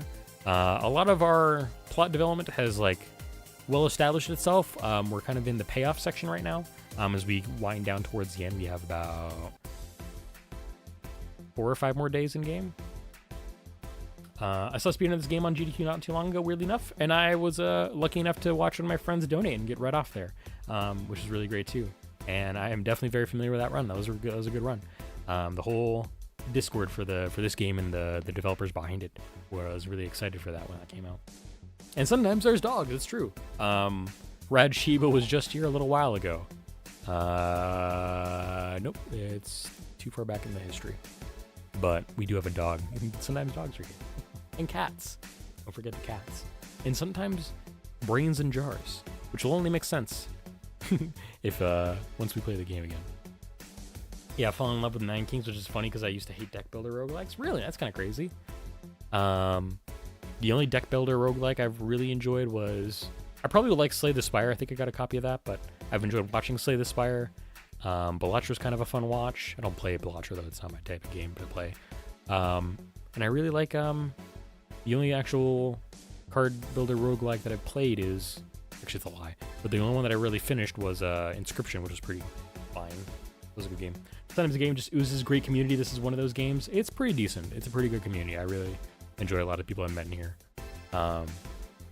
We attract a lot of good people, I will say. That's for sure. This game is for the queers and built by queers, which is great. Inscription's good, yeah. The community around this game is very, very decent and good. The atmosphere really elevates that game. It's true. I think the developer butchered it in the half. I won't lie, but that is a discussion that I've had many times and for other days. I wanted to say though, I do have to get back into reading here for this game, but this is a perfect game for getting cozy, getting a drink, whether it be alcoholic or not, and just cozying up as I tell the story and try not to lose my voice. I do different voices and stuff. So I appreciate you guys. Feel free to ask questions. Feel free to yap. All that good stuff. I will read it in between every few sentences as best I can. And thank you guys for being here on our last stream of the year. Saper, you're a good person. Shush. I will bonk you over the head. And then I'll show you Bug Yuri. And you're telling me you don't celebrate Festivus, Esagil? No, I don't. Do you know what kind of people celebrate Festivus? The kind that's so lame and bland that they can only talk about how they're better because they celebrate Festivus. Like those jerks who only eat Nuke and think they're better than everyone. I see, says Jill. You had to cancel your Tennessee trip because of airport? Oh no. I'm so sorry to hear that, tell me. Definitely strap in. Yeah, relax up. Get some hot cocoa, get a blanket, something like that. This is the game for it. I appreciate it, Kasuda. Enjoy your lurk. We here in 2026 doing a lot of good stuff, hopefully. Anything else I can get you, asked Jill? Give me a Fringe Weaver, will you? Sure. Let's give him a Fringe Weaver. And let's make it incredibly alcoholic. Actually, why do I ever always get this one? I guess I do need to remember that it's aged, but it is just 2 Adelhyde and 18 Karmatrine.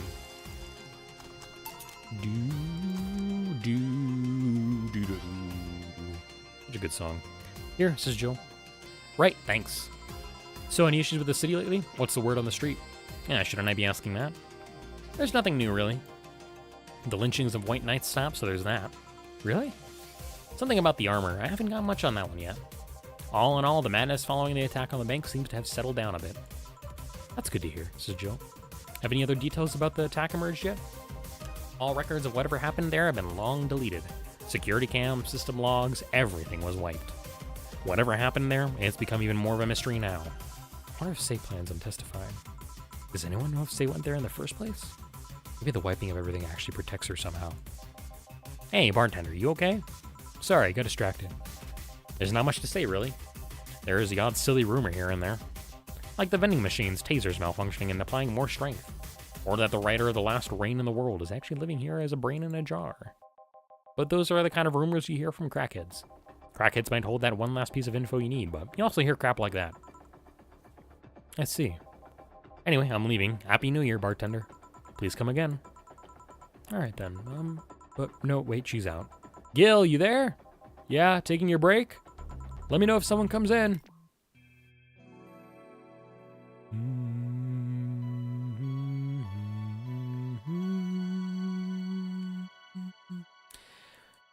Cyberpunk bartender action game. Va-11 Holiday, as we like to call it around here, Valhalla. We have saved our game, day 14, on our break. And it's now safe to keep playing.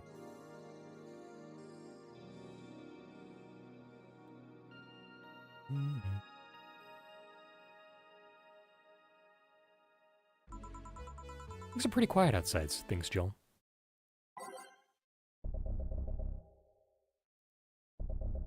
Shit, I shouldn't have been. That's okay though.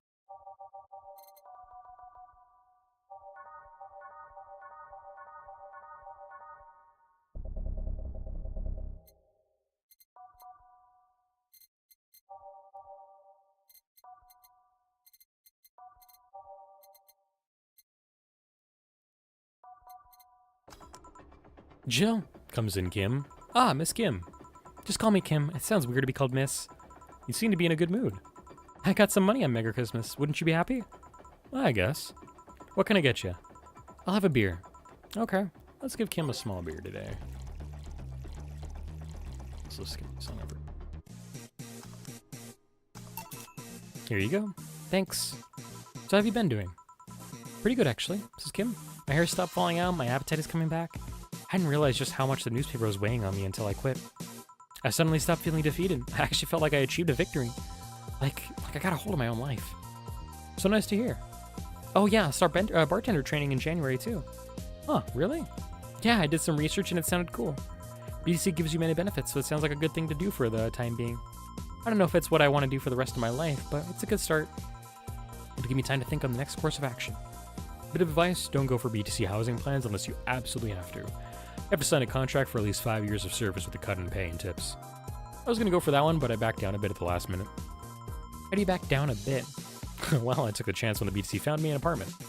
And instead of signing the BTC contract, I just asked for a regular one. I still have no idea how I got away with that one. I thought those apartments were built by them or something.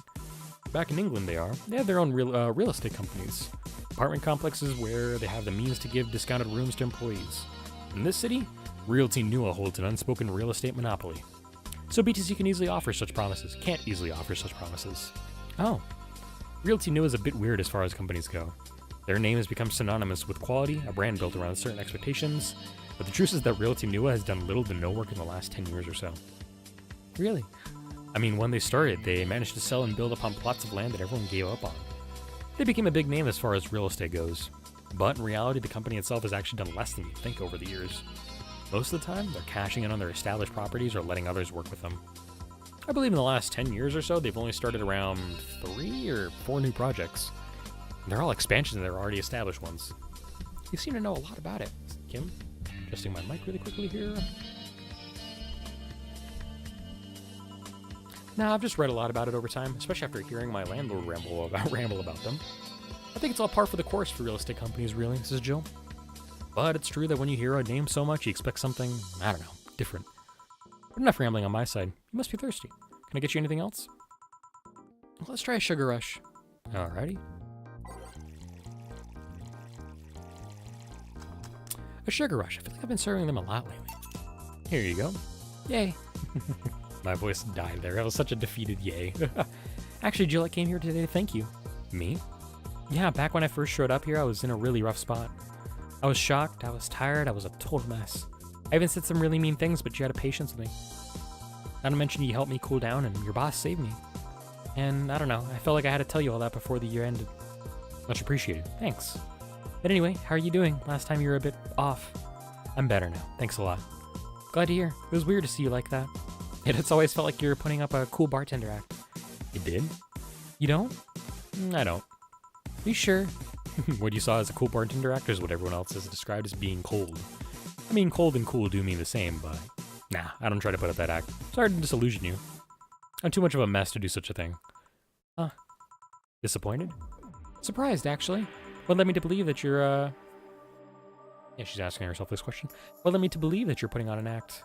And more importantly, how can I make use of it when I get assigned to a bar? I must investigate further. Good luck with that. Say, let's try something bubbly now. All right, bubbly drinks here. Let's see. Let's go for Cobalt Velvet. All on the rocks and mixed. 4 Adelhyde, 6 Flanergide, and 10 Karma-Tree. I'm gonna get her drunk accidentally, but I wanted to give her a big one here. Here? Thanks. Hey Jill, I'm gonna need some ice. Ah, boss. Boss? Oh, I know you. Thank you, thank you. Hey, nice to see you're fine. I'm more than fine, I'm alive. I'm here. I avoided my biggest mistake in life thanks to your timely intervention. I don't know what overcame me. I just felt like everything was shouting. I couldn't stop the shouting, so I just felt like, thank you. Don't even mention it. I just did what I felt was right. Jill, ice please. Right. Are you alright? Did you seek help? I know a couple of people that could help you. Don't worry, I'm perfectly fine. I've gone to a therapist a couple of times, but he says I'm okay. Something overcame me, but you intervened and I don't know what to say. You already said thank you. Seeing that you're fine is more than enough for me. I should have come to thank you earlier. I owed you that at least. Don't worry.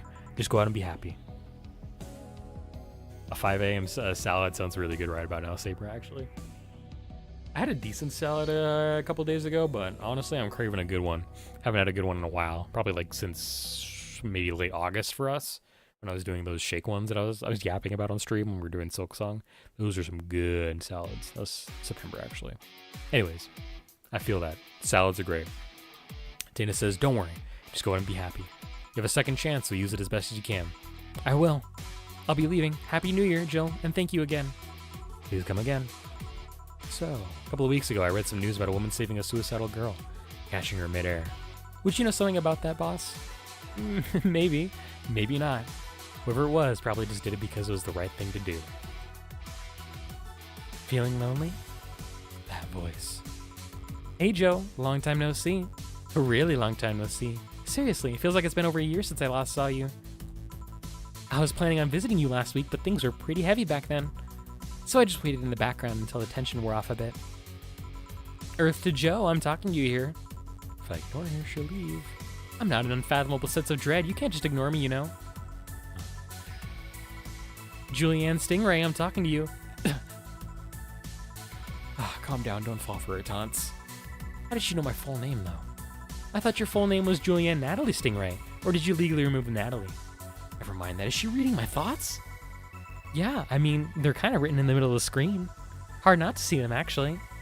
Alright, that's it. I'm going crazy. Who is this girl? Do we not like her? We love her. I love her. She's great. Jill is a little apprehensive about her. Well, you can, when we do readings about this, if I can get a script going for this game, you might understand more if I can get a script going. But for now, don't worry about her. We like her. She's a little quirky, and Jill kind of clashes with that just a little bit. All right, that's it. I'm going crazy, says Jill. Thanks, Jill, I should say. Oh, that's just a self-centered way to see the world, says Anna. You seem that you're crazy because you can't accept that this world could be weirder than you think.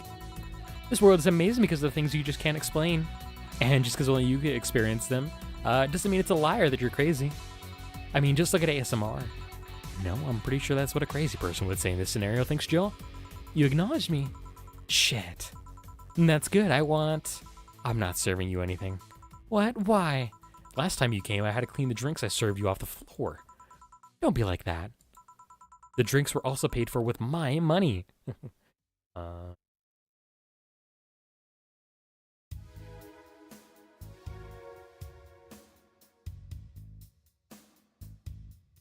Saper says, went outside, bought some salads that have a bit too much mayonnaise in them, a small box of microwavable mini pizzas, some microwavable pancakes with ham and cheese, some sliced cheese, some bread, some meat slices, and 2 bottles of soda, and a can of Monster. Hell yeah. Okay, I'm curious. You said some microwavable pancakes with ham and cheese. Is that right? Pancakes with ham and cheese? How does that work? Is it good? I'm not a big ham person, but I'm curious to hear if it's good with ham and cheese.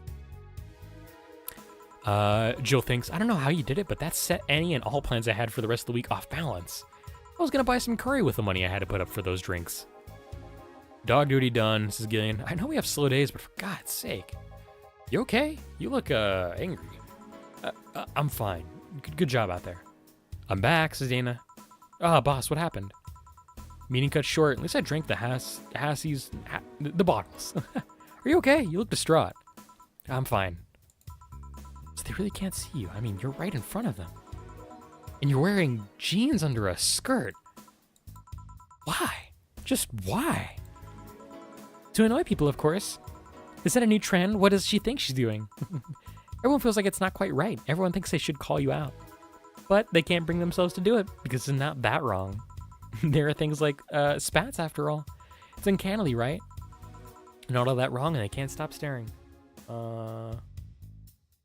Ooh, okay. But, well, they are nice, but by the way, pancakes, I mean Russian ones, thin and large, I'm not sure that I do know. If you got a picture of it, just send me in Discord. I'm curious. I'll look at it after stream.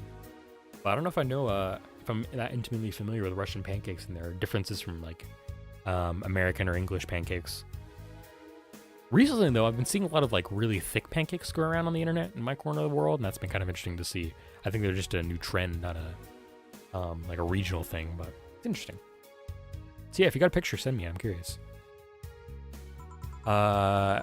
Jill thinks, not like anyone other than me can see it, though. They could see it if they wanted to, though, says Anna. Perfect, Saper. Dana says, Jill, you're making an awful lot of faces there. You okay? Yeah, just remembering stuff, says Jill. Man, I miss not being crazy. Boss, I'm leaving early today, she thinks. And you stay here, says Jill. Who stays where? Asked Dana. Crap, did I just... You have to be the first person I met who mixes their inner and outer voice, says Anna. I thought I saw one of the dogs near the counter. Sorry. Oh, okay. Can I leave a bit earlier today? Sure, thanks for taking care of the fort. What about me? You haven't left yet. I'll thank you when you leave, says Dana. That's not what whatever. Forgot how they're called in English, sorry? No worries, all good. Are you thinking about crepes, actually? Maybe crepe. C-R-E-P-E-S, maybe. That's like the only thing I can think of that's like a thin pancake, And that would kind of make sense with ham and cheese, kind of. It's still like interesting. I don't think I've ever heard of a ham and cheese crepe here in America, but that does sound kind of interesting. Anyways, back to our game here. Here's something in case you felt lonely today. Yippee, some more money. Rent is due on the 30th. Please make sure your account is a necessary $10,000 to be evicted. Yippee. Jill says there are cats in heat outside. Forrest says, I'd have blue balls if I still had any. Blue balls prevented.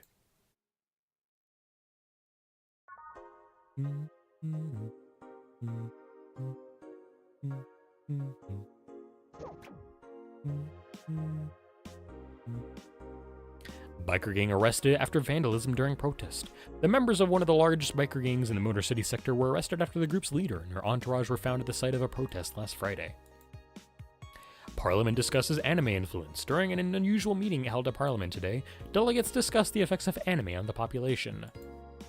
Taylor the Brain, tired of name change requests. A couple of weeks ago, we wrote about Taylor, one of the brains from the solo anime project. One of the highlights from the interview that was unfortunately stripped from the finished version was a stray comment about how many people asked Taylor to change their name to Brian on a regular basis. I know people try to be funny, but I won't change my name for a punchline, Taylor told the AE team. I like the name Taylor, and there's nothing wrong with Brian. I just won't be a part of the joke.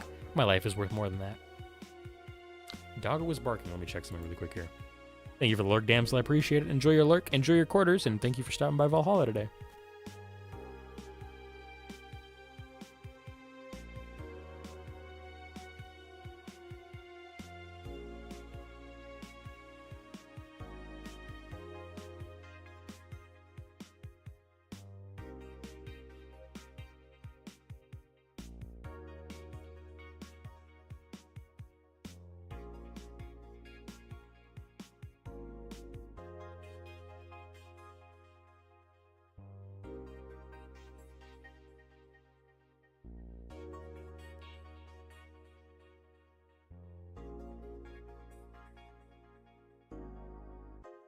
Right, back source from the internet, but still, I appreciate you sending the pictures. Doggo had to bark at somebody who was walking. As crazy as he usually is, little guy. Alright, let's go to work. Tuesday, December 27th. Good evening, this is Jill. Hey, Jill, let's have a New Year's party this Saturday. Isn't that a bit soon, asked Jill. Why, did someone famous get killed at a New Year's party, asked Dana? No, I mean, never mind. Sure, I'm in for it. Great. And Gil? He's coming too. I mean, it's not like he has anything else to do. Hey. No, I mean, where is he? He was escorting a client of his to the station. He should be back any second now. Back, says Gillian. See? So you coming to the New Year's party too, Gil? It's not like I have anything else to do, so... I told you, says Dana. We're depressing people, says Jill. Oh yeah, the kid from the other day. Gabby, I think you called her. Asked me to give you this. I believe it's a note. A note? Gabby? Let's see. First of all, I want to apologize for my behavior before. I was still hurt by my sister's death, and it wasn't fair to take all that stress out on you, let alone put the blame on you. And so it feels weird to ask this of you after how I treated you, but I really want to talk to you. I want to catch up, to chat for a while, to do what you were doing with me before I lashed out. I understand this freedom you talked about, the fear that drove you to a fight with my sister. I'll go back to the bar on the 31st. I won't take much of your time. If you don't want to see me after all that, I'll understand. Please, I really want to talk to you. Gabby. Wow, that girl has a big vocabulary. She always was a smart one, says Jill. The 31st is written in different handwriting. Oh yeah, she asked me when would you be here and relatively free, so I told her about the party. I also assumed you'd say yes to the party, which might not have been the best idea now that I think about it. Boss, I'm having second thoughts about coming to the party. What? Why? Because I really don't want to face Gabby again. It's coming back to me. What drove me to never go back and apologize after all these years? Fear and shame. Shame because I know I made a hideously stupid mistake and it's painful to face your mistakes. And fear of what they might say. Lenore, we never broke up formally, so I was always afraid that if we were to meet again, she'd break up with me. And I don't want Gabby to tell me that she hates me to my face. Lenore was in the right to break up with me and Gabby's in the right to hate me, but I don't want her to. If I never see her again, she'll never tell me that, and... Jill, you idiot! Huh? You're thinking backwards. Didn't the letter say she wanted to understand you? If you bail out on this, she will hate you. Not only that, but you're getting a new chance here. Do you want to live the rest of your life running from another memory? Didn't you just say to Armitage that you hated feeling like that? Armitage? Titty hacker. Alma, right. I don't know what happened when you fought with that girl's sister, but now you have a chance to make amends. Not only that, you have us watching your back. So I want you to think about this. One day of fear or a lifetime filled with regret? Which one do you pick? Yeah, you're right. I hated feeling like that. I won't run away this time. Good, because I would have gone to your apartment and dragged you out of there if need be. Hey, boss? Thanks. That's what friends are for. Yeah. Anyways, let's start this day. Let's.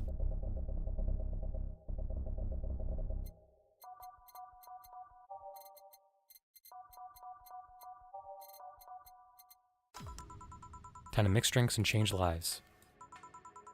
Seriously though, it's the second note that has stirred such feelings in me.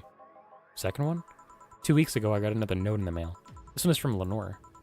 Was that the envelope you took away from me in a panic? Yup. You haven't opened it? Why not open with Gabby? You're facing one fear, might as well face the other. Maybe. Don't push her, Chief. I'm not, I just know she's capable of doing all that. I'll go secure stuff for the party. Call me if you need anything. Keep it up, Jill. Thanks. One more second, chat. I'm gonna make sure my dog's okay.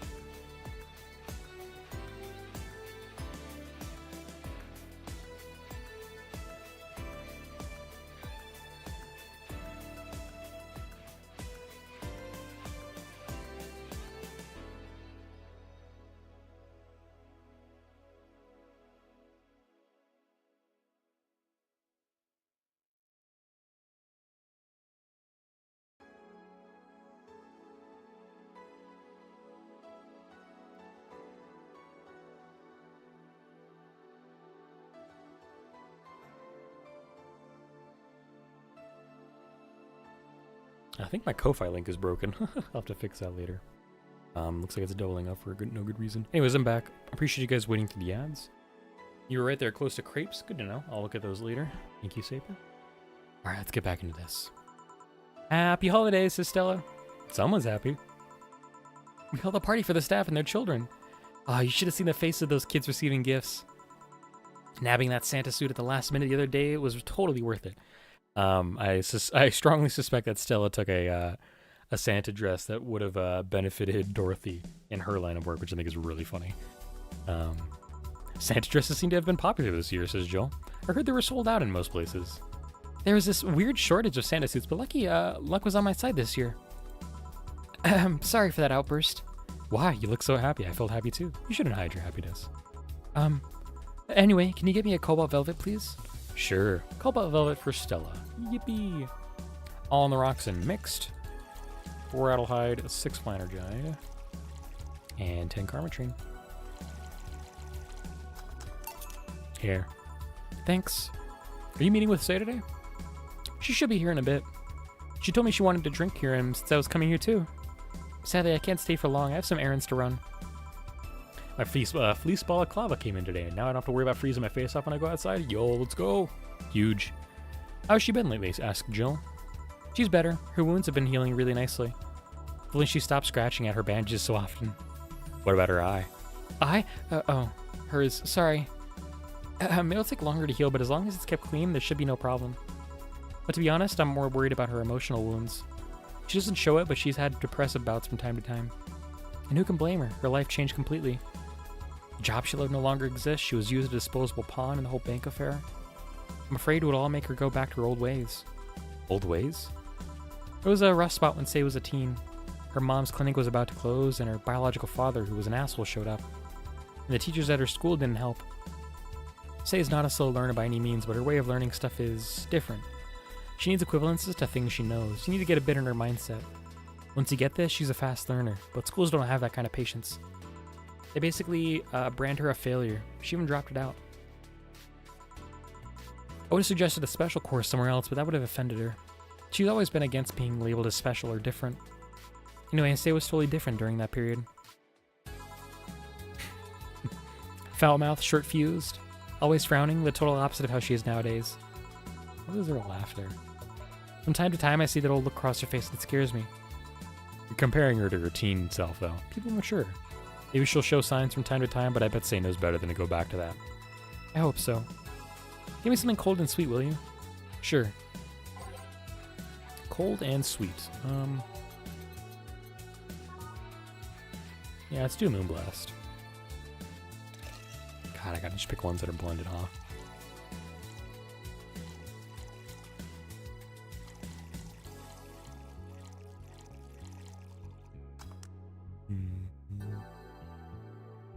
Would you believe it, chat? Still no relation to the Hadron Can you can see on the moon for 1 week every month. Here. Thanks. This is the kind of stuff Say asked for, you know? Now that you mention it. You know, back when Sayuri appeared, it seemed that she came here first. Oh yeah, she told me that. Glad she found a familiar face after all that chaos. Chaos is what I say. Did she tell you that we had a talk at the back of the bar? You did? Well, it's nothing that important, but... She was devastated, you know? She was afraid, tired. Hit me quite hard, not only after seeing her covered in bandages, but also after seeing her so cheerful before. I guess I should be thanking you then. You what? When I met with her, she told me you calmed her down quite a bit. I did? I'm guessing with all that was going on, the desire to not worry me weighed on her. It has happened before, so it's good there was someone else for her to share her stress with. Thanks. Sure. I don't think I did anything noteworthy, but sure. I've been wondering, can you really be so calm in the lower parts of the city? I mean, the streets are not exactly safe. And a cat boomer is sure to become a target. Well, I have my security staff with me at all times, so there's no problem. Besides, this part of the city is comfier. Come again? Sure, uptown is cleaner and maybe more secure, but it's also too sterile. You look too funny in that balaclava? Oh no. I mean, it's not the worst thing to look funny in a balaclava. Around here, you can actually feel the warmth of the people. You feel there's people living, excuse me. Especially like going to a busy food stand, I feel a warmth here that uptown doesn't have. It's also easy to talk to people. You finally came. Welcome. If you try to talk to someone in the upper part of the city, they either shrug you off or flat out ignore you. People around here are a bit wary, but they're also more likely to talk to you. Not that things aren't nice there, though. Can I get you something? I feel like having a beer. I think that too. But I just want one. I'm asking for one for me, adding one to your order. Oh, that, right. 2 beers for the girls. Let's make them 2 big beers for fun.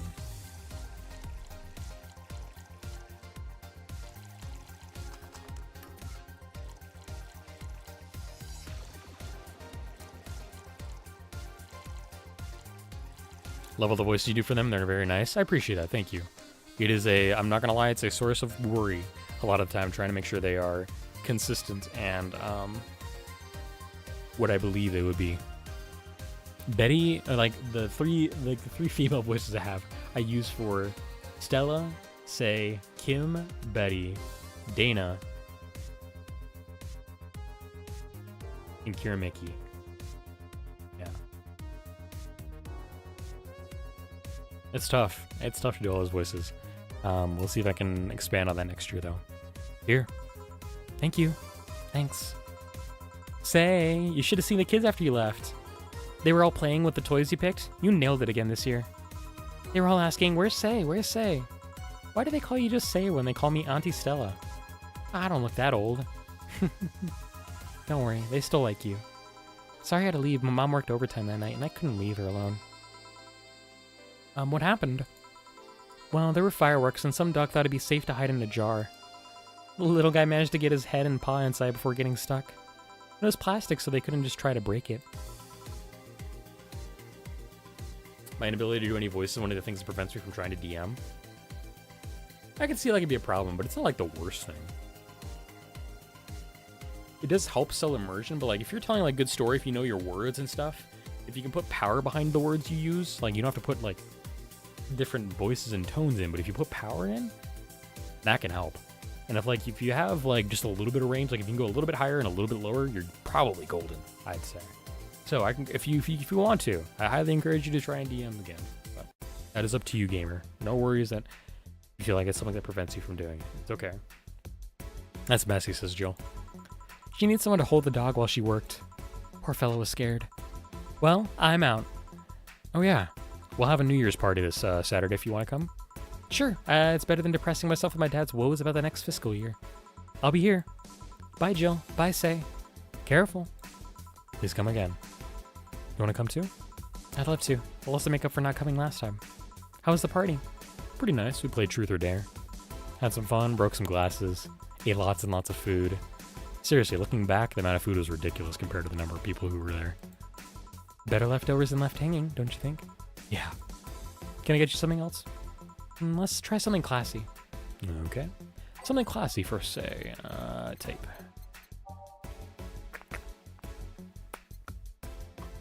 Let's give her a bad touch.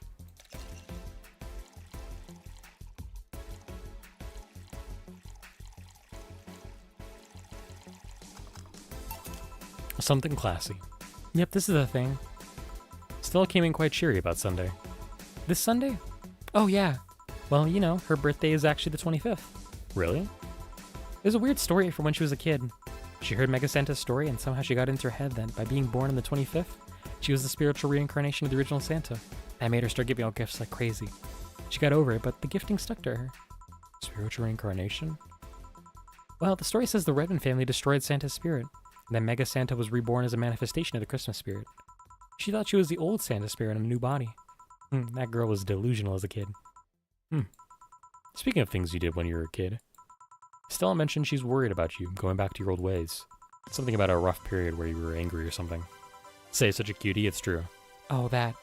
It's sweet that she's worried, but I won't go back to those days just like that, though. Even if I face the same situation, I'm more mature, you know? Not a teen anymore. Expected as much, told her as much. Hey, can you give me something bubbly? Sure.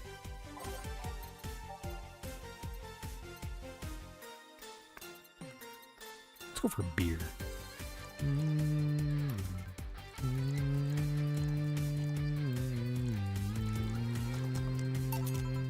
Here you go. Bubbly, bubbly. Hey, Jill, want to know how Stella got her eye? Huh? I feel you shouldn't tell me that. She told you my story, means she likes you enough. It's fine. Remember when I told you one white knight saved me from another? Well, it's about the other one. Apparently he was running away after doing something. Don't know. We were at the park and he held us hostage. At one point they tried to approach him and he just... he gouged Stella's eye out. I tried to stop him, but he just went and kicked me. I still remember that kick. I could feel my ribs breaking. There's pain in place I didn't know I could feel pain. From time to time, I still relive that day.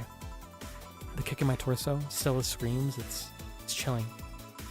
I briefly regained consciousness after the kick, and I felt like I was being lifted. The white knight that attacked us was on the floor, not moving.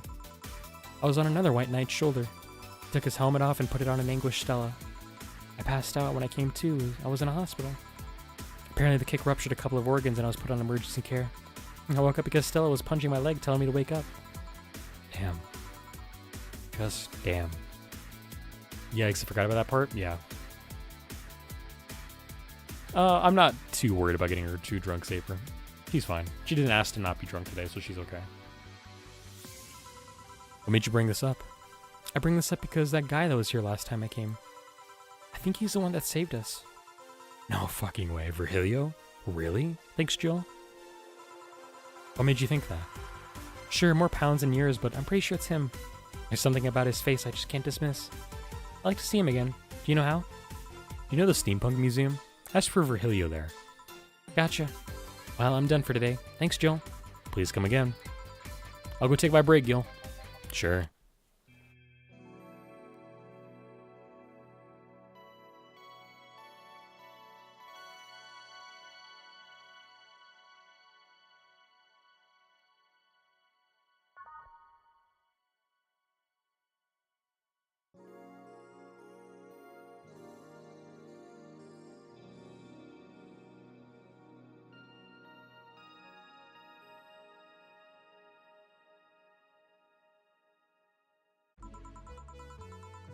I wonder if I left food for 4. Thanks, Jill.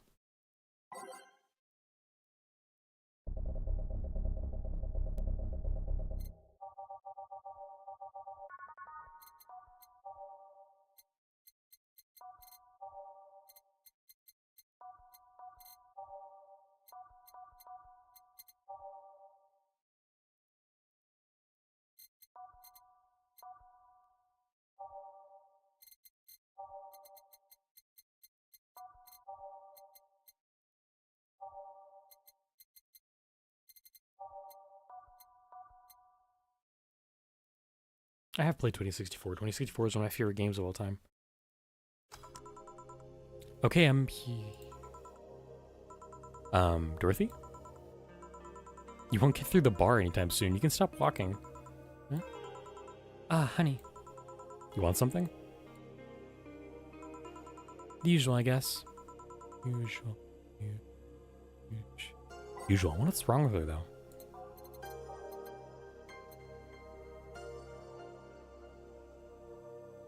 I don't remember exactly what this drink is. I think I can give her anything, or anything sweet.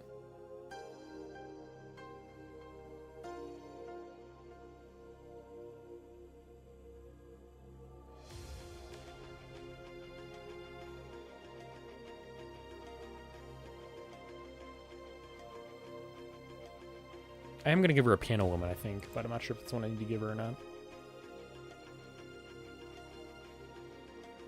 Yeah, Piano Woman.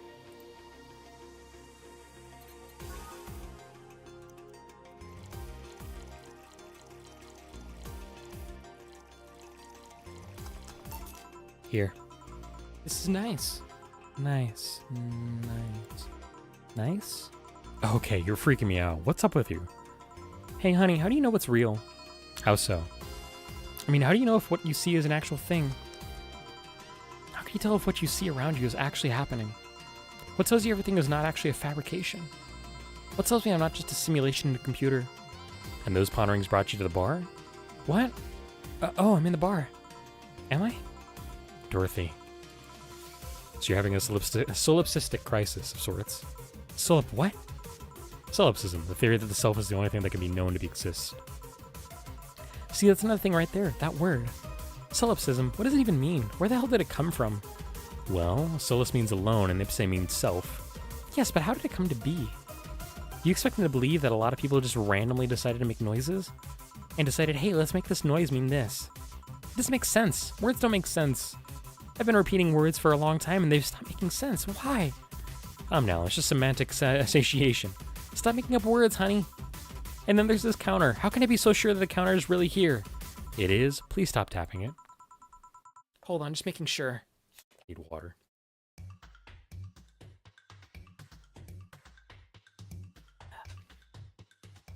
I've already played Neurodiver. Didn't like it as much as I did 2064.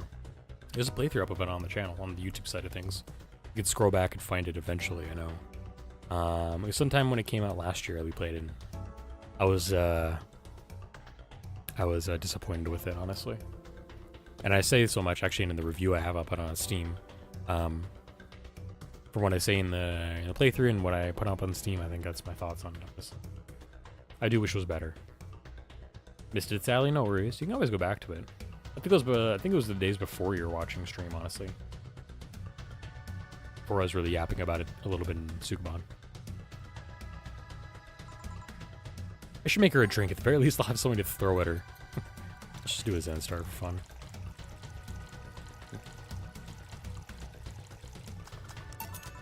Stop tapping the counter so much. I'm this close to throwing this at your face. Sorry. Let's start from the beginning. Since when did you have this existential crisis? Since earlier today, I think, says Dorothy. I was remembering the good times I had with my guardian. But I don't know. It's all too sudden. I was thinking about everything that happened from a week ago until now. How much fun I was having, how much I loved everyone around me. Out of nowhere, the thoughts started piling up in my mind. What is love? What is fun? Are those feelings real? Is all that real? Am I real? What tells me I'm actually in a body? What if I'm just some computer somewhere thinking it has a body? What if I'm just a human girl in a comatose dream? What tells me that you're real? For all I know, I might just be a figment of someone's imagination. Or even just an AI simulation in some computer that thinks it's human. I've been there, Dorothy.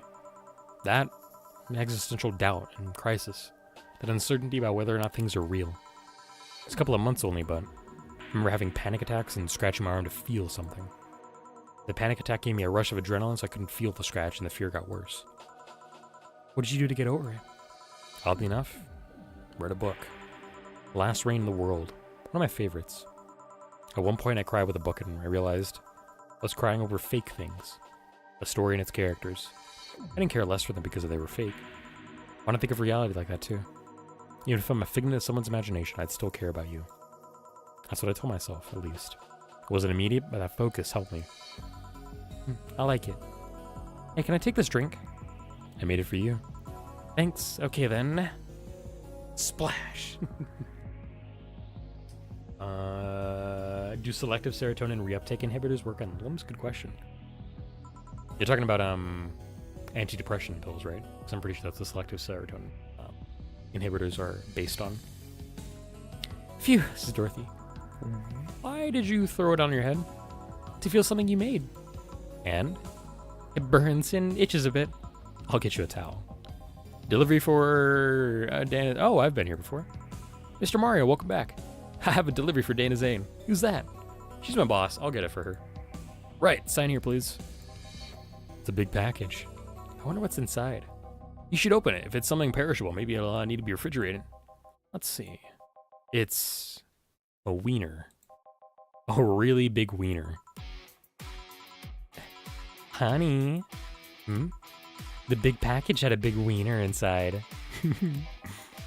Or your boss do such a thing. I don't know. She'll cook it. Perhaps she'll chop it. Honey. Seems the wiener's too big to eat correctly. Stop. Antidepressants, yes. All right, I have that feeling. Maybe you could prepare some right now. What do you say, honey? Do you want some of your boss's big wiener?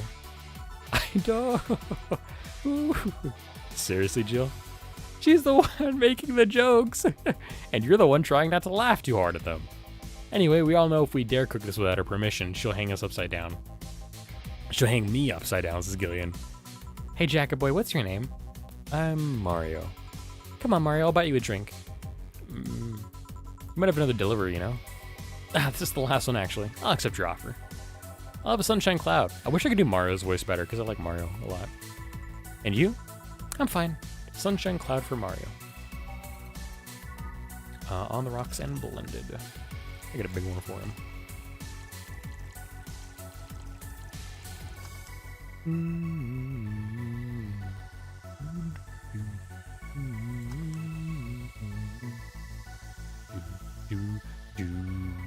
Oh, here it comes. Wait for it.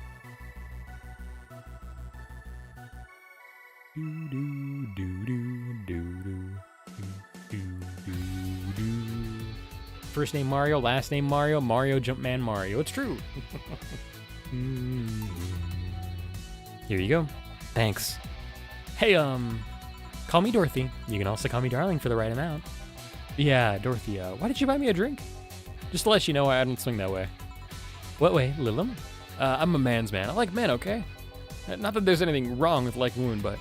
Oh, don't worry. I wasn't hitting on you. I was thanking you. Thanking me? Your package let me see honey here laughing like an idiot. It's easier than you think. This is Gillian. That made me happy, and I don't know, it fit with what she was telling me earlier. I'm more calm than when I entered. Glad to help, I guess. Well, duty calls.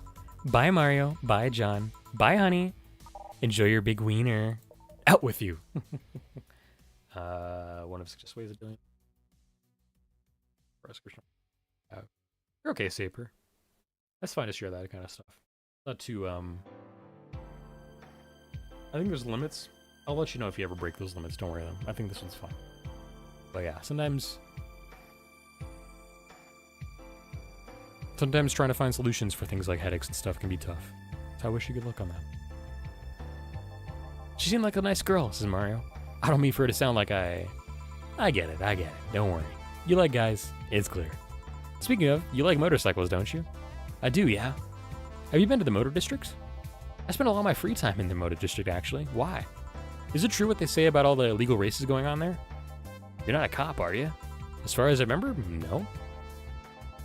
Well, I mean, there are illegal races, but there's also a semi-legal league going on there. Semi-legal? The authorities acknowledge that there's races going on. They don't know what goes on in them, however. Modified engines, casualties, substance abuse. Illegal ones end up being safer in the end. Huh. Have you heard about a biker called Christine Love? Miss Love? Of course, everyone knows who she is. What about her? Is her gang as dangerous as they say? I don't know. Nobody knows. Excuse me? They look intimidating enough, but truth is that nobody has faced them directly. Moreover, nobody wants to be the one that got beaten to a pulp if they turn out to be what they seem.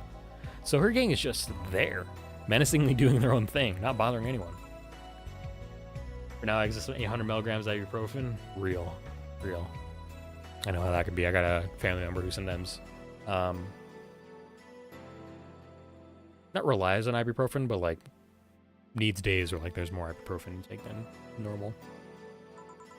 Do you want anything else, ask Jill? I'll have a Piano Man. All right, Piano Man for Mario. I wouldn't mind with a Piano Man myself.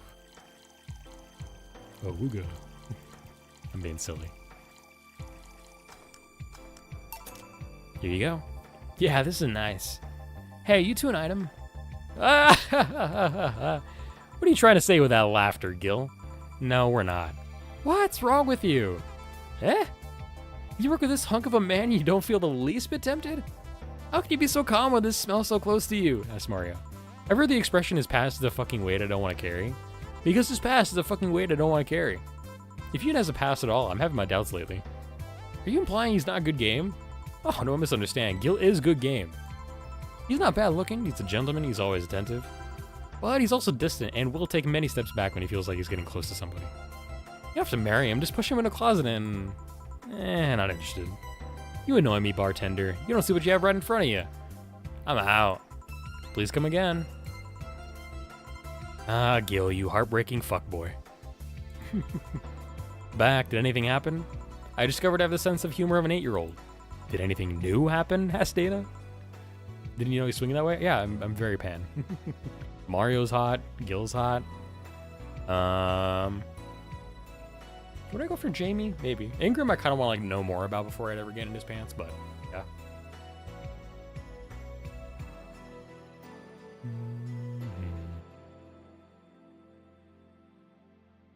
Big brain thoughts. Hey, says Jill. They brought you a package, says Gillian. Ah, yes, my curated wiener, says Dana. It's a gift from my folks. It was delayed in customs, but here it is. You guys want some of it? That's a new one, says Dana. Jamie's great. Jamie's pretty good. I don't think I'd ever date him, but he's a troon. I have some pocket money. I'm out of excuses, says Dana.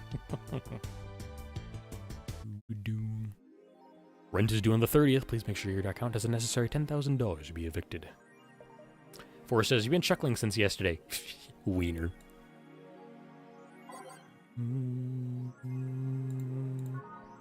Day 16, we're doing good. Headlines for today. Yeek, the final remaster leads the video game charts. The newest remaster of 2016's Yeek, a postmodern RPG, opens the chart this week with 3.5 million copies shipped on its launch day. This is the third final this year, says Joe. Woman marries anime pillow. Nobody is actually surprised. Yep. Oops, wrong button. First space colony plans to develop its own army. Even though space was imagined as the promised land, a place where humanity would start over, it looks like we're about to repeat our mistakes from the past. Damn. Wednesday, December 28th. Good evening. Ah, Jill, I'm about to get firecrackers. Firecrackers? It's New Year's, right? We need some. Wouldn't firecrackers scare off the dog? Yeah, good idea. Go ahead. I'll be back in a bit. Is Yik Valhalla Skyrim? I don't know if you know, but Yik and Valhalla released in the same year by the same publisher, Eastbridge. I don't know anything about Yik. I should play it. I've heard mixed reviews about it. Some people like it, some people hate it. I don't know. But it does feel like Yik is Valhalla's. Like in universe, Yik is the Skyrim of the time. Yeah. Gilly says, even for a cat lover, you sure get excited about firecrackers a whole lot more when dogs are involved. I know how hypocritical it sounds, and I don't care. Ah, Jamie's here. Greetings, says Jamie and leaves. Anyway, let's start. Indeed, let's start. Alrighty, let me do a couple of these ones here. That was a weird sound, hold on.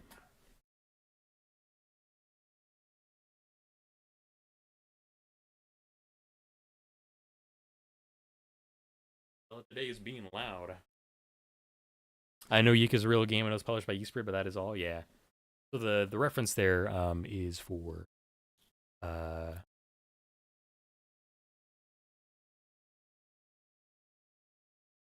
Brain Hurdy. The reference is just because the game was released in the same year and the same publisher. Alrighty, we got Gogo Streaming Chan up in there. Let's do Umemoto. You got me. March of White Knights. Avatar, safe haven.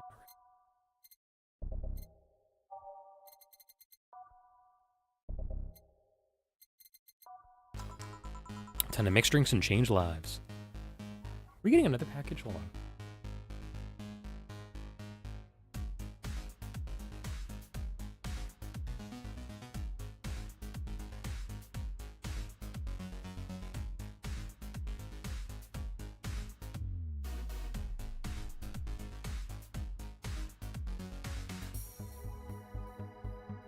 Oh yeah, I definitely know the Cyberpunk 2077 trailer. That was a good trailer. I go back to that one regularly. This game's making me really excited for New Year's Eve tomorrow. Hell yeah, the New Year's thing is the New Year day, and this one's really somber and sweet. I like it a lot. I'm excited. Pupper is annoyed about UPS, which is unfortunate. Time to mix drinks and change lives. Ah, the guy that wouldn't come back twice, says Jill. Yeah, shut up, says Ingram. By any chance, did something fly over here 2 weeks ago? On Friday? Yeah. There were lots of weird explosion noises throughout the night, but as far as I understand, those were made by a flying drone or something like that. So it flew by here. I take it you know what made the noise? Let's just keep it at whatever drone story you heard. Right. The noise got annoying after a while, I must say. So it remained in the vicinity? I don't know what counts as in the vicinity, but yeah. Distant explosions all night. Interesting, so it didn't get far away. Now give me a Mars Blast. A Mars Blast for the guy that wouldn't come back twice. Alrighty, all blended, 6 Bronson, 6 Barks, 4 Flandergide, 2 Karmatrain. And blended.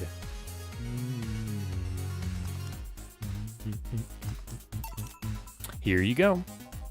Well, you didn't mess up. Sorry if I may interject. You looking for a fight? Most certainly not. You really think you'd stand a chance? You're like half his size, says Jill. I can fight dirty, says Ingram. He kills people for a living. I can fight dirty. Jill, please, you make me sound like a savage.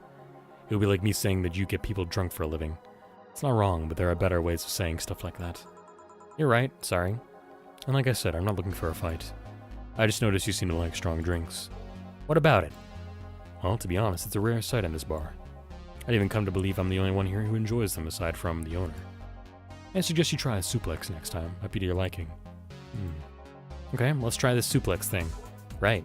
Let's give Ingram a suplex. Wow, that sounded weird. Can't even get so wasted I wake up under a Christmas tree because I don't drink, I don't have a tree set up. No. Devastating. I mean, if you don't drink, that's fine too. Dude looks like Kano from the 1995 Mortal Kombat movie. That's such a good comparison, actually. It's awesome. No, yeah, that's Jamie for you. We love Jamie. Ooh, Kano. Scorpion. Sub-Zero. On the rocks and mixed. Did I fuck up? I put in 1 extra karma chain, that's why.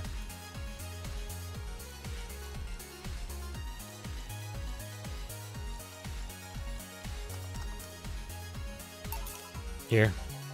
Good stuff, like less burning but punchier pile driver. Say, your face looks somehow familiar, mister. Call me Jamie. You are? I'm Ingram. Anyway, I think I saw your face somewhere. Maybe when I needed to look for a specific file. Should perhaps go through a nanomachine expunge? I did, actually. Figured as much. Only a handful of people do that. And almost all of them are people in nanomachine rejection that feel oddly suicidal. So why go through the whole thing? Rejection? Need to hide something? The second one. It's easier to remain undetected when they have no means to track you or your activity. Let's see. How does the expunge work? You lie in a pressure chamber and they give you a special IV solution. Causes an nanomachine rejection while giving you the antibodies needed to prevent them from getting back in. For 5 hours, you're trapped in bed while a horrible pressure builds up in your body and nanomachines are forced out. They're like little needles all over your body. You feel them in your eyes, and your gums, and your toes, everywhere. After all that, they need to implant you with a mechanism that constantly releases the same antibodies. Ouch. What are you having, Jamie? This is a gut punch. Yeah, should have figured. Hey, give me one of those. Sure. Let's give him a gut punch. Again, that didn't sound right. Let's give Ingram a gut punch. Hell yeah. Alrighty, 5 Bronson. 1 Flandergide and a shit ton of Karmatrain. Here you go. Yeah, I love these. Looks different from yours, though. I had a couple of extras in his, actually. So where's the antibody unit they stuck you with, Jamie? Inside, like all the other maintenance systems. Can be troublesome at times, but the perks of not having nanomachines in the body outweigh the cons. And the rest of the enhancements? Were you reconstructed or have you been adding them over time? Over time, either by getting a much needed enhancement or through fixing injuries. I see. Well, it's a pleasure, Jamie, but I gotta leave. Nice meeting you, Ingram. Please come again. Don't count on it. Said that twice. Shut up. Seems like a nice guy. Right. I won't call him a bastard, but he's not the nicest in the bunch. Maybe you caught him on a bad day. Nah, I think you're just that good at bringing out the nicer side of people, says Joel. Oddly enough. That guy tires the hell out of me, says Joel. I can't do your laugh. I really wish I could. Someone's in a good mood. Give me a bad touch, will you? That way you'll be in a good mood too. A bad touch for Alma. Alright, all on the rocks and mixed. I'm gonna make this big. I love Jamie. Jamie's really cool. Here. Jill, you have such a petty sense of humor. Guilty as charged. So, we'll put you in a good mood. Oh yeah, that. Today, my sister was supposed to be in court for all the custody proceedings.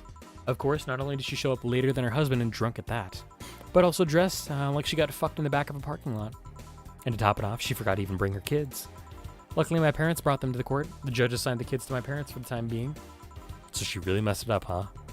When they came back to the house and Diana started throwing a temper tantrum, she said it was lucky her husband didn't get the kids because the angst would make her jump onto the highway. So Ava comes and says, then make sure it kills you because we aren't dealing with you and I as a cripple. I shouldn't reinforce that behavior, but I don't know. Maybe it was the timing, but I've been laughing for an hour now. You hold quite the animosity for Diana, don't you? She and I used to be the closest friends when I was 7 or 8. We played all the time. We even slept on the same bed for a while. Then she turned into a teen. We stopped playing. She had other things she wanted to do. I could forgive all of that. I mean, the age difference and all. But there is something in particular I still can't forgive. It was the day she invited her friends to the house and I went to ask her something. As I was leaving, one of her friends asked if I was her sister. And she said she had no little sisters. Ouch. I think that was the moment that finally broke the pedestal I held her on. I admired her as much as a kid could admire someone, you know? Little by little, that admiration wore off until we finally reached that breaking point. I felt betrayed. You haven't been able to forgive her after 40 years? Hey. It's not that I still hold a grudge against her, but rather, the Diana who said all those things so many years ago is the same Diana that I know today. How so? She hasn't matured one bit. She's still as selfish, childish, and immature as she was back then. When you see her, you don't see an adult, you see an overgrown, horny teen. So aside from destroying any admiration I held for her, she made sure not to fix that impression.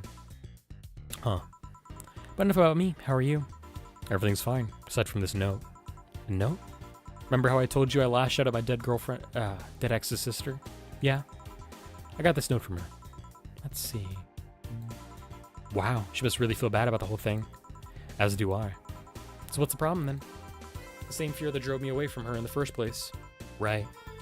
Give a Brantini, will you? There's a little story I want to tell you. Right. A Brantini? Alright, can do that. All aged and mixed.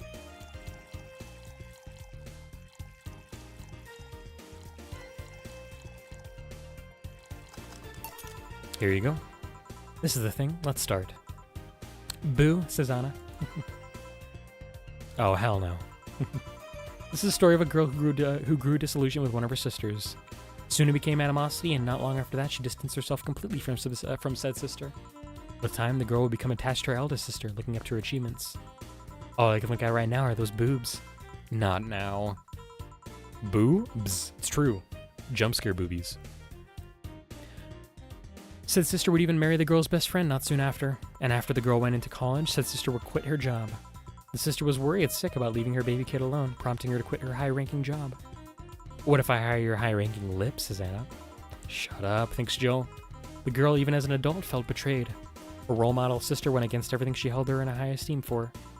She was no longer a child, and yet she felt like a part of her had crumbled. Hey Joe, I can lift her sweater. Do you want to see? I bet you want to see. Alright, enough. Enough? Shit. Peace out, says Anna. I mean... I know the girl is you and the sister is your oldest sister. Please get to the point. Right. The point is, if you don't face her, she'll be heavily disappointed. She's trying to make amends with you. That must take courage. Lots of it. Yeah, you're right. My mouth's dry. Can I get a beer? Right. A beer. Man, I am going crazy, aren't I? Thinking about Anna.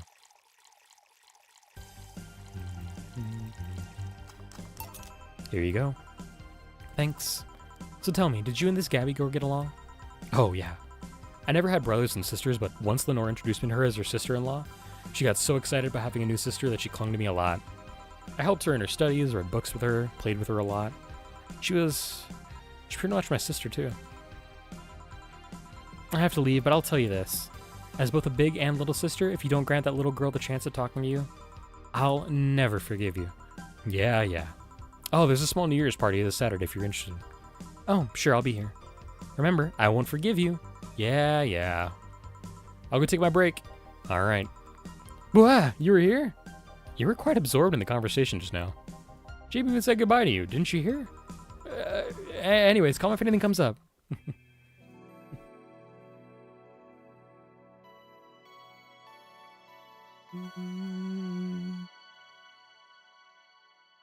Just a couple more days, chat. Thank you for joining us on the Cyberpunk Bartender action game, the Va-11 Holiday, or as we like to call it around here, Valhalla. We've saved, and it's once more now safe to keep playing. Stay cozy, y'all. Drink some water. Let's finish this game.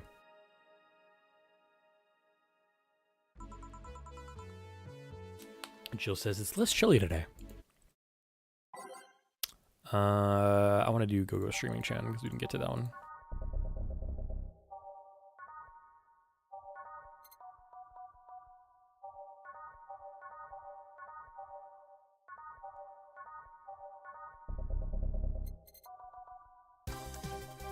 Jill, a kid's looking for you.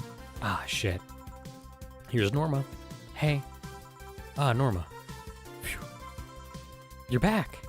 Oh, fuck you. You do know I'm not giving you any drinks, right? Crap, I said it out loud. Yeah, actually, I wanted to thank you. Phew, she thought it was for her. Thank me? Well, for starters, by not complying and giving me alcohol. Everything else would have fallen apart if I had some. Aw, so responsible, Joe. I kind of faced my mom and told her all about the pressure she was putting on me. And said I wanted to figure out what I wanted to do. And? Well, she didn't speak to me for 2 days. After that, she told me that it'd be a waste of money to spend on it. Hold on. After that, she told me that it'd be a waste to spend money in a university just for me to not give it my all. So she told me to still go to the college course, but that I was free to explore. Glad to hear that. And, well, I wanted to thank you for that. Me? If I just rushed headfirst in my original plan, things would have gotten ugly. You were right. I would be hurting her for the sake of hurting her. So, thank you. Don't worry about it. I'll leave before it's too late outside. Be careful. Aw, so sweet. Shut up. Hey, Jill, mind helping me here? Sure. Make a Bleeding Jane, please. On it. Bleeding Jane for Gil. Is all blended. Fuck.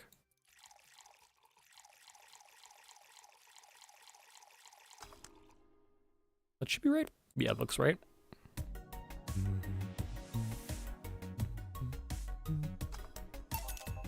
Thanks.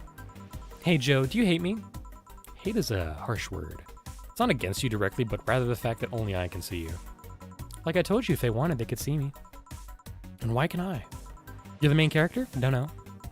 What are you? A cute girl. Right. You okay, Jill? Making a lot of faces there. Yeah, just remembering some stuff. Could you give me a hand here and serve a beer, please? Sure. Make it big for fun. I don't think it's gotta be big, and I hope it doesn't mess me up or whatever. Thanks. Would you lighten up if I showed you I can interact with the environment? Maybe it'll spook me, but let's try. So watch, if you notice right now, Chet, the exterior of the viewing window and stuff is one particular way, and now it's different. It's more punky and filled with greebles and stuff. I actually really like this version, honestly. It's really cool. Can't see anything. Thanks, Jill. You sure? Yup. Weird. Nobody expects the Dorothy Inquisition, says Dorothy. Dorothy Inquisition, Dorothy Inquisition, ow, I bit my tongue. Can't believe I'm using the spare tongue so early in the night. Honey. Hey Dorothy.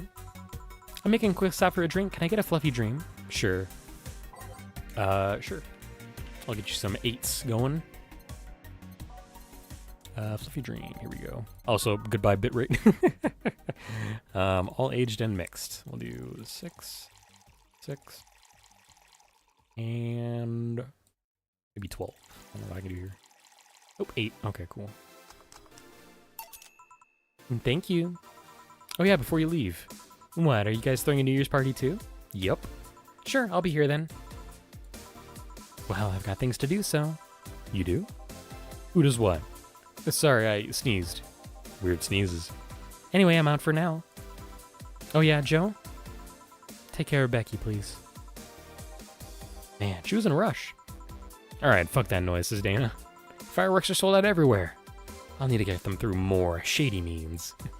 She's gonna buy them from the internet. She'll find them and put us all at risk of burning. I'll make sure there's an extra extinguisher at hand, says Gillian. Please. Well, I guess that's it for today. You sure you're fine? I am, don't worry. Hey, Joe, mind if I ask a silly question? You see my clients, you can assume I don't mind silly questions. Silly answers get on my nerves. Can get on my nerves, though. Sorry, what did you want to ask? Do you know why they call them cat boomers? I mean, I guess their second set of ears look like cats, but the word boomer seems so out of place. Not so much when you consider it's not them, but their parents who are called such. Huh? Let's go a bit back first. You do know why cat boomers look like that, right?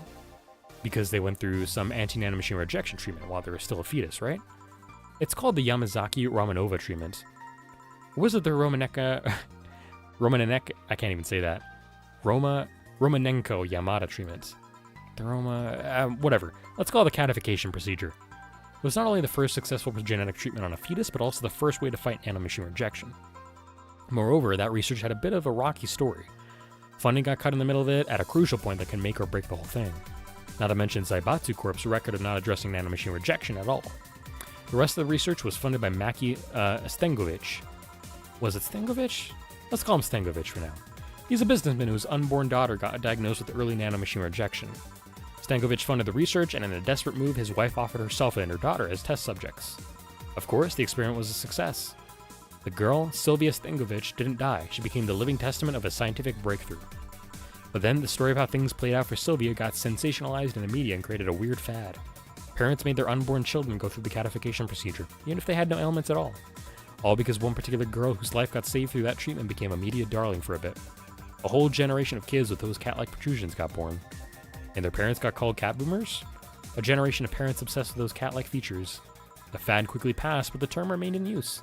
Eventually, cat boomer just started being used for people with protrusions instead of their parents. You keep calling them protrusions. Why is that? Because that's what they are. Eh? You didn't think those things on their heads were ears, right? Sure, they can be moved because they're somehow connected to the facial and ear muscles. Thus, they can move like a cat's and react to their mood. But in the end, they're just appendages and no real function. Huh. It still surprised me a bit, though, that the biggest mutation they get after the treatment is just that. Those ears are a small miracle on their own. People have been born with no eyes for less intrusive procedures. I really thought they were functional ears, huh? Let's say I learned quite a bit today. Thank you, says Gillian. Don't worry, I feel like I should apologize for talking so much instead. And keep in mind, I'm fucking up the terms. I don't want you saying someone got protrusions because of a catification procedure. I'll keep it in mind, says Gillian. Wait? What? Yeah, the guy's name was Stengovich. Eh? I just remembered Sylvia Stengovich was around my age, and when I was a teen, there were some TV specials featuring her. And I just remembered that I had the biggest crush on her. Now that I think about it, that crush had me very confused back then. And did you need a shout just now? Sorry. In any case, I'm out for the day. Alright, careful out there. All booze and no firecrackers makes Dana a dull girl. True. Rent is due on the 30th. Please make sure your account has the necessary $10,000 to be evicted. Yippee! Technically 3 more days with this one. 29th, 30th, and the 31st. But the 31st is a fast day. Alrighty. BTC closing 40% of its bars in Glitch City. Oh yeah, this. Late to the party, Augmented Eye, says Jill. The British Trademark Council is facing some economic troubles in Glitch City, and it looks like they're on their way out. Wearing socks with sandals in public is now a crime. I like to say we have the freedom to wear whatever we like in the streets of Glitch City, so long as we adhere to decency rules. However, that's about to change. Glitch City's Department of Public Decency has declared that wearing socks and sandals together is a punishable crime. If convicted, the guilty face 3 days in jail as punishment for using that abominable combo. Gazi prays for a silly law I'm all in for, says Jill. Birth rates decrease as the youth prefers the Lilim Company. I would too. Cute robo girls and robo guys. I am all for it. I already saved it, didn't I? Yep. All right, let's go to work. Thursday, December 29th. Good evening, says Joe. Hey. Okay, so we've got almost everything, but we're still missing a couple of things for Saturday. And so I designate you, Gillian Applegate, as official guy who goes to buy the rest of the stuff. Applegate? I have no idea who that is. Why me? I could send Joe, but I wouldn't dare send a lady by herself. And I could go with her, but I believe the bar should have at least 2 people in the vicinity at all times. You're not going to say anything, Jill? If it means not being delivery girl, I'm happy to fake helplessness. Fine, give me that list. I'll be back sometime. Something tells me you're planning something, boss. What gives you that impression? She asks. Call it a gut feeling, says Jill. Gillian Pliskin was funnier, it's true. Did you know Gil has a crush? What? A client of his, a girl that owns a bazaar. She's been coming on him for ages and he only just started opening up. But he's taking steps backward and I'm not going to let him. He's opening up for fuck's sake. And so the errands will take him to the bazaar, I take it? That's right. Huh. Alright then, to the office I go. As for me, time to mix drinks and change lives.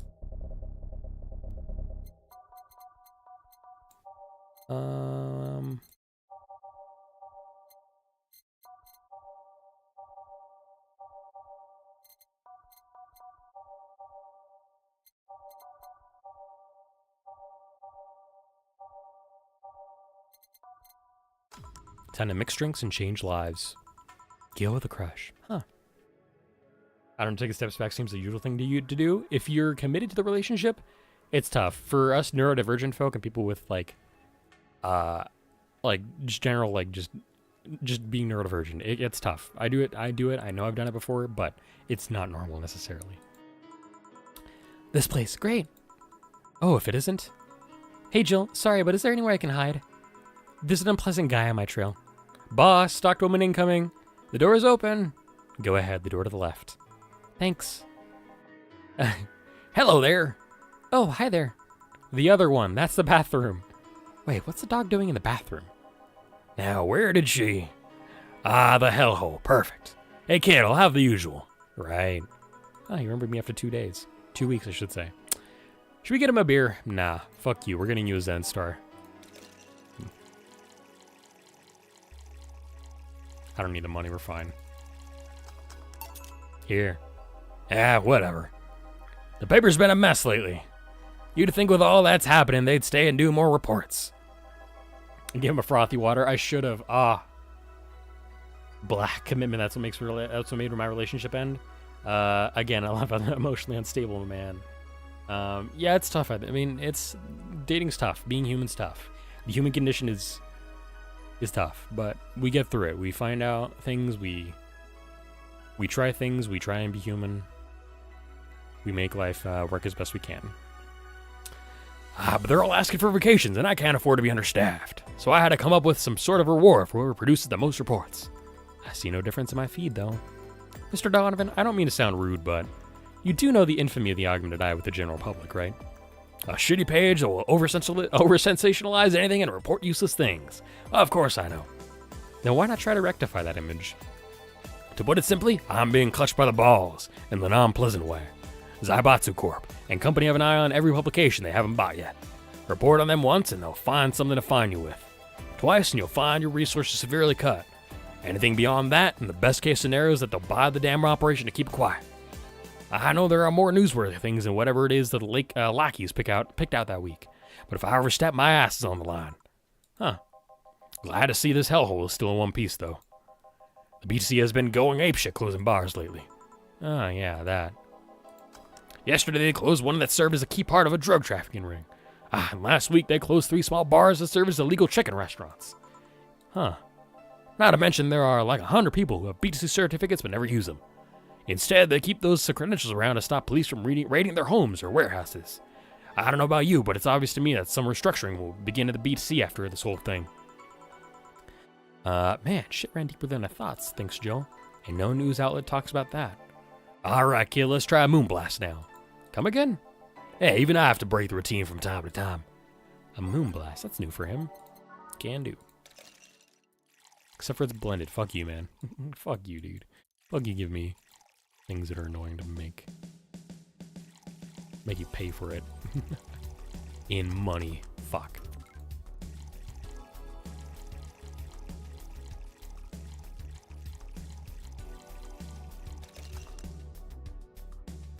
Can you believe it, chat? Still no relation to the Hadron Cannon you can see on the moon for 1 week every month.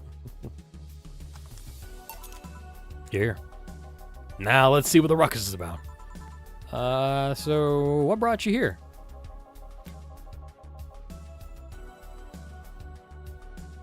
One day it'll come out. One day it'll come out. And you know what? It doesn't even have to come out. If they wanna not be tied to Nirvana anymore, that's okay.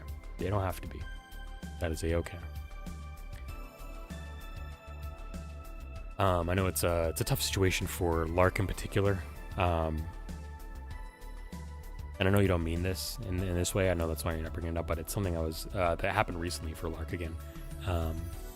It's a tough subject for them. And so I'm excited for them to bring out 45 Parabellum Bloodhound. I'll play that when that comes out, for sure. Whenever that comes out, I'll buy that day one.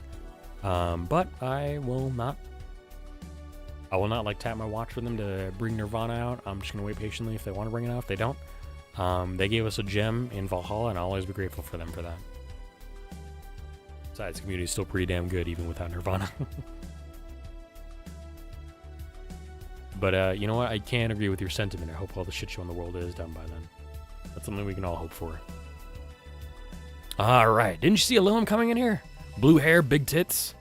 She's the one from the Encore concert coming up. Not really. Did she jump to the roof then? Why were you looking for her? Did you want an interview? Not really, just hitting on her. Hey, I said hitting on her, not hitting her. Stop glaring. Why though? Are you that bored? Don't you have like a family or something?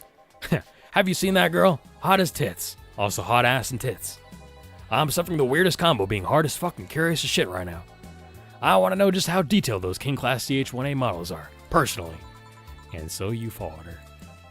I've yet to meet a woman that can resist the charms of Donovan D. Dawson.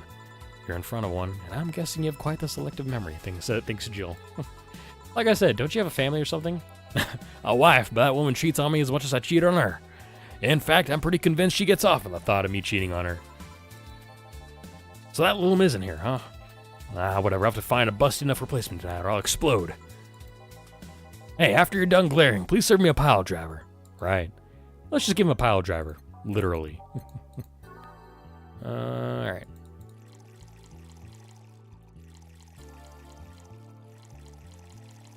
If the plan I'm cooking up in my head works out, I don't know who the fuck is gonna voice Donovan D. Dawson. Here. Alright.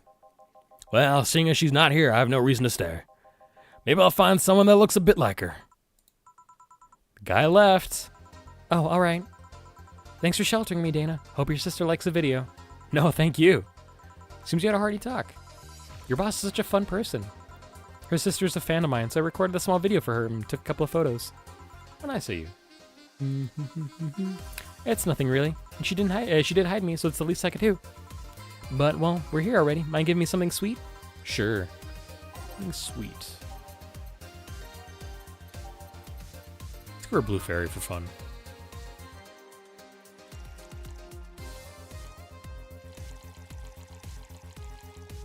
$15 karma tree, Jesus Christ. Here. Thanks. So, do you know why Donovan was following you? I forgot Sugar Rush recipe, 2 Adelhyde, 1 powder delta, and then a shit ton of karma tree depending on how you want it. Double it, 4 Adelhyde, 2 powder delta, less karma tree. So you know why Donovan was following you? I don't, but I wasn't in the mood to deal with him. His questions were a bit over the line last time too. Not the worst I've dealt with, but I just didn't want to humor him. I see. Seems like he was just trying to come on to you. You don't say. Well, not like he'd have a chance anyways. I'm not into older guys and I'm already committed to a relationship. Wait, you are? It's not common knowledge and the ones that hear it try to dismiss it as rumors, but I've been in a relationship with my producer for a while now. Really? We were both single and that kind of stuff is bound to happen when you spend so much time together. But it all started when he read an entry I made on my blog about wanting to experience love and like, he offered to help with that, and after you read it, and I thought, sure, why not? I already knew him well enough, it wouldn't hurt to try. How nice. He's a stick in the mud where planning is due, but he's a sweetheart otherwise. I see. You know, I've met 2 fans of yours lately. Really? Both of them seemed so excited when they were talking about you. It was amazing. I don't like the term fan too much. It strikes me as a bit pretentious in my opinion. I have many fans, it doesn't sit so well, like many people who like my music better. Fan evokes an uglier and more pretentious image for me. Do you like that? Do you like what I do, Jill? Do you like my music? To be honest, I haven't had much exposure to your work, but the few things I've heard are really good.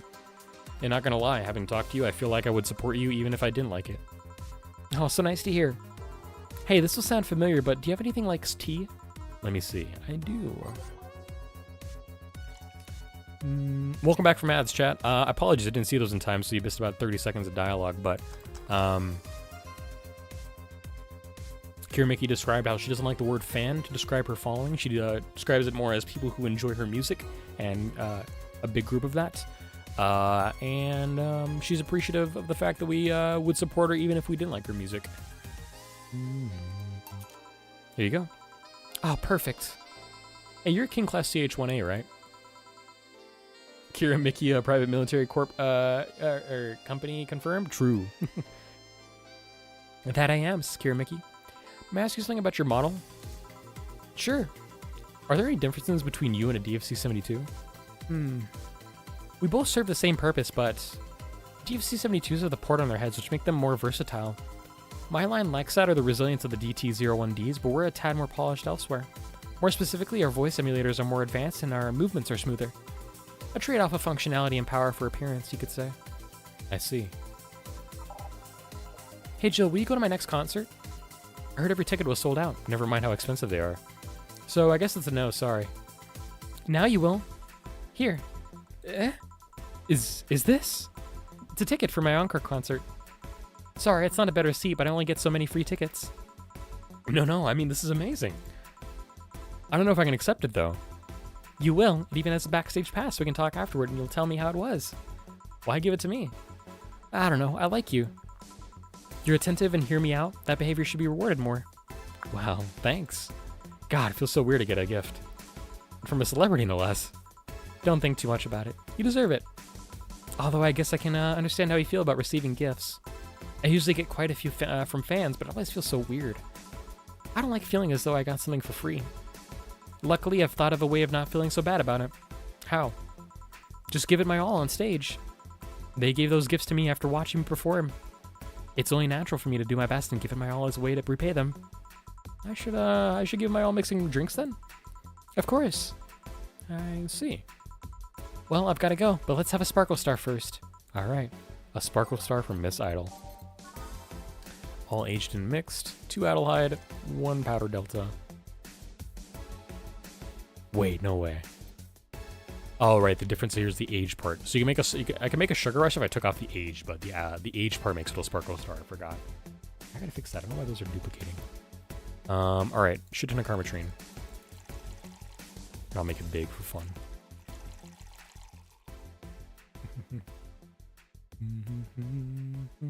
I'll play that at the end of the stream if I don't forget, chat. All right, Sparkle Star. Here you go. Sparkling. Well, it's always a pleasure, Jill. Please come again. Will do. Oh, the handsome bartender. Nice to see you. Boss, Gil's back. I'll take my break. All right.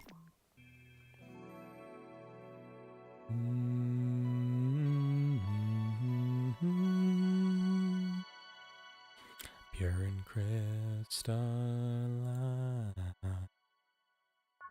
Day 17 break. It's now safe to keep playing.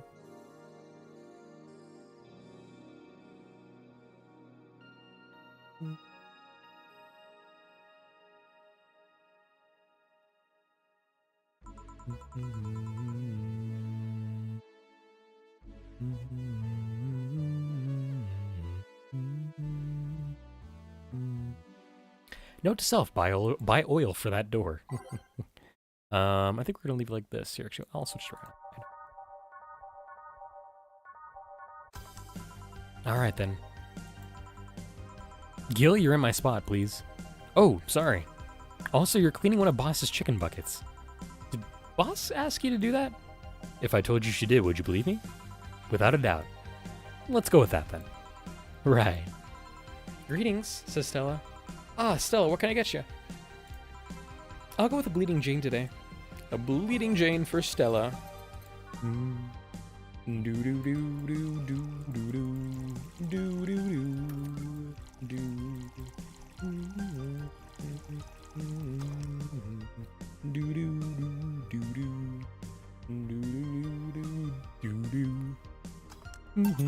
Here you go. And thank you. What brought you here today? Waiting for Say? I came by myself, actually. I was in the area and stopped to say hi. Oh. It's pretty interesting, though. When I first saw you, I doubted you'd ever come here again. Well, this place is comfortable, I must admit. So quiet and secluded. It's also clean. Really clean. Gil is one you can have, you know that too. The guy takes pride in how clean he keeps things around here. If you ever need cleaning staff, he's a nice pick. Really?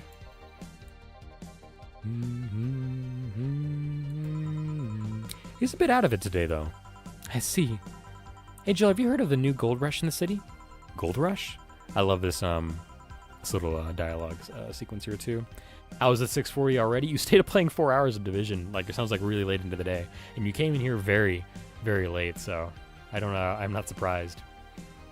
I'd love it if you stayed around for the end, though. I think you'd enjoy it. Hey, you get to hear wonderful Your Love is a Drug rendition. Jazz arrangement. But you don't have to. I'm not going to pressure you. I appreciate you, Sape, if you got to go to bed at any time soon. It's been lovely having you here in 2025, and I hope to see you in 2026 even more. Everyone is paying a small fortune to get their hands on pieces of White Knight suits. I think I heard a Red thing about that, but I have been having my doubts, so probably not. In any case, how is it a gold rush? Well, the tech behind the suits was always safely guarded, but after the events of the bank... after the events of the bank, the suits were remotely shut down, breaking many of them in the process. Many units dropped their armor right there and fled when the lynchings went on. Any White Knights still stuck in their suit had to take the armor off manually to run away. It all happened in the middle of the lynching, so they'd be sitting ducks if they didn't. Some weren't that lucky. They got beaten up while they weren't able to move. So between the suits becoming glorified paperweights and many White Knights going on the run, there ended up being a lot of junk lying around. But the whole scientific community is rejoicing. They're on a race to reverse engineer the suits and take as much technology as possible from them. And of course, even single pieces of the armor fetch a high price these days. Can anyone see any profit from that research to justify those expenses? It's new tech, a whole new field ripe with patents just open for many, so I'd say yes. Huh. I mean, the BTC is literally a conglomerate built upon patents and trademarks. I can see how. There is one weird case, though. There's this guy named Jack. He's the captain of a very unique Blitzkrieg Corps unit. Unique? The guy had a really small unit, 5 people, including himself.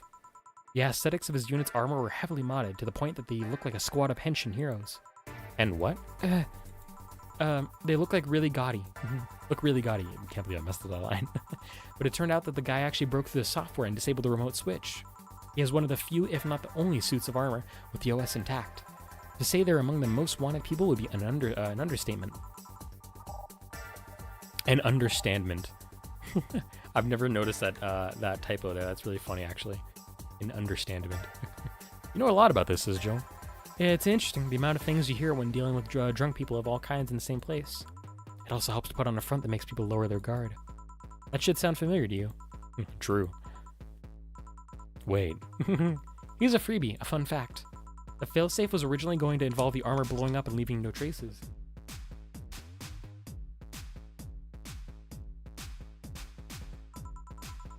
But regulations and laws didn't allow that kind of technology near civilians. I guess even Zaibatsu Corp has its limits, huh? People love to demonize Zaibatsu Corp, but let's face it, they're far from innocent. See you in 2026, hopefully. I hope to see you too, Saper. Thank you for being here. I appreciate you. You're awesome. I'll send you more Bug Yuri in 2026 for sure. Stay safe, gamer. Appreciate you. Thank you for coming by and mixing drinks and changing lives. But they're not evil overlords. They're just greedy. They're just a big corporation. They just so happen to have control over what tantamounts to a city-state. But corporations will naturally resort to draconian methods. I've heard horror stories from people outside the city about trying to use product placement. If you so much as hold a bottle the wrong way or get in the way of a logo, you'll be in for lots of trouble. And let's not start with theme parks or the like. Those are dystopias of their own. And then again, most of the demonization is due to Quincy being such a clown. He has no power anyways. He's just the front that whatever council behind Zaibatsu Corp shows. He makes a fool of himself and the attention is taken away from whatever it is that Zaibatsu Corp is actually doing. Yeah. So what you're saying is that Glitch City is basically a huge theme park? I've called the White Knights glorified mall security in the past, so yeah. Huh. Sorry, my ear and my hair is like a problem right now. I need to pick up the glass. That's a little better. There, perfect. No, seriously, hen what? Can I get a Brantini here, please? Sure. All right, Brantini time. All Asian mix, 6 analyde. Let's make it a small one for fun.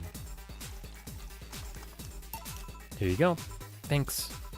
So take it you're in a good mood today? Does it show? A bit. Yeah, well, I managed to nab a couple of tickets for the Kiramiki Encore concert. Nice. Oh, right, as it turns out, she was just here. Again?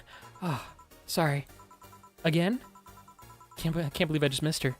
I was surprised, too. I was more surprised she remembered my name, though. And like last time, she was quite the graceful client. Man, so those rumors about her being really nice in person are actually true? Amazing. I know, she even gave me a ticket for the concert. She what? Oh, I had to twist some arms to get tickets for the Encore concert. Not only did you get them free, the idol herself gave them to you. Oh, do you have any idea how jealous I am right now? It'll be interesting. Oh, you're gonna enjoy the hell out of it, trust me. This will be my first live concert of her, but I've seen every other concert of hers on video. Oh, they all have such magical aura to them. Everyone says they have to be seen to be believed. You really like her music, huh? It makes me happy, what can I say? I love listening to it when I'm feeling down. Hell, it even helped me when I was worried sick about Say at the bank. Words are hard. Made me forget all my worries, even for a while. I see. Say, Jill, you want to come to the concert with us? Us? I invited Say because I managed to get 2 tickets. You want to come with us both? I'd love to. I didn't want to go by myself, but... Are you okay with that? I don't want to be a burden. Of course. The more the merrier. Do you really believe me saying she was just here that easily? You're not the kind to lie about stuff like that, so sure. Thanks, I guess. That said, can you go to the concert so easily? What about security and the like? My dad always has a unit keeping an eye on me from a distance. And you'd be surprised at how easily I can disguise myself with just a different hairdo and a cap.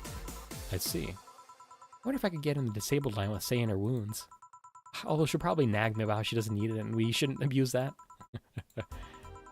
Hey, can you give me a classic drink? Sure. Still want something classic now. Classic. Let's do a frothy water for fun. Why not? I didn't give one to Donovan D. Dawson, so let me do one here. Here you go. Thank you. Do you have any servants around the house still? I do, but they've been with us for so long, they're pretty much family.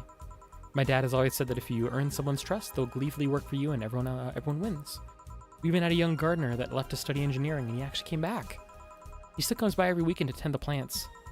Man, that sounds nice. Let me know if you're ever in need of a job. I might find you something.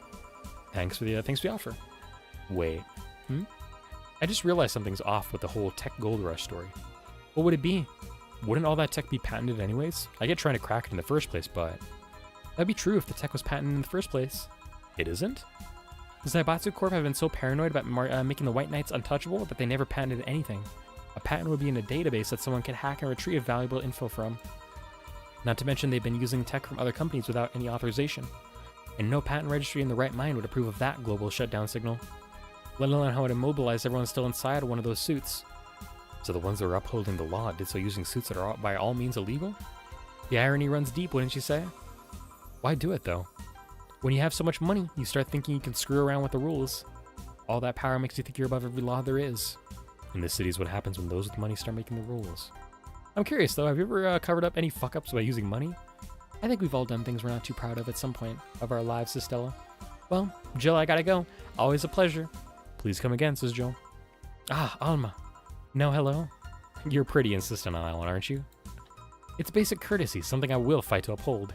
First the greeting stop, then saying please and thanks stops, and before you know it, boom, total anarchy. You're exaggerating. Am not. In fact, I'll go through that door again, and I expect you to properly greet me this time.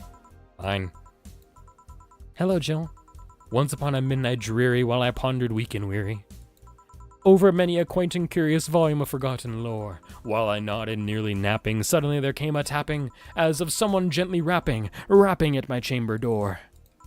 "'Tis some visitor," I muttered, "tapping at my chamber door, only this and nothing more." You overdid it. You totally overdid it.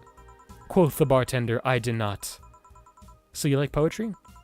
I had a phase. Can I get you something? Let's start with a big cobalt velvet. Sure, a big cobalt velvet for, oh my, here we go. All on the rocks and mixed.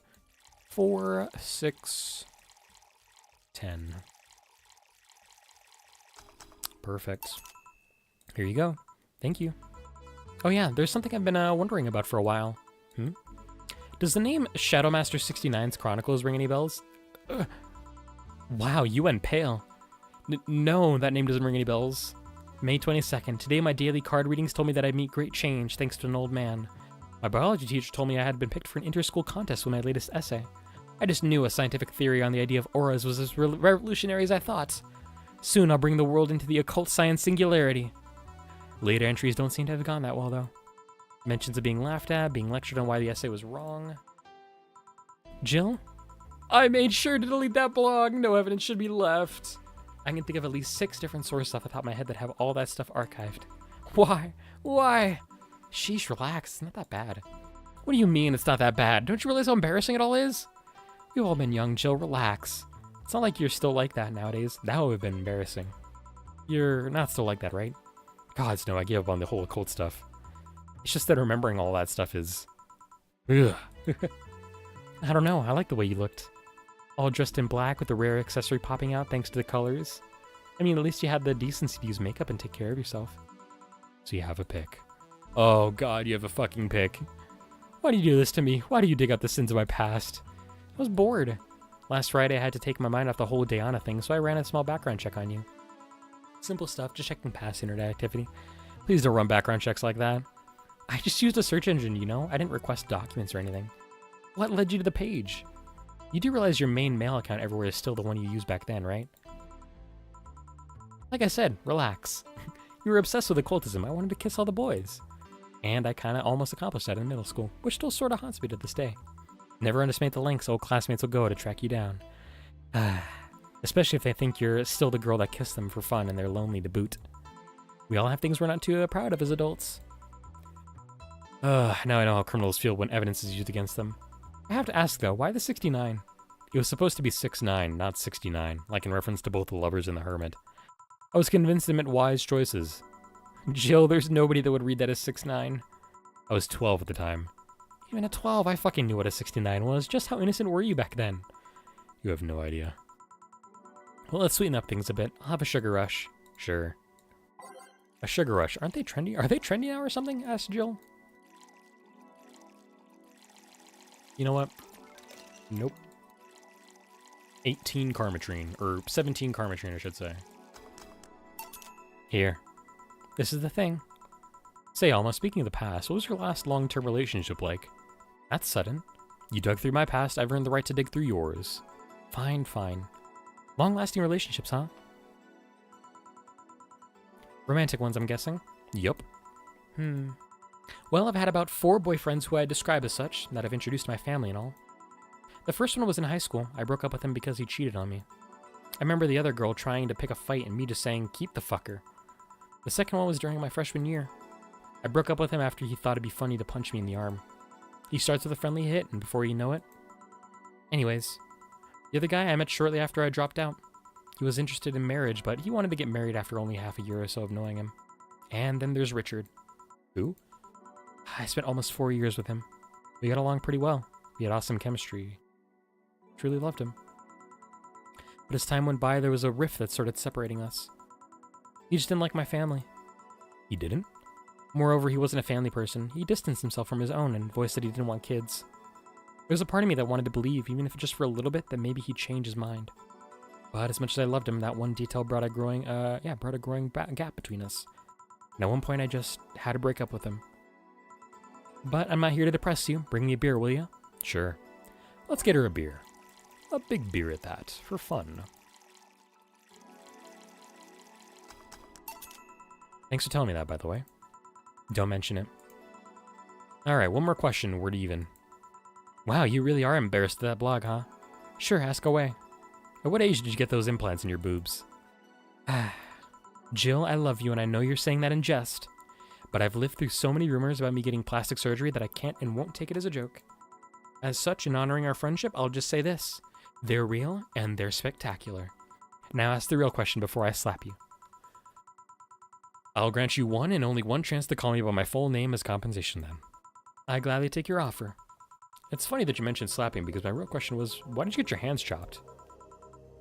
Chopped. Well, there's a couple of reasons. The first is that I spend lots of time typing and these replacements help me avoid carpal tunnel syndrome. Oh. There's other utilities, like how I can interface with many devices. For example, there's a tiny computer embedded in my glasses.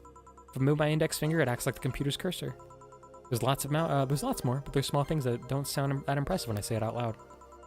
How did your family take the operation? They took it well enough, except for my mom. She freaked out for months. She even went to the hospital to ask for my hands. Don't you miss them? Sometimes, but just during emotional moments. But as luck would have it, someone else has them. Shortly before my operation, there was an accident on the highway. One of the victims was this young lady whose right hand got completely crushed. I told them to check if we were compatible and all that. I mean, implants are not everyone's first choice if they can get a natural replacement. But a bit of cosmetic treatment and it could pass off as her original hand with no problem. Last I heard, we were compatible and the family agreed to the donation. I don't know what became of her, but I hope she's fine. You didn't tell her? You didn't tell your mom about that? I didn't want her pestering the poor girl. So are we cool now? We even now? Are we? You were pretty pissed about my comment regarding your boobs. Again, I'm sorry. It sounded a lot less rude in my head. Yeah, don't worry about that. Besides, I get to call you Julianne once. Now you don't. Eh? Why? You just called me by my full name. Are you serious? One chance and only one chance, and you just used it up. Damn it. Surprise, says Anna. Hey, Alma, this might be a bit of a weird tangent, but do you believe in ghosts? Hey, says Anna. Not particularly, no. Although there was this paper I read once that was quite interesting. It proposed a scenario where nanomachine clusters would leave the body after death, and then acted as a collective hive mind through residual brainwaves. The result would basically be an image not unlike a hologram.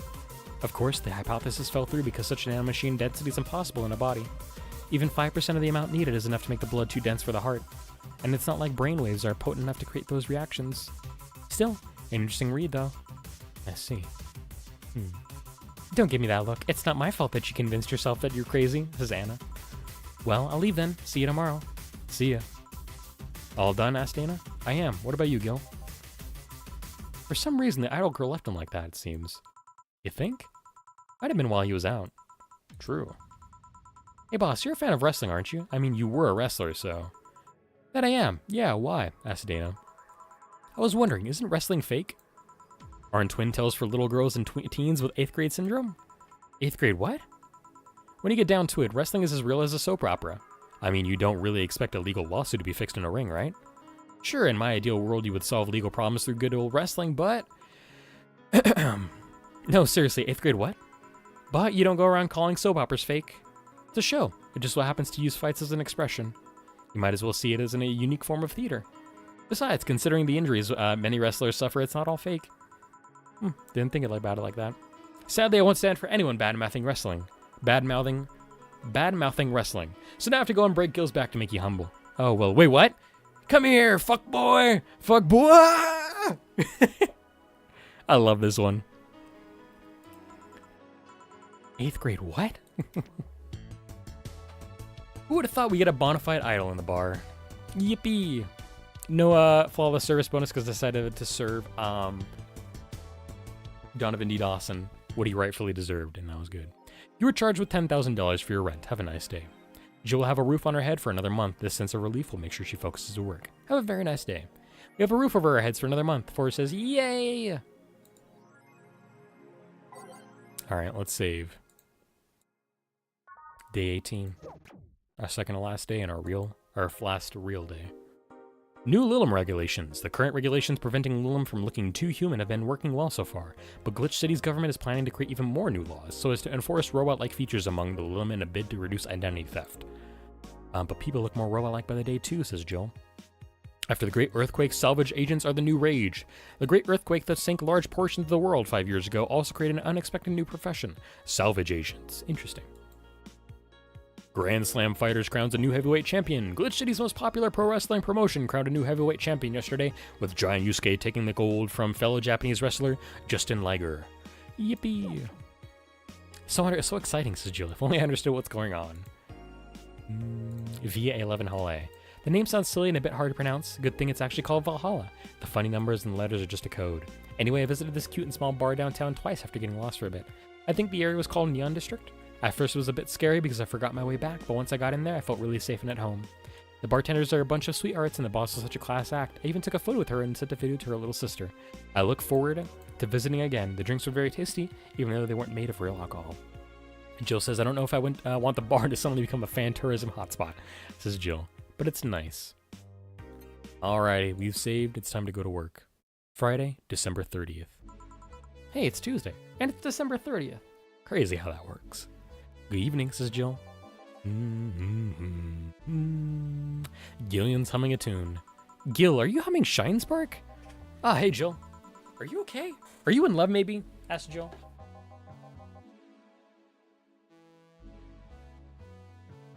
Nothing of the sort. I'm fine, says Gillian. Right. Huh. No, seriously, did you fuck? Men only get so happy after they fucked. That's not... Oh my god, you totally fucked. Was it Alma? Did you have 7 minutes in heaven with her? No, I didn't. In any case, congratulations. I haven't seen you this happy since, well, ever. Here comes Streaming Chan. Today's escapades will bring us to a familiar place and... Shit. Gil, I'm out. I'm gonna... Not so fast, flat bartender, if that's even your real name. Last time my viewership had a weird peak while I was passed out. So I'm here to find out what made people so interested. Do I have something in my face? This guy totally fucked. No doubt about it. That gleam in his eyes is unmistakable. Whatever, just keep it down. Jill, you're, isn't it the passed out girl from 2 weeks ago? I'm not here. Oh, sorry? I'll be back in my office then. Anyway.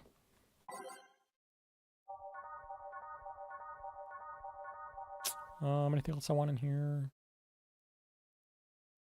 I'll need to put in Go-Go Streaming Chan somewhere here. Let me do that over this one.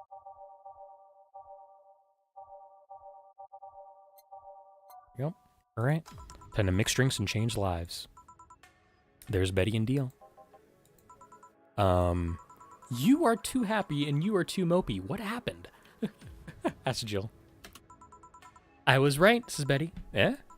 That Laura girl was head over heels for him. I was right on the money. Say, that girl. I'm not here, says Streaming Chan. Sorry. Isn't she the one that passed out last time? Anyways. Betty was right, and that deserves a beer. And you? I'm fine. A Friday beer for a cheerful Betty. Indeed. Whoops, I fucked that up. Let's give her a big one for big celebrations. For the occasion. All right. So the girl was actually infatuated with him? You should have seen her, screaming from the top of her lungs that she liked him. And him just standing there thinking. Just like that. In retrospect, it was a tad too cliched for my taste. Still, I knew she liked him. I was right. I was right. He doesn't seem particularly happy. He never is, says Betty. Unlike your coworker. Holy shit, did he fuck? You're making it too obvious, Gil. How? That beeping face is unmistakable. The face of a guy that got some and enjoyed every moment. Back to Deal, though. Like I said, he seems lost in thought, says Jill. Victories like these are few and far between. Let me enjoy myself. Can I get something non-alcoholic here? That's not how you drown your sorrows, piece of scrap. I'll have a Bloom Light. Okay. I need to serve a Bloom Light and something non-alcoholic. Let me go for, I'll go for the Bloom Light first here, and then I'll think about what I want to make for the other ones. All aged on the rocks and mixed. 4 Adelhyde. 1 Powder Delta. We'll make that 8 Adelhyde. 2 Powder Delta. 4 Flanergide. And 6 Karmatrine. Bloom Light. And then, let's see. What do I want to serve? I could do for Bleeding Jane, but not really. Blue Fairy. Let's do a Crevice Spike. All blended. Great, I had to pick a blended one.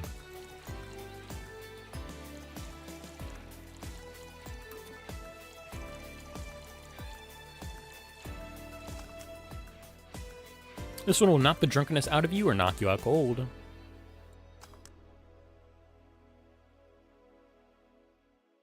Oh, is this one of the ones that can't be doubled? I think it is. I think we discovered this a little while ago.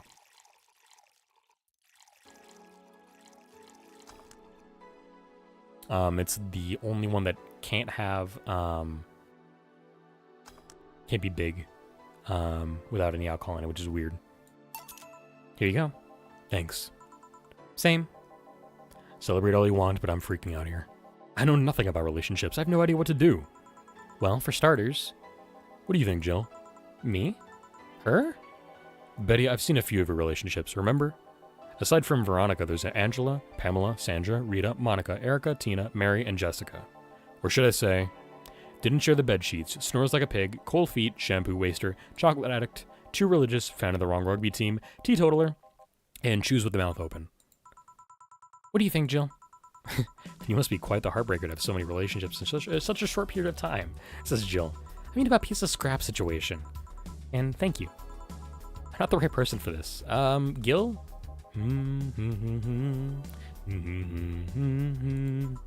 He's still on fucking Cloud 9. Or is it fucking in Cloud 9? She thinks. What about sneaky sneaky? I'll be damned, she actually hides pretty well, thinks Jill. Well, for starters, how do you feel about her?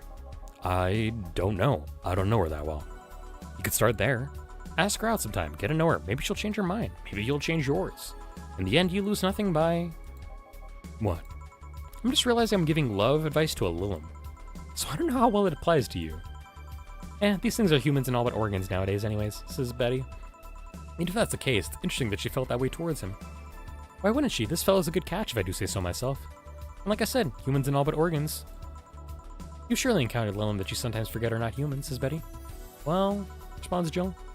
We live in weird times, but hey, that only makes them more interesting. It's odd going to other cities and not seeing the same integration of Lilum, though. Well, Glitch City is pretty much the cradle of social experiments involving Lilum integration, so... Anyway, just try to get to know her. You'll find out how you feel afterwards. Yeah, I think I'll try that. It's quite the uninspired advice, if you ask me, though. Anything else? Let's commemorate the occasion with a piano man and a piano woman. Alright, time to serve a piano man and a piano woman. Alright, all on the rocks, 2 Adelhyde, 3 Bronson, 5 Powder Delta. Oops, that's 6. And 3 Karmatrine on that one, all on the rocks and mixed. Weird, why did my Ko-Fi link work properly then, but not the other time? Maybe I have like 2 of them duplicated or something. Weird. This one's, are they both? Oh no, I'm reading the wrong one. This one's all aged in mix. We have 5 Adelhyde, 5 Bronson, 2 Powder Delta, 3 Flannergide, and 2 Karmatrine. Here. And now we reach a stalemate. I normally take the piano man, but I feel there's a symbolic value in taking the woman. Wired her like that, then. Sniff. I hate Laura, says Betty. You what? asks Deal. She's gonna take you away from me. You're my piece of scrap, not hers. You're mine. Mine. Betty, you don't own me. Besides, I can't for the life of me leave you alone.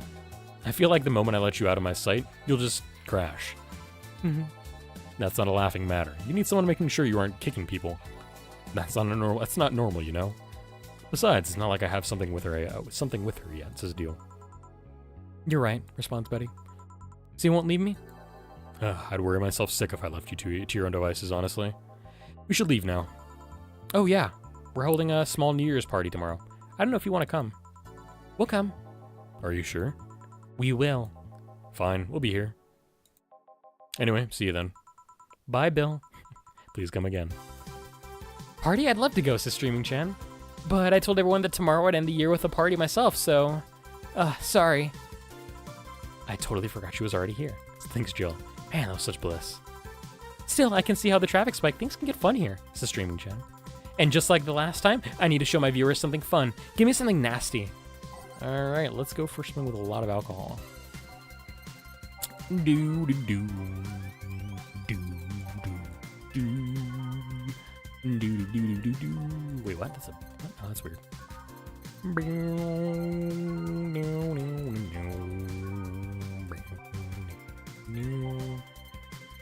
I should go for something manly in that case then, with a lot of alcohol. I guess we'll do this one here. I hope this works. I just want to get her drunk. Blended. Moon! How do I dengo? Anime was a mistake. Here. This is the... Hold on. Whew, it was nasty, alright. And now it's time for me to be a nice person and give you something nice. Eh? It's the second time I'm here, so it's only natural you get your own copy of my theme song. No, thank you. Don't be shy, let me give you one. I mean it, no thank you. Well, too late, it's already in your player. How in the ever-loving fuck did you do it? Magic? That's bullshit. Video editing magic? Did you just hack into the music player? Let's move on, shall we? Yeah, whatever. Hey, weren't there dogs here? And last time you talked about this place like it was this zany heaven of sorts, but I see the same shit. Seriously, no decorations or anything of the like? Good question. Where are the dogs? Either haven't paid enough attention to their arrival or they haven't come. Well, idols, newspapers, talking dogs, and it's the same old bar like last time. I might sue you for fake advertising, you know. Now to think about it, maybe boss just donated money to this Sierra thing. And then trick the dog into coming here as a part-timer for kicks. Oh well, anything interesting lately? I mean, it's not like I missed them, but they should at least show their faces. Hello? Sorry, what did you say? I was asking if there were any new stories. This is not a newspaper, you know. Nor is it a crazy stories on-demand streaming service. That's a big fat line, you know it, Susanna. Shut up. But I said nothing. Shut that idea up. Yeah, that. I won't. Last time I came here, the viewership peaked for some reason, and I want to find out why. Maybe Pretty Boy over there can tell us a story of who he fucked. He's so distracted he won't even make a retort. Amazing. I guess there's something worth saying, but... Then I want to hear it.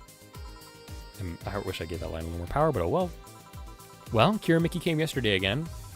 You're shitting me. You expect me to believe that she came all the way here again? Do you even have proof like the glasses from last time? Well, if I may interject, says Dana.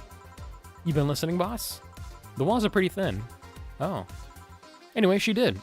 I even took a pic with her. She did that? She did what? Why is she surprised when we read about that in the newspaper and we also got that information last time? Anyways, I don't know. Let's see. Why? I try to make an appointment with her and she's always busy. Oh, but you sit there and she just comes waltzing over? Oh, it's not fair. Hey, if I knew how the hell stuff like that happened, I'd share my secrets. I was just as baffled as you are right now. Yeah, but I bet you're not even that much of a fan anyway, are you? You're not wrong. Can you at least tell me how nice she was as a client? Very graceful client, much like last time. Really nice girl. Oh, I'm gonna give you my number. If she ever comes back, you let me know, you hear? I'm not gonna let you keep her to yourself. I really doubt she'll come back again, though. She already came twice. I'm not taking any chances. I need something to drown this anger with. Give me something girly, will you? All right. Girly drink, huh? Let's go for something with a lot of alcohol. Let me do... No, I'm thinking of Fringe Weaver that's girly. Or not girly, but... let's go for Sugar Rush, and let's go for all the Karmatrine I can. That's wrong. That's wrong. That's wrong! Alright, 17 Karmatrine. Here we go. Here. Phew. Let's just chill a bit. It's still not fair. You know, you're boring today. You're not chatting that much, nor are you doing anything funny. Maybe the whole peak viewership thing is just you? Eh? Maybe this bar and me both had nothing to do with it. Maybe you're just that good. Are you hitting on me? Am not. In fact, I'm kind of trying to get you to leave. Pronto, thanks, Jill. Oh, don't be hard on the girl. She's fun. Another nuisance shows up. What? Joe hates me. It's not hate, it's just... Wait, I'm not having this conversation again. Boring. Hey, you are curious, right? About Fuckboy's partner. Want to know who it was, Susanna? Do you know? Maybe, maybe not. That maybe not settles it then. Not taking any chances. Oh, come on. Bartender, you're making lots of faces there. It's nothing, really. Did the two bartenders break or something? Should I call the manager? Tech support? Hey, Joe, inner and outer voice, remember? Fuck. What? Who fucked? Aside from that guy, I mean. You know, I never noticed. She's wearing a backpack with an antenna coming out of her. Huh, that's kind of cool. Say, you're oddly calm today. Well, I've been getting more sleep lately. That way I don't feel like if I stop speaking, I'll die. Crash is one hell of a drug. And wouldn't you know, I can actually make it premium time if I go commando. Oh. But come on, I'm getting bored out of my ass here. Do something. I'm not a dog, you can't just ask me to roll over, you know. Mind if I entertain you a bit then? Boss? You and Gil take a break. I'll entertain the missy here. Alright. Oh, Joe, by that I meant take Gil with you. I don't want him humming into the middle of the road and right into a truck's grill. Grill to Gil. Right. Alright, Gil, come with me. Eh?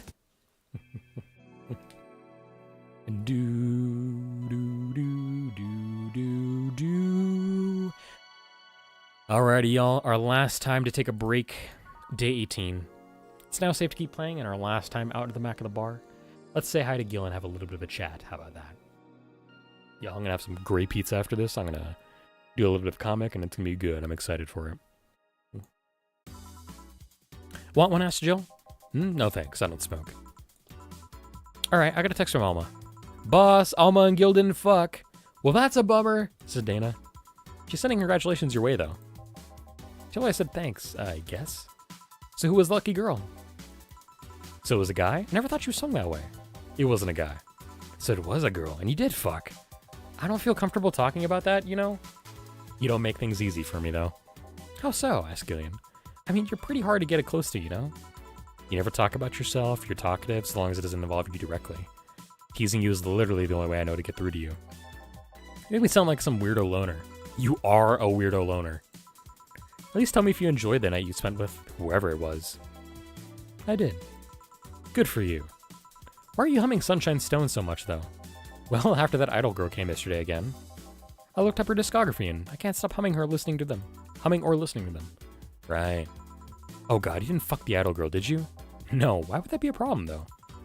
I don't know, it just feel weird. She's also in a date with, she's in a relationship with her producer, so it'd be weird cheating-wise, but whatever. Well, that's that for the break. Let's go back. Right. Oh, and Gil? Keep in mind what I said about opening up more. I mean it. That way we won't tease you so often. Listening to you say that has to be the weirdest thing I've heard this year. Shut up. What if Alma finds Gil attractive? Thanks, Jill. Alrighty.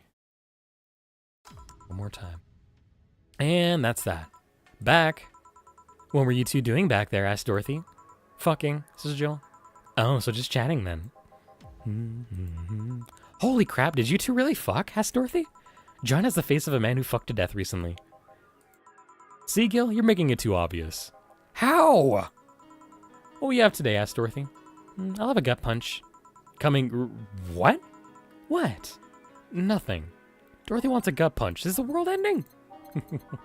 All aged and mixed. 5 Bronson. I'm gonna go for 10 Bronson. Actually, no, we're gonna go for one round of Bronson, 1 Flanergide, and a shit ton of Carmetrine. Because I want Dorothy to get drunk with what I know, with how I know what's coming. There we go. Here. Stop looking at me like that. Sorry. Are you okay? It's weird for you to order something like that. Yeah, I'm just trying out stuff. Did you know Lilim tongues are designed to identify food using the chemical components? Our tongues were designed with the human ones in mind. For example, the first flavors that we detect are sour and bitter, just like you guys. I checked my personal specs and apparently my sensitivity is set to 1.2235 times. That makes me hate those flavors because I feel them harder. Why all that exposition? I mean, I'd lie if I say I wasn't interested, but why? Well, after last time I got curious and started checking how many of my systems worked in detail. For example, the tips of my fingers are so sensitive to vibrations, you can make a seismograph out of them. Huh. And checking that, I found that it's all based on how humans work. And that got me thinking about what you said. I mean, for my systems to work, humans had to understand how they work. And after all those discoveries, they're not any more or less artificial. Why should I be? I don't know. Looking up all that suddenly made me feel real. It was the opposite of what I felt last time. I feel like I'm here right now. Glad to hear that, says Jill. Alright then, let's try something sweet now. Sweet. Alright, let's go for... Ooh, let's go for a piano woman. Yeah, why not? 5, 5... Whoops, that's messed up. 5... Again, I messed it up. I'm going too fast. 5, 2, 3, 3. Here you go. Ah, nice. To be honest, a bit surreal for me. What? I'm here and talking to you and you're answering like any human would. You're even expressing happiness. Remember when I was a kid, I usually tried to strike conversations with AIs. But after a bit, they just start looping through their built-in answers and repeating the same things over and over. That always made me crash back into reality. When I think back to that, having such advanced AIs like you here right now, it's amazing. I don't know, it makes my inner child happy to see something she always dreamt of. Helps when I feel particularly cynical. Aw, you flatter me. Besides, I've always thought about humans like nature's Lilum. The method might have been different, but we too evolved from a more simple form ages ago. If Lilum managed to create biological life years from now, it will all have come full circle. So what should I take from this is... You love me? I do. We do. We all love Dorothy. Don't overdo it, says Jill. Anything else? Let's go with the sugar rush. Okay.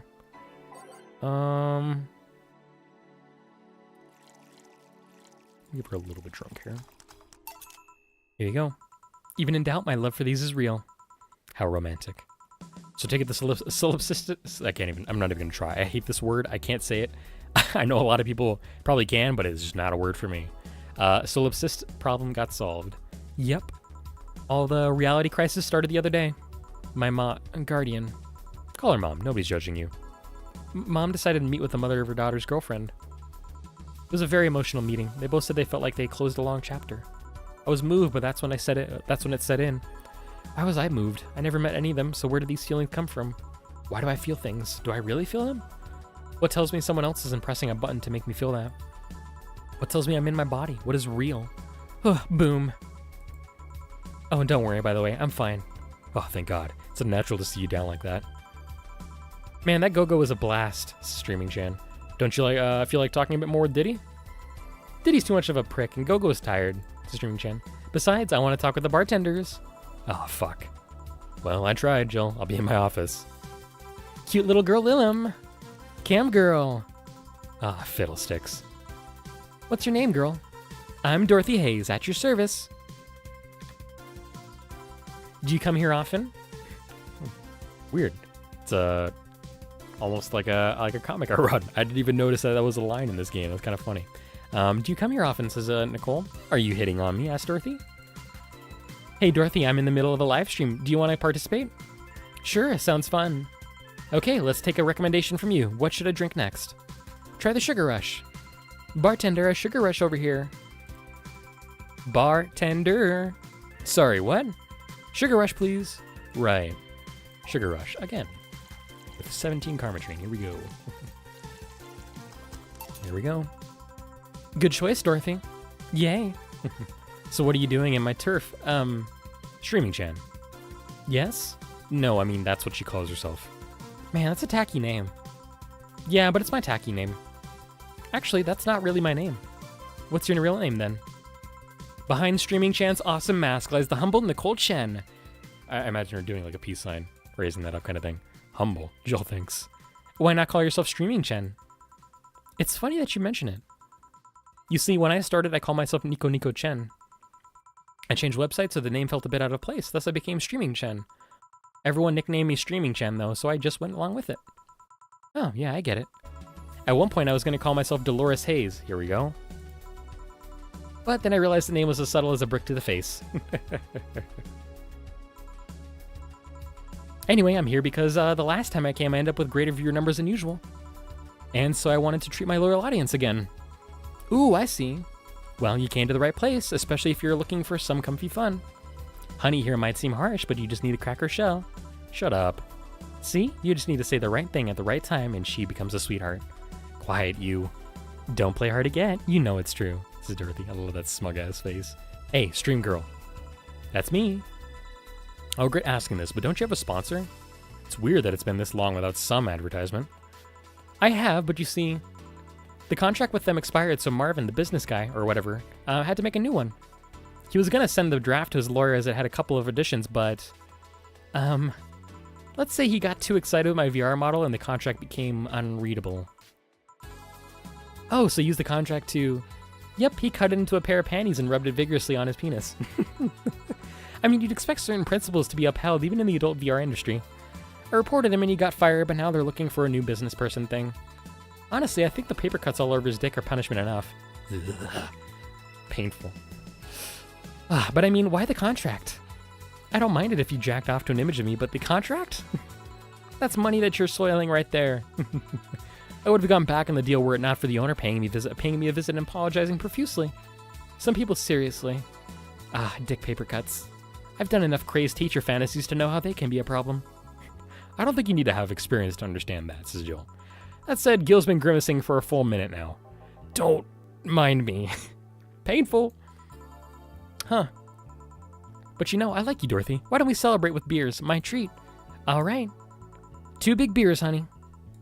Now I need 2 big beers. It's true. I need a beer after this.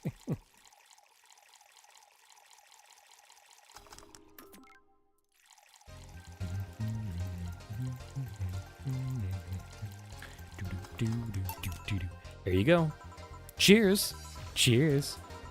All right, I'm not feeling my tongue or my feet. Time to get lewd. Did I hear lewd? Do you have any stories? This will be a treat for non-premium users. I once met a guy that insisted on doing it in a jacuzzi. He didn't mind being in premium time, so I started setting up the cameras. And man, was it a challenge. I wasn't just gonna stream over the water, I wanted some underwater action too. What did you do with the bubbles and all? That was the least of the problems, we just turned the jets off. But not only did I have to make a makeshift underwater cover, I also had to keep in mind the heat. Heat isn't good with cameras. Did you try chilling the cam a bit and putting it in a bag with some filling? We made something more convoluted. We took a small cooler, opened a hole for the lens, and sealed it with plastic. I made sure things looked good through the camera and started recording. Threw in some cooling packs and sealed the fuck out of the cooler. Did it need any weight? Yep, luckily the guy was into bodybuilding, so we used some old dumbbells. He was also ripped as fuck, but that's not another story. It was also a success, but it's also the last time I have sex in a jacuzzi. Blood rushing, hot water, I felt like I was dying midway through it. Thank God he decided to resume the action out of the water midway through it, or I would have surely died. At least the guy didn't burn himself. What do you mean? Last time I had sex in a jacuzzi, my body got so hot the guy almost burned his dick. I considered investing in the cooling system, but it's so situational and expensive that I'll pass. Besides, those cooling systems require too much maintenance. Wait, I think I should leave, but care to join me in escapades for the rest of the night? Can I plug my services at the end of the night? Sure, says Streaming Chan. Then count me in. I've got the perfect stories. Let us be on our way then. There go, the match made in heaven. Goodbye, bartender. Bye, honey. Well, let's start the story. You see, there was this mega Santa. Wait, seriously?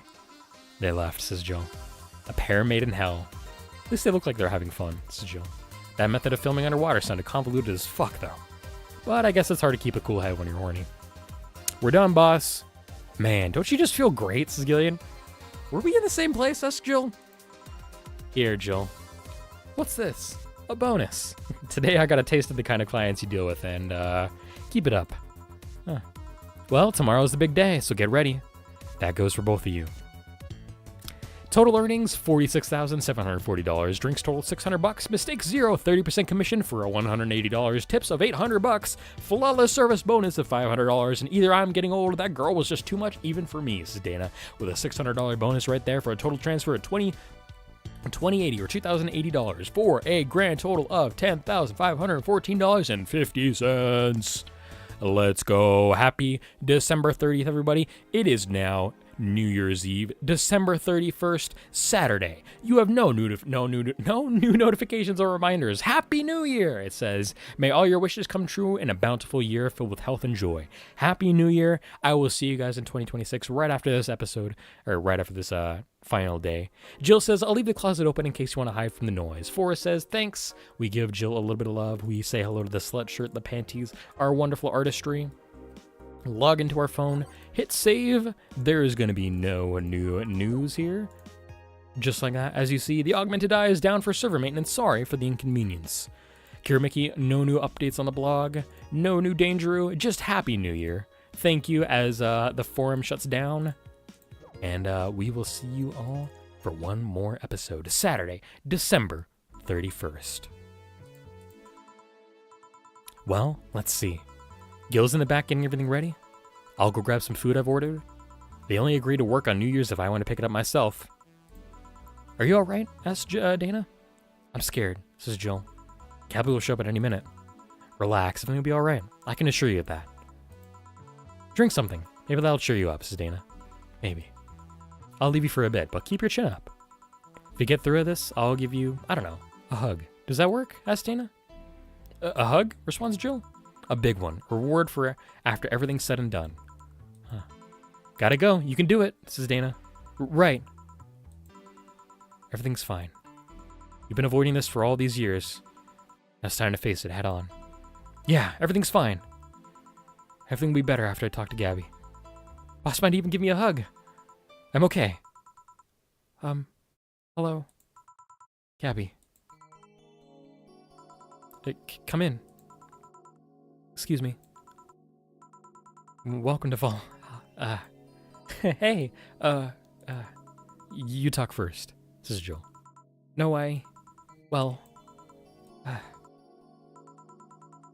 some days ago I got a letter, says Jill. And even odder than getting a letter, it's the fact that, it was from my sister.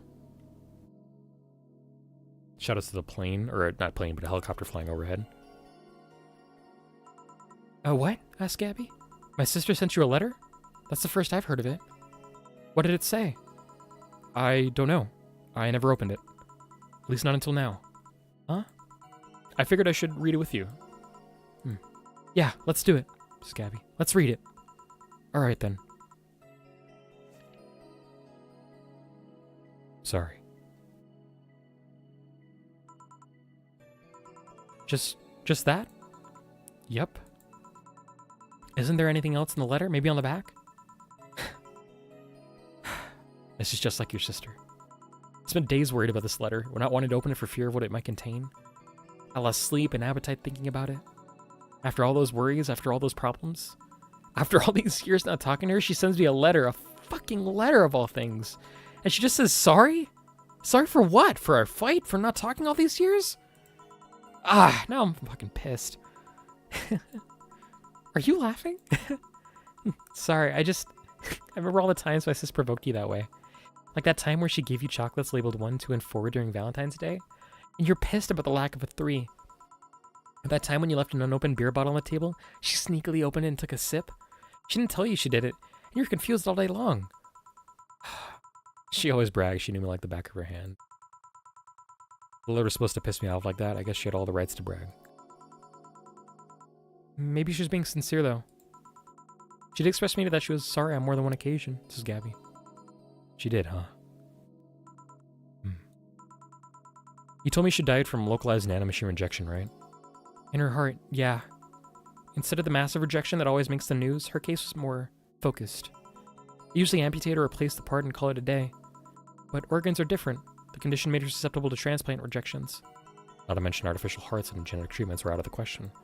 Yep. Thing is, apparently she suffered that since she was 18, but kept it a secret from everyone. Why? Hell if I know. I was angry to learn that she hid it. Why didn't she tell me? Was it to avoid worrying me? Was she ashamed? What was it?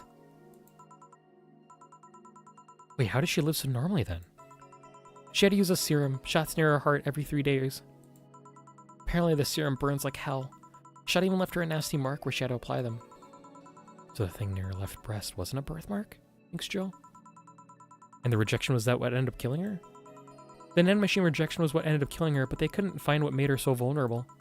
Doctor said she might have missed a shot, or the shots made her other defenses grow weaker. The condition could have just gone nuts out of nowhere, or maybe it was blood pressure. It was a regular heart attack, and the rejection acted afterwards. They don't know. She kept it a secret from everyone, so nobody knows. If she had told me about it, I could have helped her. Maybe she'd still be alive. Maybe she wouldn't have faced it alone instead of just dying in her sleep.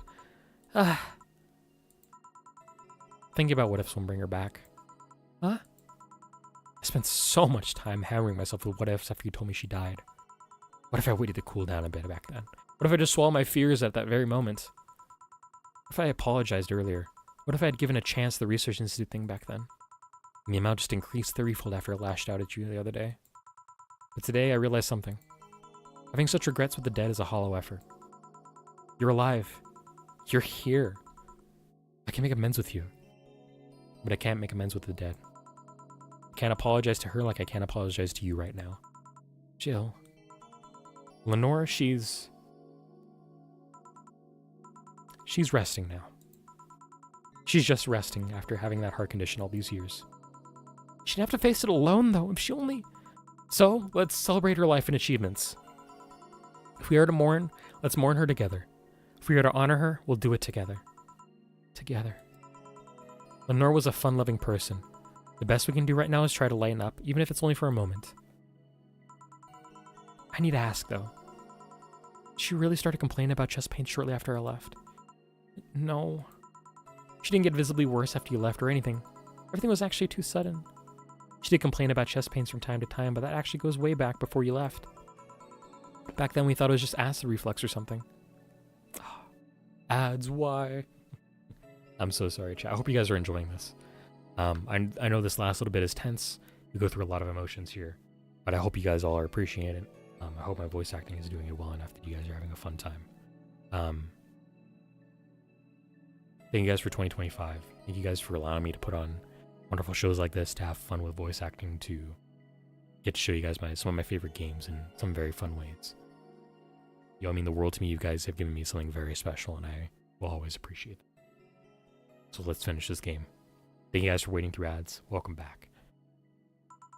Gods, I even blamed her death on you, says Gabby. I was just too angry back then, and part of me just wanted to put the blame on someone or something. You didn't deserve that. Sorry. Hey, I'm sorry too, you know. We both have things to apologize for. Don't think too much about it. I should have been mature and not shouted at you either, so... Let's just call that water under the bridge, huh? Shall we? Are you sure? Of course I am. So, how did you find me exactly? Well, have you heard of a message board called Dangeroo? I have, yeah. Well, truth is that I visit it from time to time. And the other day I read a thread that discussed the bar. And the description of the bartender sounded just like you. Are you mad? No, not mad, more like dumbfounded. Hey Joe, can you tell me what the problem was back then? What sparked that fight? Weren't you happy with my sister? Well, back then I didn't know what to do with myself after I graduated college. I went in and pretty much hated my last couple of years there. It's not far-fetched to think that I only tolerated being there because your sister was with me. Had she stopped supporting my studies, I would have quit right then and there. And then, after graduating, I got a very good job offer that she accepted on my behalf in no time. She kept saying it was the best for me and my future, but I was livid. Why did she have to do that? I hated it. I didn't even know if I wanted to go there. But she still insisted so much. Like she was forcing that burden on me. And then my became our future, and she started talking about marriage. You were gonna get married? I don't think we ever took it seriously. It was just something she kept mentioning. Not like we didn't think about that down the line, but she mostly teased me with it. But the thought suddenly scared the shit out of me. I loved her. But I don't think I was ready for such a commitment. Especially considering what she did. I didn't know what I wanted to do, but I wasn't going to let her decide such a big thing for me. I mean, she could be really pushy from time to time. Like I said, I pretty much passed college thanks to being with her. And that was partly because she was so pushy. Even if she had the best intentions, she could be abrasive from time to time. And it rained down on me at that moment. She took it upon herself to make that choice for me. What would have stopped her once we had gotten married? What if she suddenly decided to craft my life to her needs after marriage? I knew her. She'd do it thinking it was the best for me. But what of my freedom? What about my say on the matter? So that's where you stopped loving Lenore? No. I never stopped loving her. Which is why it hurts so much. But you have to understand, I didn't want to wake up 40 years old and working a job I hate. Just had a routine. Getting used to it. I wanted a break from everything for a while to put my thoughts in order. Regroup myself, think carefully about what to do next. I can understand. I've sometimes felt the same, although I'm not even in college. So that's what led you two to fighting, huh? You know, the word fight makes it sound like we were exchanging blows or something. It's all silly when I think back to it. Tragically silly. Maybe I was the one who started the fight, getting all defensive about not wanting to take that offer. Perhaps if I didn't overreact to her arguments about wasting this huge opportunity. Maybe she wouldn't have lashed out at me this bad. Could have been avoided if I just kept a cool head and talked about that with her. My sister said something like that. Yeah? I told you she mentioned on more than one occasion how sorry she was about the whole thing, right? Should have listened to her to the end, but instead I kept pushing her. I should have kept a cool head instead of letting my jealousy take the best of me. It was her offer, not mine. Should have stopped projecting myself so much into her. Something like that. Lenore. We are quite the hotheads, you, me, and my sis. You were supposed to be the mature one, you know? Play your role correctly. Why didn't you come back, Jill? Did you end up hating us that much? Did the break include us too? No, it's just that... Remember when your sister was giving a class and you broke a window? How you didn't want to see her for fear of being scolded? But my sister wouldn't have scolded you. But I was afraid. Dead afraid. Couldn't bring myself to face your sister. But I faced her back then, and I was like 7 at the time. Why couldn't you do it? It's not quite the same. And in perspective, no matter what reason I came up with, it'll never make sense. Everything sounds very stupid when I look back, you know? Not that it makes things easier. I won't ever get to speak to her ever again. It feels bad, because it's stupid. I swear you and me and my sis were meant for one another. You both moved on after all that, but neither had the courage to go back and say you're sorry. And like I said, berating myself over those past mistakes won't bring her back. I miss her so much, though. We were together all the time, always talking about dumb stuff. I wouldn't call my parents useless, but she was one I could always talk to. I feel her absence every day. Things just so quiet now. She was an amazing person. Yeah. She was an amazing person. Eh? Mourning is fine and all, but we should be celebrating her life. If she was here, she would tell us that there's no fun in sulking for so long. She told you that all the time. The same way she told you to stop rubbing things in people's faces. Well, figuratively and literally. Hey, I was 8 back then. So, let's have a toast in her honor, shall we? A toast? Yeah. Let me get you a drink. A drink? Don't worry. Trust me. Let's make it something to toast Gabby with. Preferably something sweet. And it's something we started with all the way back when we started this game. One sugar rush. For Gabby and for Lenore. Grab this for a second. Okay. Lenore, I know you're watching from the beyond right now, as I give a drink to your little sister. It's obvious to me now that we both meant to make amends at some point, but we never got around to it. I can't apologize to you anymore, but I can at the very least make your rest easier. So know that I look out for Gabby in your absence. I'll make sure Gabby grows into a fine woman, just like you were. I'll always be there for her. I'll be sure the little brat doesn't face the same problem you and I had. Hey! Want to add anything? I'll always miss her. Don't say it to me. Say it to her. It's a bit. Come on. Just this once. I'll always miss you, sis. Sis. Sis, you idiot. Why did you keep that secret for so long? Idiot. I always told you everything. Wasn't I enough? You idiotic idiot. Hey, Jill. Promise me you won't be like that knucklehead. That you won't keep stuff like that to yourself. Only if you promise the same to me. And promise that we won't fight. I can't do that. Huh? You and I are both too thick-headed. Sooner or later we'll clash on some opinion. But what I can promise is that I won't run away like last time. We'll both cool off and talk it over like the adults we are. I'm not an adult. Let's face it, you've been more mature than I have. Hey, did you mean what you said? That you'll look after me? I'll always be here for you, Gabby. I mean, I'm not Lenore, but I wouldn't dare leave my little sister alone. Jill. Hey, wasn't this a toast? Right, for Lenore. Faithful sister and girlfriend. Cheers. Cheers. So, about this drink. Can I drink it? Do you like it? Take a sip. It's not bad. Why not drink it then? You're with an adult. We might as well break the alcohol taboo here and now. Right. Now think back to it. Didn't your sister give you beer once as a prank? Oh yeah, that. It was April Fool's. I should have known better than when she offered me apple soda. I put bubblegum on the soles of all her shoes in retaliation. She walked funny, and my jaw hurt for the rest of the day. Yeah, but did you know you got my drink that time? Huh? She gave me a beer and it turned out to be apple soda. Oh. Did you get back at her? Well, I did hide all the dildos in the house that night, only to find out she knew how to use a cucumber. And as a follow-up, she used that same cucumber in a salad days later. She said, "So you like eating me for lunch?" Jill, I'll, tell you when you're older. Or never at all. Hey, Gabby, do your parents know you're here? They think I'm at Claire's, actually. Who? Oh, she's my best friend at school. And this Claire knows you're using her as an excuse, right? Of course. How would she cover for me otherwise? True. We go to her house afterwards?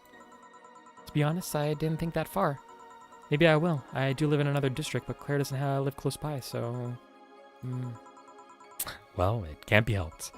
I live nearby and the streets aren't exactly safe at night. Why not stay with me tonight? Are you sure? I don't live in a mansion, but I'd say it's comfy enough. At least to spend the night. Sure, I'd love to stay with you. Great.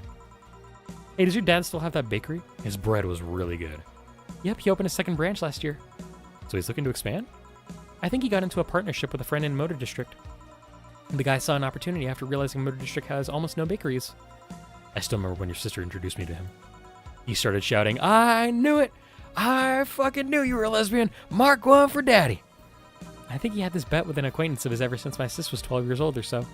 Dad said sis was into girls. The acquaintance didn't believe him. He bet a beer on whether he was right or not.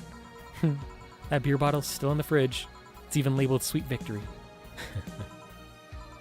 Your mom and Lenore never made up, did they? I guess that one wasn't as simple as that said too many things argument. Mom was always obsessed with high society, and in her circle of friends, the lesbian daughter was a no-no. I'm still on my sister's side for that one, though.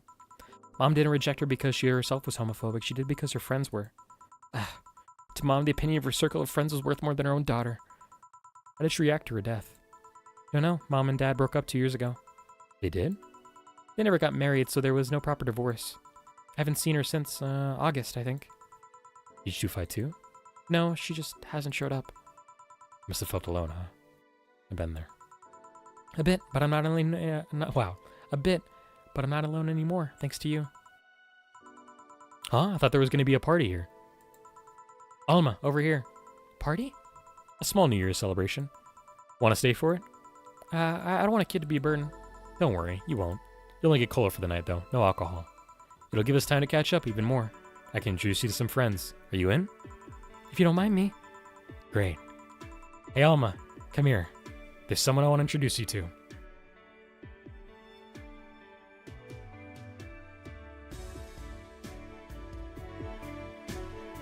Just like that, we say goodbye to Valhalla. And I want to thank you guys so much for being here. For the 3 episodes we had this year of Daily Valhalla. Our wonderful Va-11 Holiday Cyberpunk Bartender action game. And what a fucking fantastic game it is. Shoutouts to Lark for being a writer and a programmer. Gary for being a wonderful character designer and user interface artist. And both of them for the game design. They worked so hard on this and they have made wonderful, fantastic things. And are still doing great things. If you guys want to support Tsukubun Games, go buy Va-11 Holiday, whether it be on sale or not. Go support 45 Parabellum Bloodhound when that comes out. Go support Michael Kelly or Garode Music. They are working on, what is it called? Catapesis, I think it is, or something like that. I forget the name of it, but it's a wonderful new horror game coming out. And I think you should check that out as well. IMBA Interactive and Julio Acosta, shout out to them for the SFX. Freesound.org and SoundSnap for additional stuff. Quality assurance from Cassandra Kaw, Chris Gurhuis, Brian Queck. Pretty sure that's Brian from Eastbury, which is awesome. They're doing copying and proof. Game testing, those 3 again, as well as Christopher Ortiz and Andrea Ortiz. We had the director of Brian from Eastbreed, Business Cat Cassandra Kaw, Community Management Chris Gurhuis. Special thanks to Eastbreed, itch.io, Michael Agudello, everyone who pre-ordered, and then you right there. Hey, it's me. Everybody who joined us here. Special thanks to the mom, dad, family, and friends. Thank you for all the support. This is for you. And the developers. To their supporters. Made in Game Maker Studio by Yo-Yo Games. Prologue version made in RenPy by PyTom. Dynamic text box engine, Caleb Padron.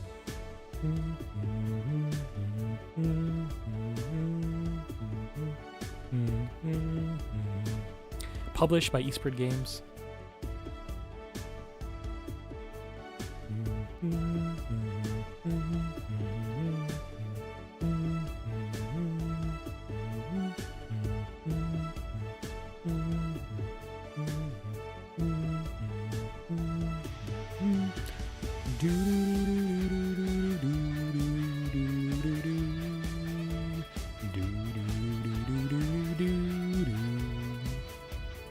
I hope to see you guys in 2025. We're going to have another year of Daily Valhalla as soon as December rolls around, and I hope you have fun with that. Jill asks, did you have fun? Gabby responds with, yep, I also got to meet a cat boomer. Why did your boss hug you, though? She asks. It's a reward for a job well done, for triumph through hardships, and for being brave. Jill responds as, she's that kind of person. Now let's sleep. You're dozing off back there. Time to get some good rest. Gabby says, you're right. Good night, Jill.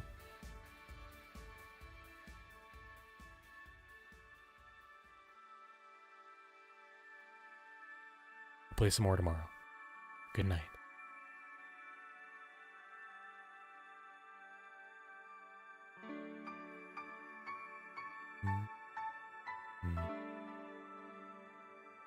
Almost 10 years, chat. 2016, Sukuban Games. Gracias, Peluche.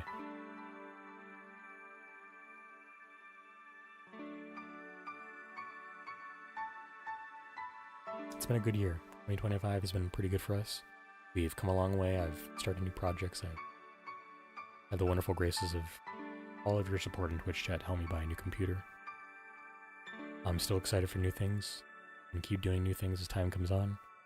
2026 is going to be exciting. We're going to celebrate a lot of stuff, and I hope you guys join me for that as well. We do have a little bit more to go. We're not saying goodbye just quite yet, but we're almost done. Friday, February 3rd. This is good. Really good. You have no idea how long I've wanted some curry. This is Jill. Remember I meant to eat some, but then I had to pay for some drinks I spilled on the floor. That screwed my budget. It's the least I can do after being such an obnoxious client. Yeah, about that. Mind if I ask something, Mr. Timothy Mercury? So you know? It's a small city. Turns out two very grateful girls soon became regulars, and both of them were related to you. So what's your question, bartender? Call me Jill. 2 questions, actually. The first one is, why did they brand you as a traitor? Because you killed the other guy? I don't know, it sounds weird considering the other guy assaulted 2 little girls. It was a cover-up. The guy was my superior. A high-ranking officer like him assaulting innocent civilians? That would be unthinkable. On paper, at least. On record, I hurt the girls and killed them before another unit subdued me, and I escaped from their custody. In reality... That's all I needed to know. Sorry for bringing that up. Didn't you have another question? Yeah, how did you build this restaurant so fast? It's a small city. Turns out 2 very grateful girls tracked me down to thank me. One of them was rich, and the other noticed I smelled like curry. Those 2 are really nice girls, huh? They didn't deserve what that bastard did to them. Excuse me. Oh, speaking of the angels. Timmy, 2 special curries, please. Oh, hi, Jill. Friday, January 20th. Oh god, I can't believe it. I'm actually here. The concert will begin in a second now. Yeah, I can't do that. I cannot fangirl quite like that. I could, but it would hurt my throat and it would probably alert my dog, so I'm not going to do it. I'll get somebody to do that, though, hopefully. Wow, I've never seen her so openly excited before. Don't talk too loudly or you'll startle her. It's always nice to see her so happy. See her so happy she doesn't give a damn and just lets herself go. There she is, celebrating Kira Mickey. And of course, we got Your Love is a Drug, which I'm actually going to record so I can fulfill a promise.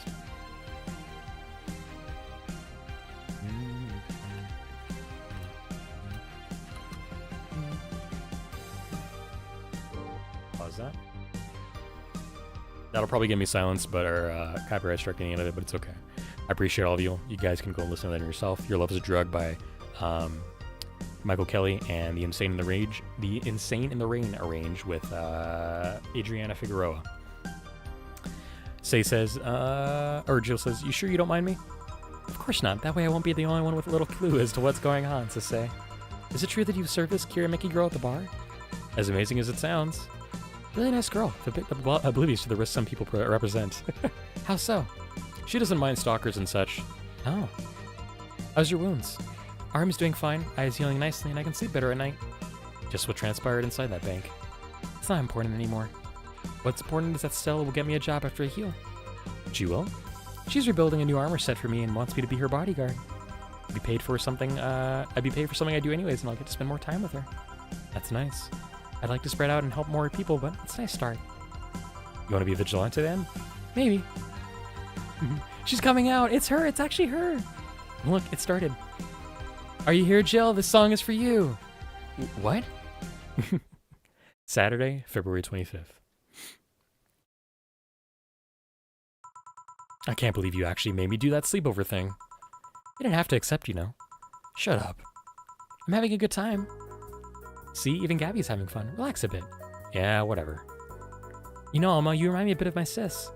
I do? How? You always manage to get a reaction from Jill. Just always said that Jill acknowledging your presence is the best way to know she likes you. You're talking too much, Gabby. Aw. It's different with you, though. With my sis, Jill was more frustrated. Like this one time where she bought her a shirt that... You're talking too much, little girl. A shirt that what? That had a pic of a cucumber on it. Cucumber? Ow! Just what are you doing in my hair? Sorry, I got stuck on my fingers. Seriously. So I'm a bit like Lenore then? No, you just remind me of her a bit. Moreover, my sister wasn't as ass. What this girl is trying to say is that with your tits and ass, you could build a Lenore and a half out of the mass. That just means there's enough to share with both of you. Share? You're talking too much, Alma. Friday, January 15th, one day before my birthday. Yippee. This is one of my favorite ones, too. I like this. This one comes before my birthday, too. It makes me happy. One of my favorite characters, having a fun time with Jill. So yeah, that guy had a fantasy about a woman castrating him. I tried for an hour to convince him it's a bad idea, and I finally got through to him. We finally moved to the bedroom, and it turns out the guy has a weird implant where his testicles should be. It's basically a removable ball sack. I suppose the guy really liked that fantasy and made sure he could live it out properly. I once saw a guy at the hospital in the emergency... Oh, whoops, hold on. I once saw a guy at the hospital in the emergency room after having been castrated to fulfill a fantasy. I wonder if it's the same guy. I have enough problems with just one, you know. Just one what? Asked Becky. With just listening to one of your anecdotes. You told me about the Neo Tijuana thing, and now this. Don't you have more subdued story? Come on, Joe, you're an adult. You can take that much. Shut up. Well, last time I spoke with my mom, I asked her the story of her daughter. Turns out her name was Anna. Huh. And now you pretend it's a surprise? Quiet, you. She fought against nanomachine rejection for most of her life. She even lost a girlfriend she made in the hospital with that same sickness. Apparently, sometime after she got out of treatment, a truck hit her and killed her. But even then, she was amazing. She was? Yeah? Yeah, she kept up her studies while still in the hospital. She was a self-taught honor student. Not only that, but she also ranked among the top 5 candidates in at least 3 college admission exams. She also played the piano and guitar. Well, being confined to a room does that, I guess. Yeah. I mean, fully able-bodied people can barely do half of that. But she practically accomplished all that by herself. And she also beat nanomachine rejection, a disease that only 2% of humans suffer and even less survive. It took a trucking truck to take her down. She was great, and I think I'm sort of like your sister. Silly Becky. Honey, did you say something? I did not. Weird. I swear I heard somebody call me Silly Becky. Come again? It's not uncommon for me to hear stuff from far away and think I've heard it nearby, but you're the only one nearby that knows my real name, so this is weird. Oh well, as I was saying, the ballsack guy. Hey, any suggestions for PS5 games? We got a PS5 for Christmas. If you can get Persona 4 for your PS5, play Persona 4. Otherwise, play Silksong. Alrighty, August 23rd, I think, is the day for this one. Welcome in, Recluse. We're about to finish this game. I hope you have a wonderful holidays. If you're looking forward to New Year's, I hope to see you maybe in the New Year's if you decide to pass by. I guess this is where we part ways, guys, huh? Sadly, I'm bound to this city. I can only falsify my identity effectively around here. I really want to thank you, Chief, for this second chance you gave me. If we ever cross paths again, Gil, we're leaving for like a week and a half or something. Don't be so dramatic. Astrobot. Finally got it. Fair enough. But And you're taking care of my apartment. We will cross paths because I live there. The time you spend setting up a useless farewell could be used asking me things about the place. Like where the switches and valves are. But I already know. They're in that control panel you made. But I like talking about that control panel. I'm proud of it. Speaking of obsessive likes, Jill, stop calling Armitage. She'll take care of your 4-ball just fine. I'm not worried about him. I'm worried about me. I've never been away from for this long. I don't know what I'll do. You'll do just fine. You did pretty well for at least 25 years before finding him. Yes, but we're leaving. Oh yeah, before I forget, I left you a box of condoms on the first drawer, in the first drawer of the table. Gil? You what? You what? Hey, if he wants to bring his new girlfriend or whatever here, I want him to be ready. Oh, but just one condition. If you're gonna fuck like rabbits, stay away from my room. I have too many pics of my Emoto there, and I don't want their eyes soiled. Emo who? Little sister. Then just say little sister. Yeah, whatever. First stop, Panama. Here, you can now save heart data. Loading heart data from the title screen or bar will let you start over from day one while keeping your items and money. Thank you for playing. There we go. Been a whole year. Did a good job, I think, chat. I'm going to say right there, too. So we have 2 extra options for it. Alrighty, let me, we have one more thing I want to show off for you guys. And that relates to Anna. Start. Sunday, January 1st. I won't see you in the new year until January 4th, so we're going to do this one right now. Hey, 4. Leave Gabby alone. Let her sleep.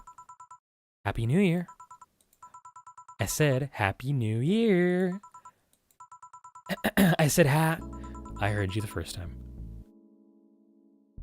I'm actually going to play over this, Your Love is a Drug. If this gets muted in the VOD chat, I appreciate y'all. I'll see you in the new year. But if not, here we go. You know what? Hold on. Can I hit escape? Hold on. We're going to do something weird. We're going to kill the game. I'm going to delete the music, and I'm going to let the music in the background play too.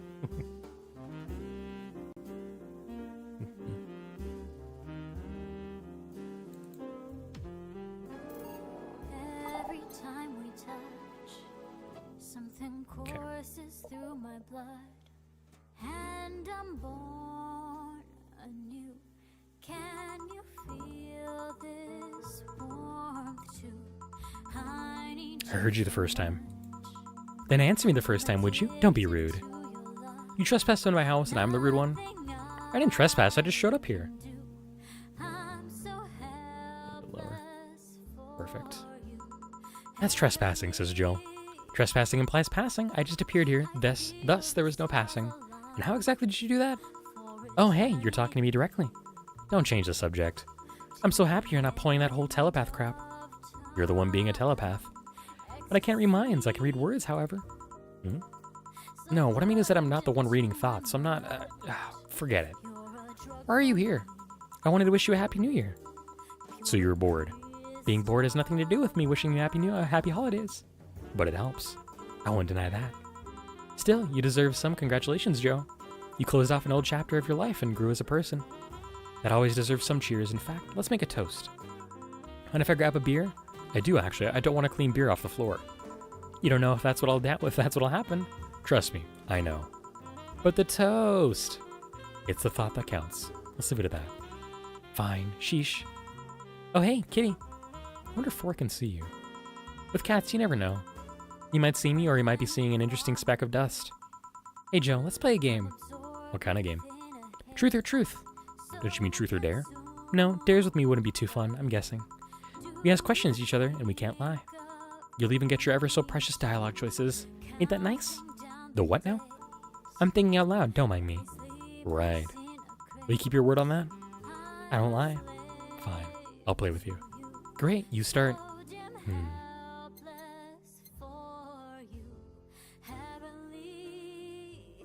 What are you? Just what are you? A cute girl.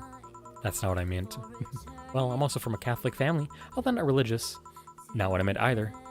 I'm also very gay and like girls a lot. I should have figured you wouldn't take the question seriously. Yeah, but do you think that maybe those are the answers I have? They're things these are the things I know about myself.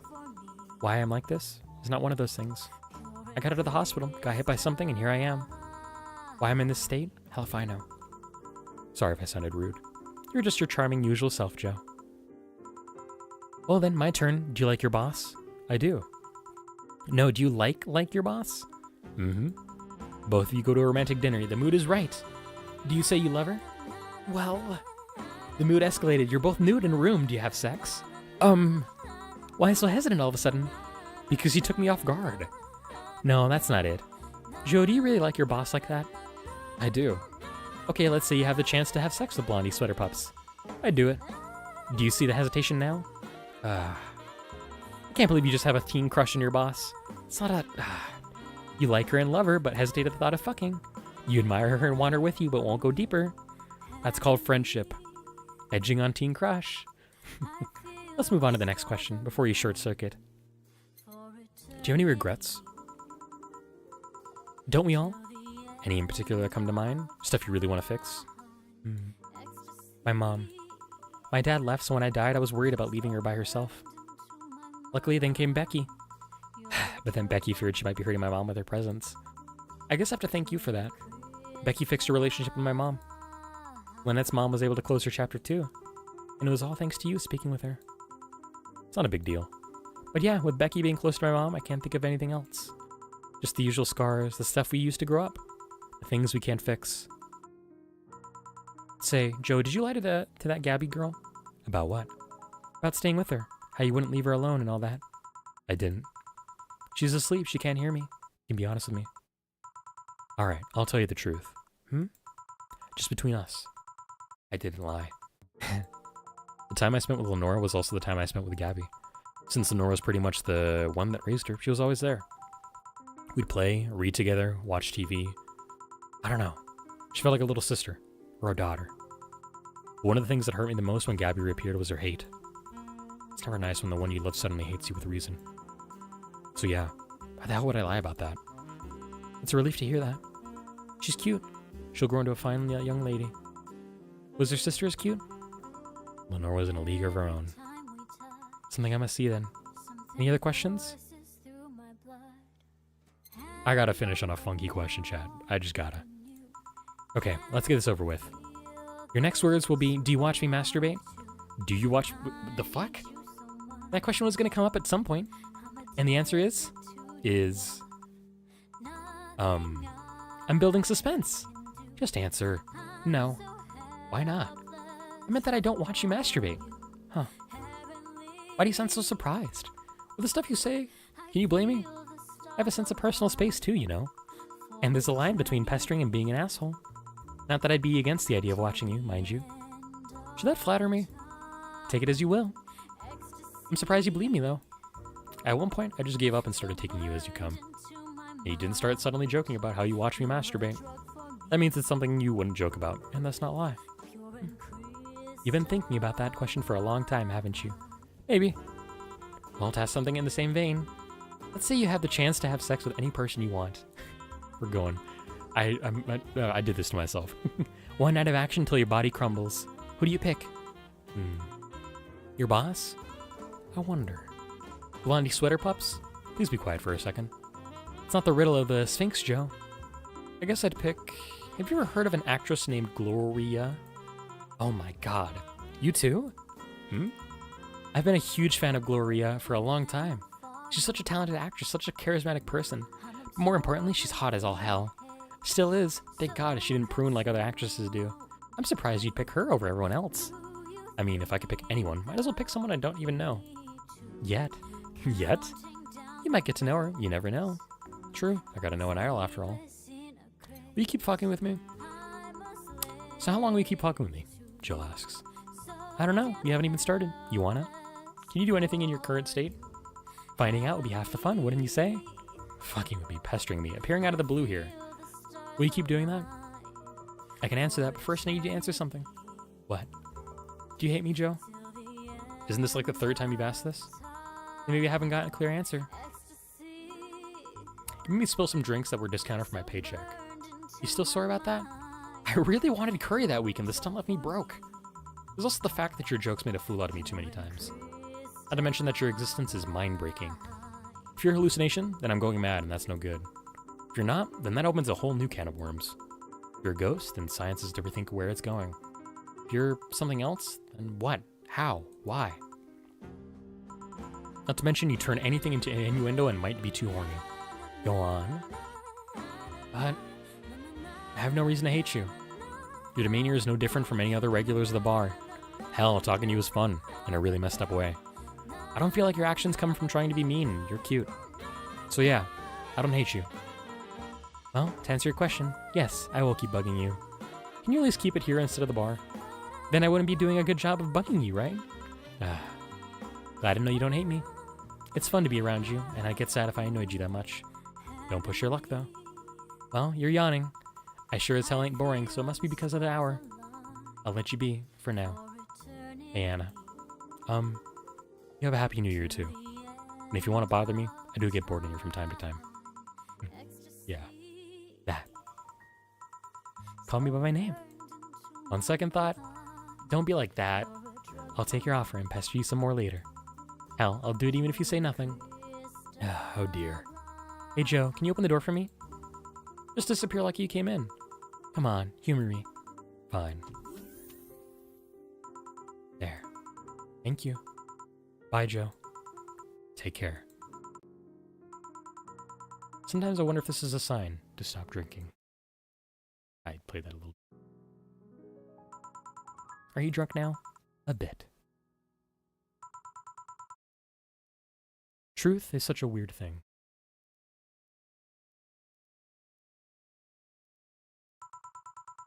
It can change as you learn more and more facts. But what if those facts change? What if the facts get tampered with?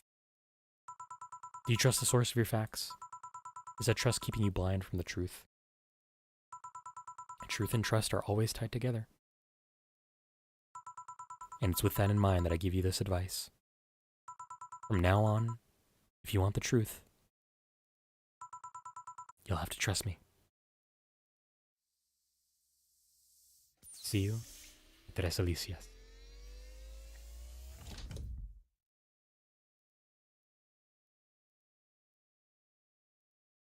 And thank you all for watching. Let's go find somebody to raid, alright? Before that, let's keep it one more last rendition. I forgot to turn up the music, whoops. Let me do that again here. I'll find us somebody to raid while this plays. I appreciate you guys. Thank you for a wonderful 2025. Me pinching my nose there made my nose go funny. And I hope to see you guys in 2026. Let's see here. Somebody's playing Expedition 3 Restore. I might go Restore. I like saying a lot of quick. Yeah, that sounds like a good idea. We got a couple people lurking. I love you guys. Thank you guys for being here and lurking. Go check out everybody who made Sukuban possible. Or Valhalla possible. I'm going to send us to Quick Hand in just a second. Let me hit that tab. But I do want to give you guys one last rendition of the opening to this video game. And then I'll see you guys in 2026, alright? As this kind of takes its time, I'm going to get you guys your raid messages. Grab the top one if you're just following, grab the bottom one if you're subbed up. I'm waiting for a lot of things, but I hope to see you guys in 2026, because it's going to be great. We're going to have things like Cyberpunk, Final Fantasy VII, Halo. Lots of Halo, I should say. Cyberpunk 2077, I think I already said. Dispatch, if I can get it. Darkwood. So many other good games, and I hope to have fun with you in every single one.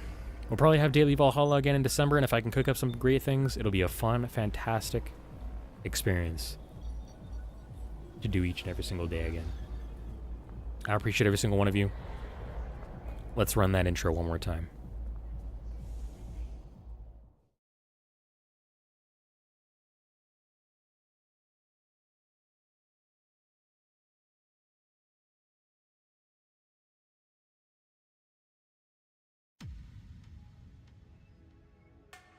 Glitch City, 2070X AD.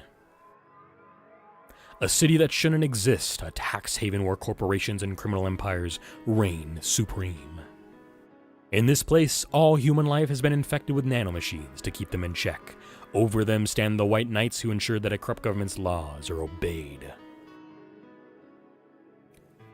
Here, brutality in all its forms is an everyday reality. The quality of life for the non-powerful decreases at an alarming rate.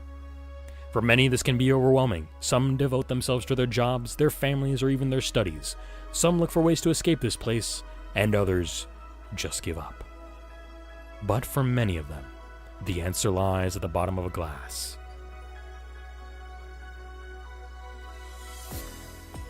On a small road just seconds away from the main street, somewhere near the slums, you can find the Hall A of the BTC-certified bar coded Va-11.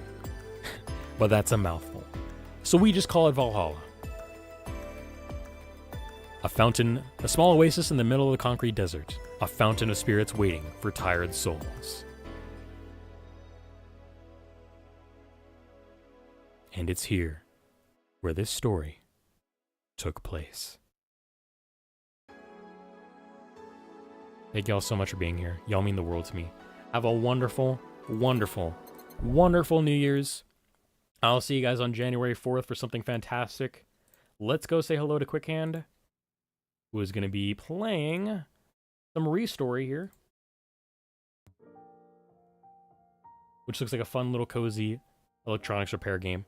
I'm hoping to have a good time of eating pizza and relaxing with them.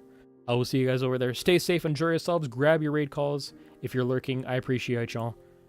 I'll see you guys in 2026. Until then, stay safe, enjoy yourselves, and as always, remember it's never goodbye. Just thank you for a wonderful 2025. Bye-bye.